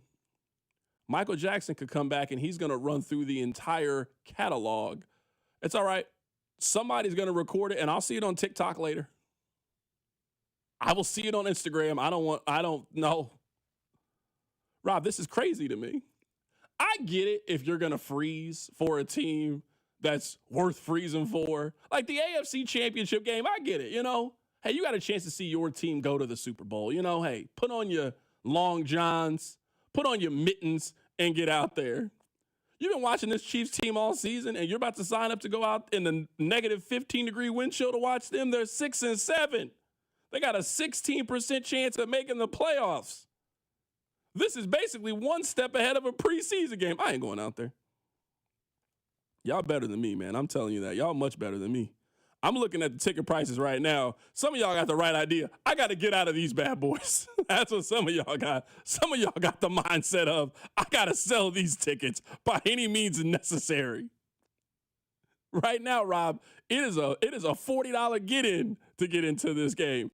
$40, that's what it is. Yeah, some of y'all, I'm telling you, some of y'all got the right idea. I can't be out there. I can't do it. They got good tickets, too. You can sit lower level right now for about $60. For about $150, Matt Nagy might let you call a play. Can't be worse than he is at it. You know what I know you would do? Run the ball with Kareem Hunt on 4th and 1. You would do that. He didn't. Not all you would. No, you're right. Somebody said, C-Dot, this is for the blue-collar workers who haven't been able to afford tickets in years. Let us have this one. Man, you should have went last week. They had them tickets for cheap, too. It was a cheap get-in. Hey, y'all got it, man. Y'all do. Y'all got it. Hey, you know what? If you think the ticket prices are cheap now, let them lose this game and for that Christmas night game when people are just going to say, you know what, I'd rather spend time with my family. I actually don't think that game's going to plummet. I think because of the gift. Are they out of it?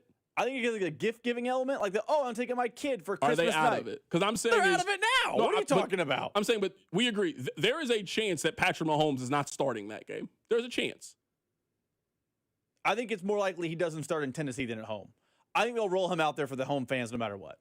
And that could be Kelsey's last home game. Come on now. You telling me, you think there's a chance that they don't play him in the Titans game because they're resting him and then they just put him back out there for the home game? No chance. There is a chance that the Chiefs are eliminated on Sunday if they lose. No, there's not. I think they are eliminated on Sunday if they lose. Patrick Mahomes is not playing after that. I'm telling you, they are not playing Patrick Mahomes if they are mathematically eliminated from the postseason to make you feel good about your home schedule. Absolutely not. So, yeah, I mean, hey, this might be your last chance to see him. You're right. I mean, I don't want this to be their last game. I don't want it to. I want them to play the Christmas game, but I mean, we got to face the facts. I mean, they've lost 4 of their last 5. I mean, there's certainly a chance they lose this game. Bundle up. That's all. I know some of you are going to be out there, man. I want you to bundle up because they said it's going to be cold on Sunday morning. It is going to be very cold out there. Coming up on the other side, we were joined earlier today by Matt Verderame of Sports Illustrated. We'll talk Chiefs. Keep it right here. It's The Drive. The Drive with Carrington Harrison, brought to you by DM Injury Law. Have you or a loved one been in a car wreck? Contact DM Injury Law today and get the money you deserve. Car wreck? Remember, Mike's got this. Tune in Mondays at 4 to hear the play-by-play voice of the Chiefs, Mitch Holtis, on your home for Chiefs football. 96.5, The Fan. Hey, let me tell you guys about my friends over at Gates Barbecue. With 5 locations around town, you are never too far away from some of the best barbecue in the world. And as we're getting closer and closer to the holidays, and you got a holiday party coming up, or you plan on cooking for your own holiday festivities, I want you to include Gates Barbecue. You already know about the classic Gates sauce. Well, I'm here to tell you about the Gates seasoning. With the Gates seasoning, they got multiple flavor options. They got the extra hot. They got the original. They got the sweet and mild, and they got the Gates salad seasoning. You can use this flavor on so many different things. Use it on your green beans. Use it on your spinach. use it on your eggs. Gotta remember to season your eggs. Use this seasoning as an ingredient for your meats as you are cooking up this holiday season. And if you're looking for dinner today, then just stop by and see our friends over at Gates. Get yourself the nooner, get yourself the beef on bun, get yourself the mixed plate, whatever it is, they got you covered over at Gates Barbecue. So if you don't feel like cooking, go stop by any one of the area locations. If you plan on cooking for yourself this holiday season, the next time you're at the grocery store, look for Gates Barbecue. When cold weather hits, the last thing you want is a heating system that fails. Call Hamilton Plumbing, Heating, AC, and Rooter for an $89 heating system tune-up. Keeping your system running at peak efficiency can help prevent costly breakdowns, lower energy bills, and ensure your system is ready when temperatures drop. Over 40 years experience and more than 8,000 five-star reviews, plus our exceptional service guarantee, are great reasons to trust Hamilton. Visit callhamilton.com/radio for details, terms, and conditions. License number 2025-11121. Hi, I'm Emily, your friend and jeweler at Shane Company, where a small box with a burgundy bow will help you win the holidays. As an in-house designer, I love creating meaningful, fine jewelry gifts. Choose a necklace with a gorgeous infinity charm to symbolize your everlasting love. Or go for a personalized piece with an engraving, their zodiac sign, favorite color gemstone, or their initial accented with pave diamonds. Because a friend wants you to be a holiday hero. Stop by or shop now at shaneco.com. Shane Company, your friend and jeweler. Need to sell your house in Kansas City but not sure what the best option is? Selling a home, especially when dealing with foreclosure, divorce, job relocation, or an inherited property, can feel overwhelming. That's why I don't just make offers. I help homeowners understand all their options so they can make the right choice with no pressure and no obligation. I'm Rex, a local homebuyer and resident right here in Kansas City. Whether you're looking for a fast cash sale or just want to explore your choices, I'll walk you through the pros and cons of selling to me or listing with an agent. If selling directly is your best move, I'll offer you a fair cash price and a closing timeline that fits your needs in as little as 7 days or on your schedule. No repairs, no commissions, no hidden fees. Just a transparent, hassle-free process so you know exactly what to expect. Let's talk. Call 816-330-6000 or visit rexspicekc.com for a free, no-pressure consultation. Rex Spies KC, helping homeowners make informed decisions with confidence. BetMGM is now available in Missouri. Sports fans in Missouri can sign up for BetMGM using bonus code DUSTY and get up to $1,500 paid back in bonus bets if their first bet does not win. Enjoy a betting app that was designed for game day. Get into hockey, basketball, and pro football with features like live bets, same-game parlays, BetMGM rewards points, and surprise boosts dropping in your account all throughout the season. It's everything a sports fan could want in one app. BetMGM is now available in Missouri. Sign up today using bonus code DUSTY to receive up to $1,500 back in bonus bets if you don't win your first bet. BetMGM. Make it legendary. BetMGM and GameSense remind you to play responsibly. Gambling problem? Call 1-800-GAMBLER. See BetMGM.com for terms. 21 and older only. Missouri only. New customer offer. Subject to eligibility requirements. Minimum deposit of $10 to participate. Rewards are non-withdrawal or bonus bets that expire in 7 days. Please gamble responsibly. Guys, thanks for helping me carry my Christmas tree. Zoe, this thing weighs a ton. Drewski, lift with your legs, man. Santa! Did you get my letter? He's talking to you, Bridges. I'm not.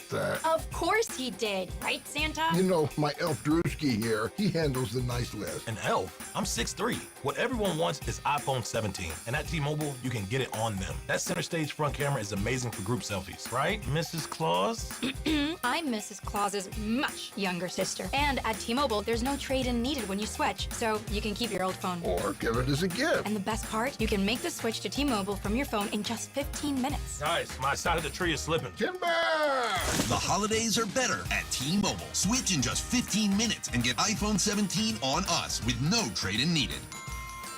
With 24 monthly bill credits for well-qualified customers plus tax and $35 device connection charge. Credits end and balance due if you pay off early or cancel. Finance agreement, 256 gigs, $830. Eligible port in and new line. $100 plus a month plan with auto pay plus taxes and fees required. Check out in 15 minutes or less per line. Visit T-Mobile.com. Chiefs coverage sponsored by Renner Garage Door. RENNER forward and back. Hey, it's almost Andy Reid. Who knew a Halloween costume would change my life and lead me to Renner Garage Door? Renner's KC's go-to team for service, repair, and replacement. RENNER.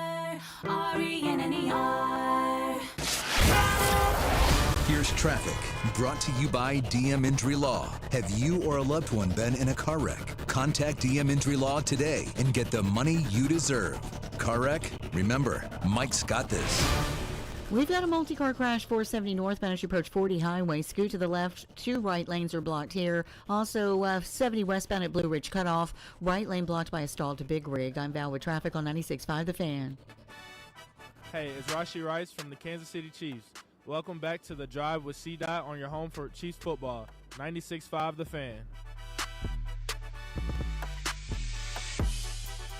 All right, welcome back into the show. My name is Carrington Harrison. Happy to be here. Earlier today on the show, we were joined by Matt Verderam of Sports Illustrated, and our Chiefs conversation started with why the Chiefs went for that 4th down. I still am unable to figure that out.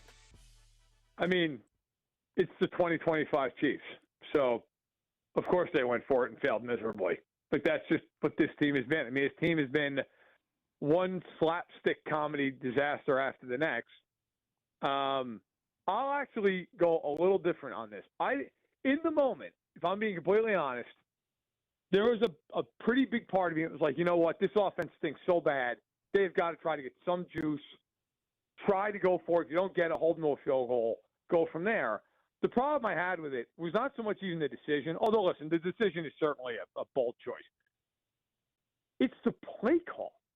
Like, I hate to use the word I'm going to use because Andy Reid will forget more about football tonight than I'll ever know in my lifetime. It was dumb.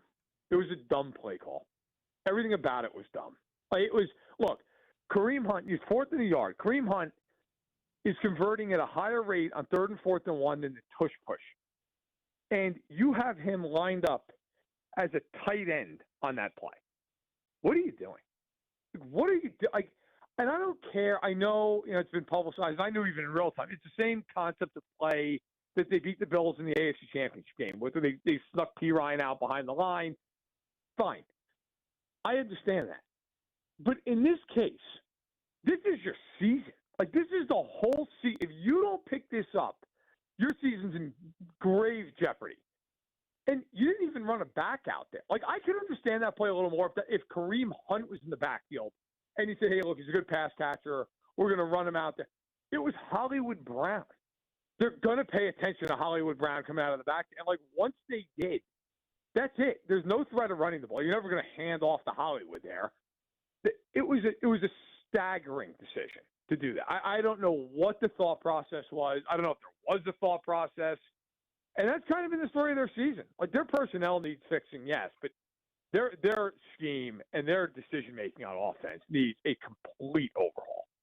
When you mention the personnel needs some fixing, what are you suggesting? Because I was going through their box score and I was going through their depth chart for the game that they played against the Raiders. And that was the first game back for Rashee Rice.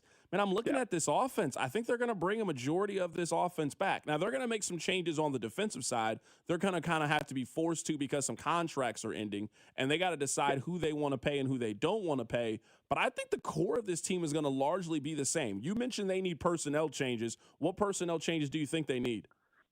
Yeah, so on offense, I agree with you. I think it's largely going to be the same crux of it. Look, Juwan Taylor's going to be gone because they need to save money, and he's $20 million in savings. He's going to be gone, and it's going to be more, maybe even Esapol if he plays well the rest of the year. But I think Moore's the leader in the clubhouse right now, so I think there's going to get a change there. You have got to get a running back, and I can tell you right now from talking to people around that they know that. I mean, that is glaringly, blindingly obvious. Now, you could also argue it was blindingly obvious a year ago, and they did nothing. But Pacheco's contract's up. There's no reason in the world to bring him back. If Hunt comes back, it's got to be as just a short yardage, plugger back where it's, hey, 3rd and foot, go get us 2 feet. They have no explosiveness. They have 2 explosive runs this entire season. 2. It's almost impossible to have 2 explosive runs for a whole season. I think that is on offense the big majority of it. I think, look, they'll probably turn the backside of the receiving room. Like, I don't think Juju's back or Hollywood's back. But like Worthy and Rice will be the leading guys up front. And with the new scheme, I think that's fine. Defensively, it's, as you said, look, it's a bigger conversation. They have to get the pass rush right. Their pass rush is a disaster outside of Jones and sometimes Karlaftis. Everybody else is persona non grata. They're going to have to fix that. I think Tranquil, they got to make a decision. Do they cut him? And do they replace him? Maybe they do. I would personally. And then in the secondary, we've never I don't know how you feel about like Watson and Cook. What do you do? Are you bringing them back? If I'm the Chiefs, I try to bring them back at my price because that's just two less holes you got to fill, and they can play. But look, they've got a lot of decisions to make on this team defensively. That's interesting you bring that up about some of the decisions that they have to make. They have two players that I would say are, in most instances, it's time to pay them. You got Rashee Rice on the offensive side and Trent McDuffie is on the other side. Yep. Let's say that we wake up in March and we get a text that the Chiefs have made a major trade. Are they more likely to trade Trent McDuffie or Rashee Rice? It's so hard. As you're asking the question, my initial gut reaction was McDuffie. Because they've never paid a corner since Brett Veach has been there, ever. They've never done it. And they tried to pay Ward. Ward ended up leaving for a little more money when he went to San Francisco. So they did try to pay him, and they actually tried to pay him this offseason. They tried to re-sign him. So it's not as though they won't. And I certainly – look, I'm not trying to say, I think they're going to trade McDuffie. Like, I would not be shocked at all if they gave McDuffie, $100 million. But the one problem you're starting to run into a little here with McDuffie, they clearly want to play him outside because I think that's his preference. Well, he's not as good outside. Like, he's good. He's still a good corner. He's a great slot corner.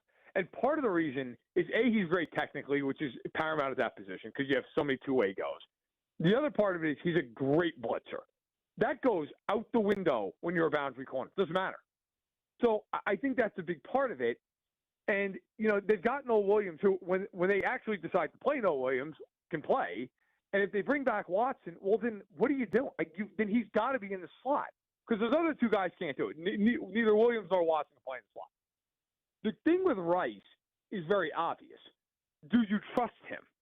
I mean, look, it's not hard to see. There are times with Rashee Rice when he does not run full out on routes. He just doesn't. There are times it was jogging in certain routes in that Texans game. And obviously all the off-field stuff that goes with him. So, are you going to give him $30 million a year over 4 years? And if you are, is every single dollar in that contract voidable if he gets as much as a jaywalking ticket? That's the question. McDuffie, you don't worry about any of that stuff. You do with him. And that's the push-pull. It's a very hard decision for Brett Veach to make. That is Matt Verderame of Sports Illustrated. If you want to check our full conversation, we talked a lot about the games that we have coming up this weekend in the National Football League. I would encourage you to check it out on the podcast page. That's just one thing with Rashee Rice that it's tough for me to advocate how you should become generationally wealthy if you have effort issues when you're on your rookie contract. I don't think that's a problem that gets solved with more money. You made it. Step one is making it to the National Football League. We saw what his offseason looked like after they won the Super Bowl. The next thing is getting the money that sets everybody up. He made second-round money. I don't want to make it seem like he didn't get paid. I mean, second-round money, that ain't the nobody around me has to work anymore money. That's not what it is. You get this second contract, that's the mom doesn't have to work anymore deal. Pops doesn't have to work anymore. I can retire them money. We're talking about you get $60 million guaranteed. That's what Jamison Williams got. So it is certainly something worth thinking about if you are the Kansas City Chiefs. Keep it right here. You're listening to The Drive. The Drive with Carrington Harrison on your new home for Chiefs football. 96.5, The Fan, brought to you by DM Injury Law. Have you or a loved one been in a car wreck? Contact DM Injury Law today and get the money you deserve. Car wreck? Remember, Mike's got this. Hey, Missouri, if you haven't heard by now, good news. FanDuel Sportsbook is live in the Show Me State, and they're kicking things off with an offer that's tough to beat. Right now, new customers in Missouri can bet $5 and get $300 in bonus bets, win or lose. So whether it's football, basketball, hockey, or more, you can bet it all on an app that's safe, secure, and super easy to use. So download FanDuel today and head to FanDuel.com/Missouri and join the excitement. Remember, New Missouri customers can bet $5 and get $300 in bonus bets, win or lose. Because Missouri, it's time to play your game with FanDuel. FanDuel is the official sportsbook partner of 96.5 The Fan. 21 and present in Missouri. Gambling problem? Call 1-800-GAMBLER. First online real money wager only. $5 first deposit required. Bonus issued as non-withdrawable bonus bets that expire 7 days after receipt. Restrictions apply. See terms at sportsbook.fanduel.com. Another app for inventory, one for CRM. Oh, don't forget accounting. Wait, which login was that? Or you could use Odoo, one fully integrated system that does it all without the hassle. Ditch the app overload. Get everything your business needs on one platform. Try Odoo free today at odoo.com. That's ODOO.com. Bet the game day action right from your phone. Download the Caesars Sportsbook app now. Use Radio MO. Place your first bet of $5 or more and get $150 in bonus bets if you win. Open to new users in Missouri who are 21 or older. First wager after registration must qualify and win, and bonus bets expire 30 days after receipt. See Caesars.com/promos or the promotions tab on the app for full terms. Gambling problem? Call 1-800-GAMBLER. What matters to you matters to us. That's why Busey Bank takes the time to understand your goals and build solutions that fit your story. From everyday banking to long-term planning, our team is here to help you navigate every stage with care and expertise. We're more than a bank. We're your neighbor, your advisor, and your advocate. Busey Bank, building business, growing wealth since 1868. Member FDIC. This is the story of the one. As an HVAC technician, he and his digital multimeter are in high demand. So when a noisy office HVAC turns out to be a failing blower motor, he doesn't break a sweat. With Grainger's easy-to-use website and product information, he selects the product he needs to keep everything humming right along. Call 1-800-GRAINGER, click Grainger.com, or just stop by. Grainger, for the ones who get it done. It's RSV season. Is your baby protected? RSV is the #1 cause of hospitalization in all infants. Protect your baby from severe RSV with an immunization. I think he's having trouble breathing. A vaccine during pregnancy or preventive antibody is now available. Help prevent RSV before it happens. Learn more by visiting lung.org/RSV. Furnished by the American Lung Association. Hey, what's up, flies? This is David Spade. Dana Carvey. Look, I know we never actually left, but I'll just say it. We are back with another season of Fly on the Wall. Every episode, including ones with guests, will now be on video. Every Thursday, you'll hear us and see us chatting with big-name celebrities. And every Monday, you're stuck with just me and Dana. We react to news, what's trending, viral clips. Follow and listen to Fly on the Wall everywhere you get your podcasts. This is the story of the one. As the purchasing manager at a manufacturing plant, she knows the only thing more important than having the right safety gear is having it there when you need it. That's why she partners with Grainger for auto reordering, so her team members can count on her to have cut-resistant gloves on hand, and each shift can run safely and efficiently. Call 1-800-GRAINGER, click Grainger.com, or just stop by. Grainger, for the ones who get it done. You know that Big Bargain detergent jug is 80% water, right? It doesn't clean as well. 80% water? I thought I was getting a better deal because it's so big. If you want a better clean, Tide Pods are only 12% water. The rest is pure, concentrated cleaning ingredients. Oh, let me make an announcement. Attention shoppers, if you want a real deal, try Tide Pods. Stop paying for watered-down detergents. Pay for clean. If it's gotta be clean, it's gotta be Tide Pods. Water content based on the leading bargain liquid detergent. This season, enjoy stress-free comfort with easy booking and trusted service from Anthony. Save up to $4,500 on a new high-efficiency HVAC system. Schedule today at anthonyphce.com. Chiefs coverage this past hour has been brought to you by waysidewaves.org. Save a life this holiday season. Wayside rescues thousands of animals each year. Your gift today provides a complete circle of life-saving care they need to heal and find loving homes. Donate today, and your gift will be matched. Visit waysidewaves.org to make your life-saving gift today. You're listening to 96.5 The Fan from the DM Injury Law Studios. Mike's got this. Here's traffic, brought to you by DM Injury Law. Have you or a loved one been in a car wreck? Contact DM Injury Law today and get the money you deserve. Car wreck? Remember, Mike's got this. Crash Lenexa 435 northbound as you approach Midland. Right lane is blocked. And then 435 southbound, there's a problem at 87th. Off to the right shoulder, but a lot of onlooker delay. Very heavy both sides through this area. And I'm Val with traffic on 96.5 The Fan. The Drive. First to breaking news in Kansas City. The Royals have a new outfielder. His name is Lane Thomas. Somebody text that in right before the break, but you know, the text line be lying. Sometimes you can't just trust the text line telling you something happened. They like to fool you sometimes. But no, the text line was right. The Royals have a new outfielder. His name is Lane Thomas. Now, I don't want you to get too excited about this move. This is a fourth outfielder depth kind of move. He does not hit for any power. He has 76 home runs in his career. It's in 7 years. I mean, he hits for a little bit of power, I guess.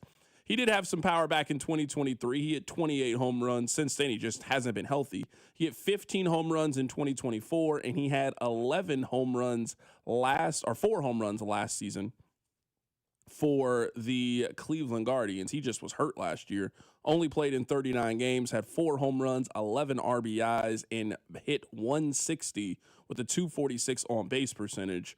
So, I mean, I think this is pretty clear what kind of move this is. They're hoping that they can get him back to their 2022, 2023. They're hoping to get that version of Lane Thomas, and this is kind of the moves that the Royals need to do. You kind of got to buy low, and that's exactly what it looks like they've done with Lane Thomas. I mean, if this is a fourth outfielder type, this is a fine move. Like, in 2024 in Washington, he was a fine player. He hit 250 on base, OPS, of 730. He had 8 homers. That was 2024 in Washington.